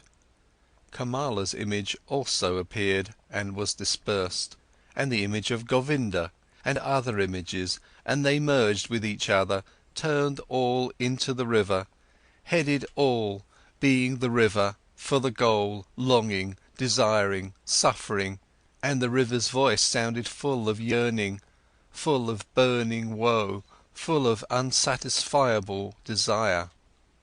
For the goal the river was heading. Siddhartha saw it hurrying, the river, which consisted of him and his loved ones, and of all people he had ever seen. All of these waves and waters were hurrying, suffering towards goals, many goals, the waterfall, the lake, the rapids, the sea, and all goals were reached, and every goal was followed by a new one, and the water turned into vapour and rose to the sky, turned into rain and poured down from the sky, turned into a source, a stream, a river, headed forward once again, flowed on once again. But the longing voice had changed. It still resounded, full of suffering, searching, but other voices joined it, voices of joy and of suffering, good and bad voices, laughing and sad ones, 100 voices, 1,000 voices. Siddhartha listened. He was now nothing but a listener, completely concentrated on listening. Completely empty, he felt that he had now finished learning to listen. Often before he had heard all this, these many voices in the river. Today it sounded new. Already he could no longer tell the many voices apart. not the happy ones from the weeping ones, not the ones of children from those of men, they all belonged together, the lamentation of yearning and the laughter of the knowledgeable one, the scream of rage and the moaning of the dying ones, everything was one, everything was intertwined and connected, entangled 1,000 times, and everything all together, all voices, all goals, all yearning, all suffering, all pleasure, all that was good and evil, all of this together was the world. All of it together was the flow of events, was the music of life. And when Siddhartha was listening attentively to this river, this song of 1,000 voices, when he neither listened to the suffering nor the laughter, when he did not tie his soul to any particular voice and submerged his self into it, but when he heard them all, perceived the whole, the oneness, then the great song of the 1,000 voices consisted of a single word, which was Om, the perfection. Do you hear? Vasudeva's gaze asked again. Brightly Vasudeva's smile was shining, floating radiantly over all the wrinkles of his old face, as the Om was floating in the air above all the voices of the river. Brightly his smile was shining when he looked at his friend, and brightly the same smile was now starting to shine on Siddhartha's face as well. His wound blossomed, his suffering was shining, his self had flown into the oneness. In this hour, Siddhartha stopped fighting his fate, stopped suffering. On his face flourished the cheerfulness of a knowledge which is no longer opposed by any will, which knows perfection, which is in agreement with the flow of events, with the current of life, full of sympathy for the pain of others, full of sympathy for the pleasure of others, devoted to the flow, belonging to the oneness. When Vasudeva rose from the seat by the bank, when he looked into Siddhartha's eyes and saw the cheerfulness of the knowledge shining in them, he softly touched his shoulder with his hand, in his careful and tender manner, and said, "I've been waiting for this hour, my dear, and now that it has come, let me leave. For a long time I've been waiting for this hour, for a long time I've been Vasudeva the ferryman. Now it's enough. Farewell hut, farewell river, farewell Siddhartha." Siddhartha made a deep bow before him who bid his farewell. "I've known it," he said quietly. "You'll go into the forests?" "I'm going into the forests. I'm going into the oneness," spoke Vasudeva with a bright smile. With a bright smile he left. Siddhartha watched him leaving. With deep joy, with great solemnity, he watched him leave, saw his steps full of peace, saw his head full of lustre, saw his body full of light. End of chapter 11.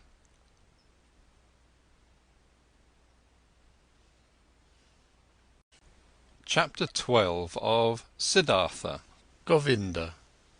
Together with other monks, Govinda used to spend the time of rest between pilgrimages in the pleasure grove, which the courtesan Kamala had given to the followers of Gotama for a gift.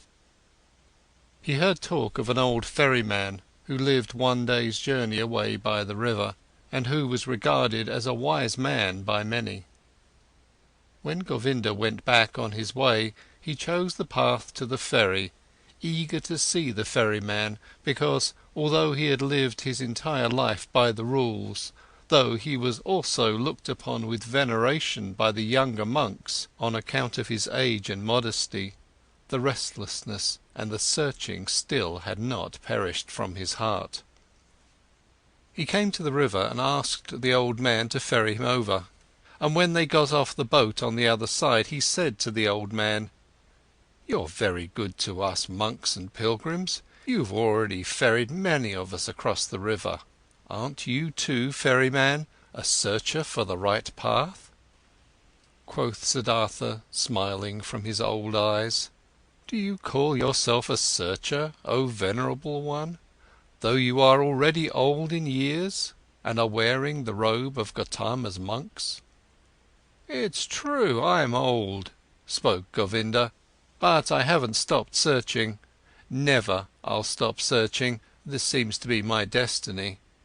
You too, so it seems to me, have been searching. Would you like to tell me something, O honourable one? Quoth Siddhartha, what should I possibly have to tell you, O venerable one? Perhaps that you're searching far too much, that in all that searching you don't find the time for finding. How come? Asked Govinda. When someone is searching, said Siddhartha, then it might easily happen that the only thing his eyes still see is that which he searches for, that he is unable to find anything, to let anything enter his mind, because he always thinks of nothing but the object of his search, because he has a goal, because he is obsessed by the goal. Searching means having a goal, but finding means being free, being open, having no goal. You, O venerable one, are perhaps indeed a searcher, because striving for your goal, there are many things you don't see which are directly in front of your eyes. I don't quite understand yet, said Govinda. What do you mean by this? Quoth Siddhartha, a long time ago, O venerable one, many years ago, you've once before been at this river, and have found a sleeping man by the river, and have sat down with him to guard his sleep. But, O Govinda, you did not recognize the sleeping man. Astonished, as if he had been the object of a magic spell, the monk looked into the ferryman's eyes. Are you Siddhartha? He asked with a timid voice. I wouldn't have recognized you this time as well. From my heart I'm greeting you, Siddhartha. From my heart I'm happy to see you once again. You've changed a lot, my friend, and so you've now become a ferryman. In a friendly manner, Siddhartha laughed. A ferryman, yes. Many people, Govinda, have to change a lot, have to wear many a robe. I am one of those, my dear. Be welcome, Govinda, and spend the night in my hut. Govinda stayed the night in the hut and slept on the bed which used to be Vasudeva's bed. Many questions he posed to the friend of his youth, many things Siddhartha had to tell him from his life. When in the next morning the time had come to start the day's journey, Govinda said, not without hesitation, these words, Before I'll continue my path, Siddhartha, permit me to ask one more question. Do you have a teaching? Do you have a faith or a knowledge you follow, which helps you to live and to do right? Quoth Siddhartha, you know, my dear, that I already as a young man in those days when we lived with the penitents in the forest, started to distrust teachers and teachings, and to turn my back to them. I have stuck with this. Nevertheless, I have had many teachers since then. A beautiful courtesan has been my teacher for a long time, and a rich merchant was my teacher, and some gamblers with dice. Once even a follower of Buddha, travelling on foot, has been my teacher. He sat with me while I had fallen asleep in the forest, on the pilgrimage. I've also learned from him. I'm also grateful to him, very grateful, but most of all I have learned here from this river, and from my predecessor, the ferryman, Vasudeva. He was a very simple person, Vasudeva. He was no thinker, but he knew what is necessary just as well as Gotama. He was a perfect man, a saint.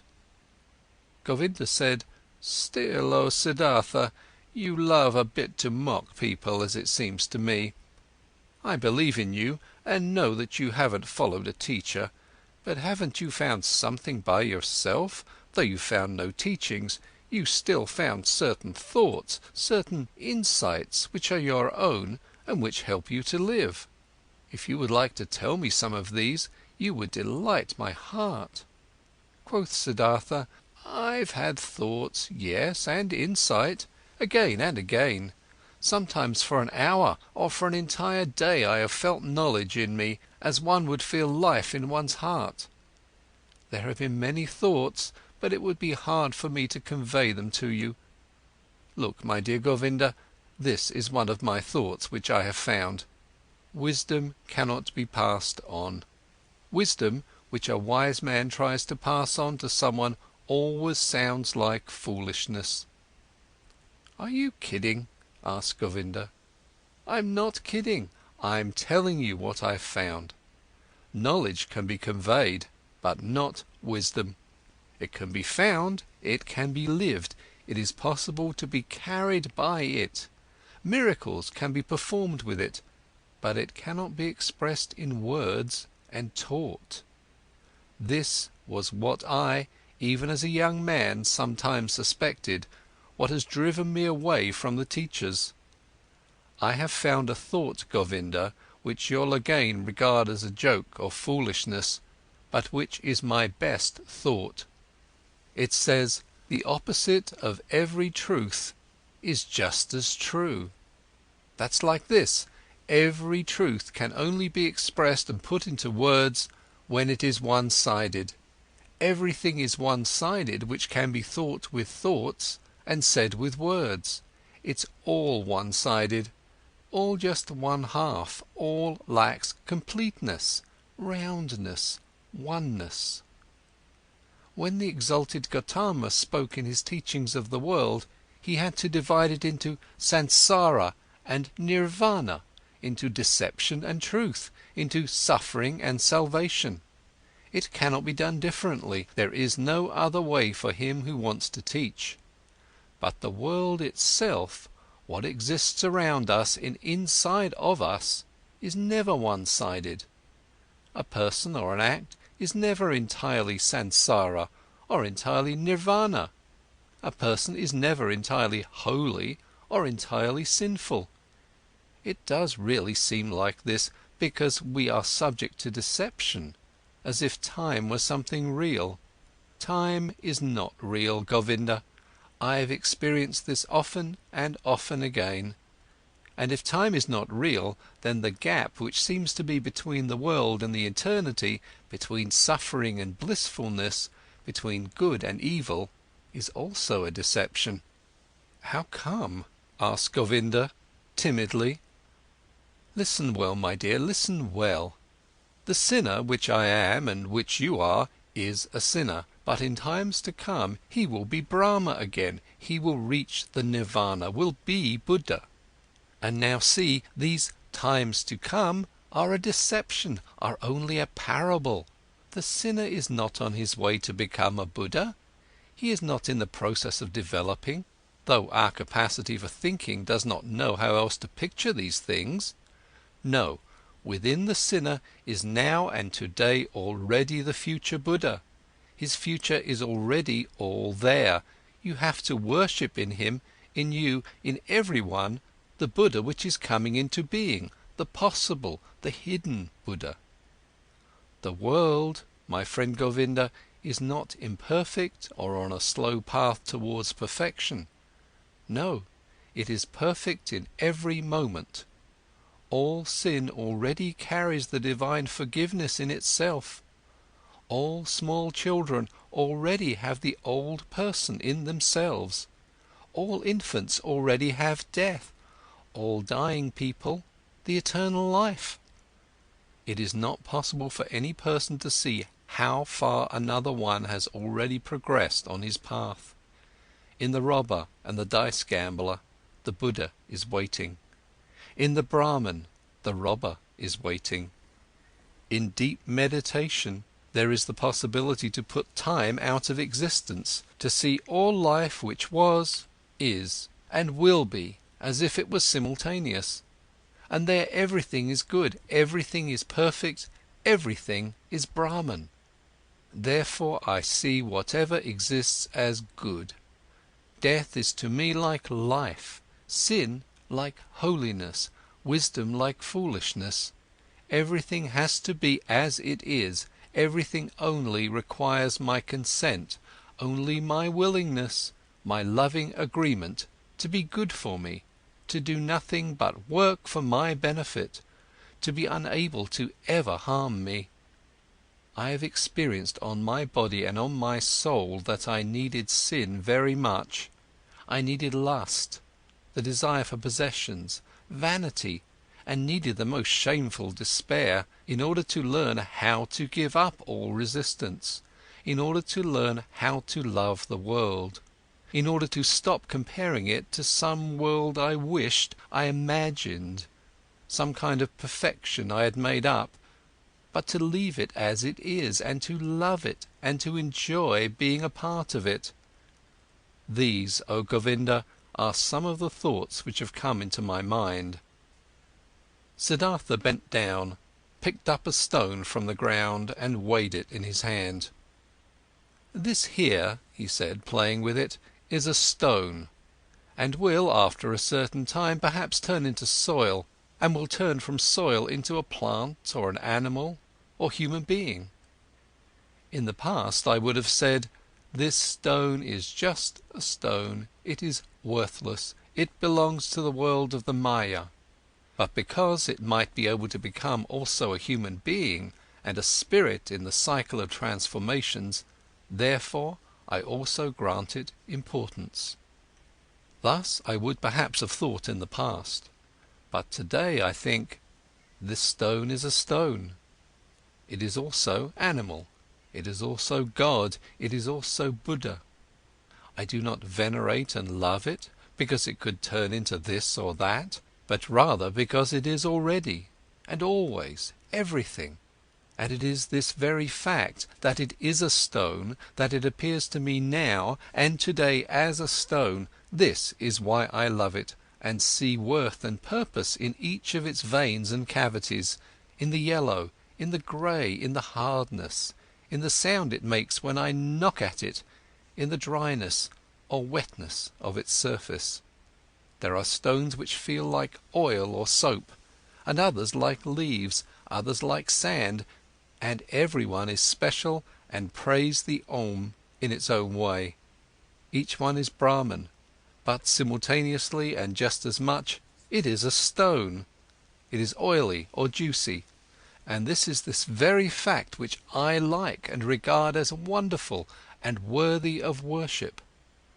But let me speak no more of this. The words are not good for the secret meaning. Everything always becomes a bit different as soon as it is put into words, gets distorted a bit silly. Yes, and this is also very good, and I like it a lot. I also very much agree with this, that this, what is one man's treasure and wisdom, always sounds like foolishness to another person. Govinda listened silently. "Why have you told me this about the stone?" he asked hesitantly after a pause. "I did it without a specific intention, or perhaps what I meant was that love, this very stone and the river and all these things we are looking at and from and which we can learn. I can love a stone, Govinda, and also a tree or a piece of bark. These are things, and things can be loved, but I cannot love words. Therefore, teachings are no good for me. They have no hardness, no softness, no colours, no edges, no smell, no taste. They have nothing but words. Perhaps it is these which keep you from finding peace. Perhaps it is the many words. Because salvation and virtue as well, samsara and nirvana as well, are mere words, Govinda. There is no thing which would be nirvana. There is just the word nirvana." Quoth Govinda, "Not just a word, my friend, is nirvana, it is a thought." Siddhartha continued, "A thought it might be so. I must confess to you, my dear, I don't differentiate much between thoughts and words. To be honest, I also have no high opinion of thoughts. I have a better opinion of things. Here on this ferry boat, for instance, a man has been my predecessor and teacher. a holy man who has for many years simply believed in the river, nothing else. He had noticed that the river spoke to him, he learned from it, it educated and taught him. The river seemed to be a god to him. For many years he did not know that every wind, every cloud, every bird, every beetle was just as divine and knows just as much and can teach just as much as the worshipped river. But when this holy man went into the forests, he knew everything, knew more than you and me, without teachers, without books, only because he had believed in the river. Govinda said, "But is that which you call things actually something real, something which has existence? Isn't it just a deception of the Maya, just an image and illusion? Your stone, your tree, your river, are they actually a reality?" "This too," spoke Siddhartha, "I do not care very much about. Let the things be illusions or not. After all, I would then also be an illusion, and thus they are always like me. This is what makes them so dear and worthy of veneration for me. They are like me, therefore I can love them. And this is now a teaching you will laugh about. Love, O Govinda, seems to me the most important thing of all. To thoroughly understand the world, to explain it, to despise it, may be the thing great thinkers do. But I'm only interested in being able to love the world, not to despise it, not to hate it and me, to be able to look upon it and me and all beings with love and admiration and great respect." "This I understand," spoke Govinda, "but this very thing was discovered by the Exalted One to be a deception. He commands benevolence, clemency, sympathy, tolerance, but not love. He forbade us to tie our heart in love to earthly things." "I know it," said Siddhartha, his smile shone golden. "I know it, Govinda. And behold, with this we are right in the middle of the thicket of opinions, in the dispute about words. For I cannot deny my words of love are in a contradiction, a seeming contradiction with Gotama's words. For this very reason I distrust in words so much, for I know this contradiction is a deception. I know that I am in agreement with Gotama. How should he not know love? He who has discovered all elements of human existence in their transitoriness, in their meaninglessness, and yet loved people thus much, to use a long laborious life only to help them, to teach them. Even with him, even with your great teacher, I prefer the thing over the words, place more importance on his acts and life than on his speeches, more on the gestures of his hand than his opinions. Not his speech, not in his thoughts I see his greatness, only in his actions, in his life." For a long time the two old men said nothing. Then spoke Govinda while bowing for a farewell. "I thank you, Siddhartha, for telling me some of your thoughts. They are partially strange thoughts. Not all have been instantly understandable to me. This being as it may, I thank you and wish you to have calm days." But secretly he thought to himself, "This Siddhartha is a bizarre person, he expresses bizarre thoughts. His teachings sound foolish. How differently sound the Exalted One's pure teachings, clearer, purer, more comprehensible, nothing strange, foolish or silly is contained in them. But different from his thoughts seemed to me Siddhartha's hands and feet, his eyes, his forehead, his breath, his smile, his greeting, his walk. Never again after our exalted Gotama has become one with the nirvana, never since then have I met a person of whom I felt, this is a holy man. Only him, this Siddhartha, I have found to be like this. May his teachings be strange, may his words sound foolish. Out of his gaze and his hand, his skin and his hair, out of every part of him, shines a purity, shines a calmness, shines a cheerfulness and mildness and holiness, which I have seen in no other person since the final death of our exalted teacher." As Govinda thought like this, and there was a conflict in his heart, he once again bowed to Siddhartha, drawn by love. Deeply he bowed to him, who was calmly sitting. "Siddhartha," he spoke, "we have become old men. It is unlikely for one of us to see the other again in this incarnation. I see, beloved, that you have found peace. I confess that I haven't found it. Tell me, O honourable one, one more word. Give me something on my way which I can grasp, which I can understand. Give me something to be with me on my path. It is often hard, my path, often dark, Siddhartha." Siddhartha said nothing and looked at him with the ever unchanged, quiet smile. Govinda stared at his face with fear, with yearning, suffering, and the eternal search was visible in his look, eternal not finding. Siddhartha saw it and smiled. "Bend down to me," he whispered quietly in Govinda's ear. "Bend down to me. Like this, even closer, very closer. Kiss my forehead, Govinda." But while Govinda, with astonishment and yet drawn by great love and expectation, obeyed his words, bent down closely to him and touched his forehead with his lips, something miraculous happened to him. While his thoughts were still dwelling on Siddhartha's wondrous words, while he was still struggling in vain and with reluctance to think away time, to ignore nirvana and samsara as one, while even a certain contempt for the words of his friend was fighting in him against an immense love and veneration, this happened to him. He no longer saw the face of his friend Siddhartha.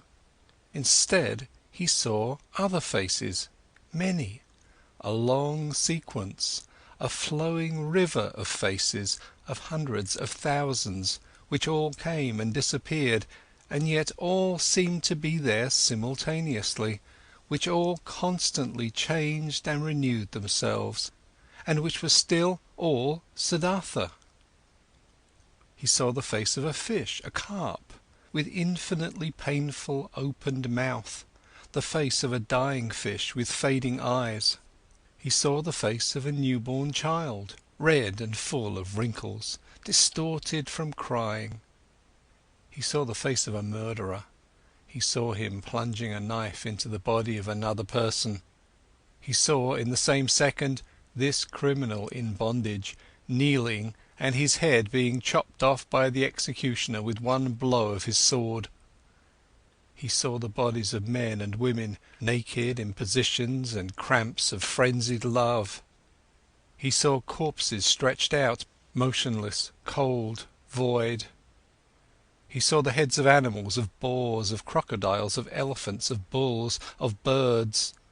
He saw gods, he saw Krishna, he saw Agni, he saw all of these figures and faces in 1,000 relationships with one another, each one helping the other, loving it, hating it, destroying it, giving rebirth to it.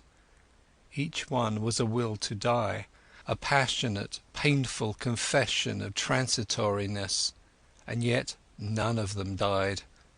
Each one only transformed, was always reborn, received evermore a new face, without any time having passed between the one and the other face.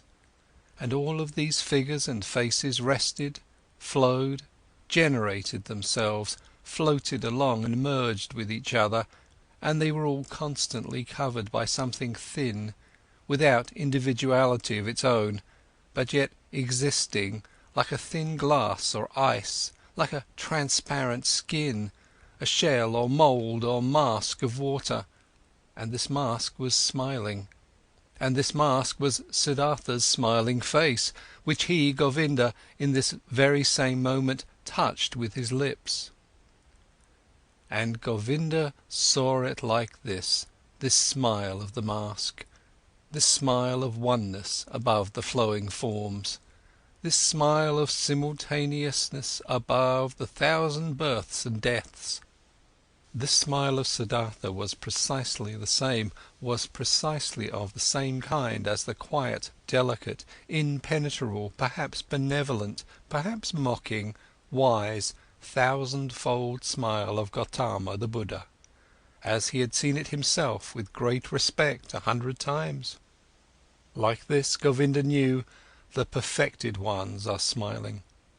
Not knowing any more whether time existed, whether the vision had lasted a second or 100 years, not knowing any more whether there existed a Siddhartha, a Gotama, a me and a you, feeling in his innermost self as if he had been wounded by a divine arrow, the injury of which tasted sweet, being enchanted and dissolved in his innermost self, Govinda stood still for a little while, bent over Siddhartha's quiet face, which he had just kissed, which had just been the scene of all manifestations, all transformations, all existence. The face was unchanged, after under its surface the depth of the 1,000-foldness had closed up again. He smiled sweetly, smiled quietly and softly, perhaps benevolently, perhaps very mockingly, precisely as he used to smile, the exalted one. Deeply Govinda bowed. Tears he knew nothing of ran down his old face, like a fire burnt the feeling of the most intimate love, the humblest veneration in his heart.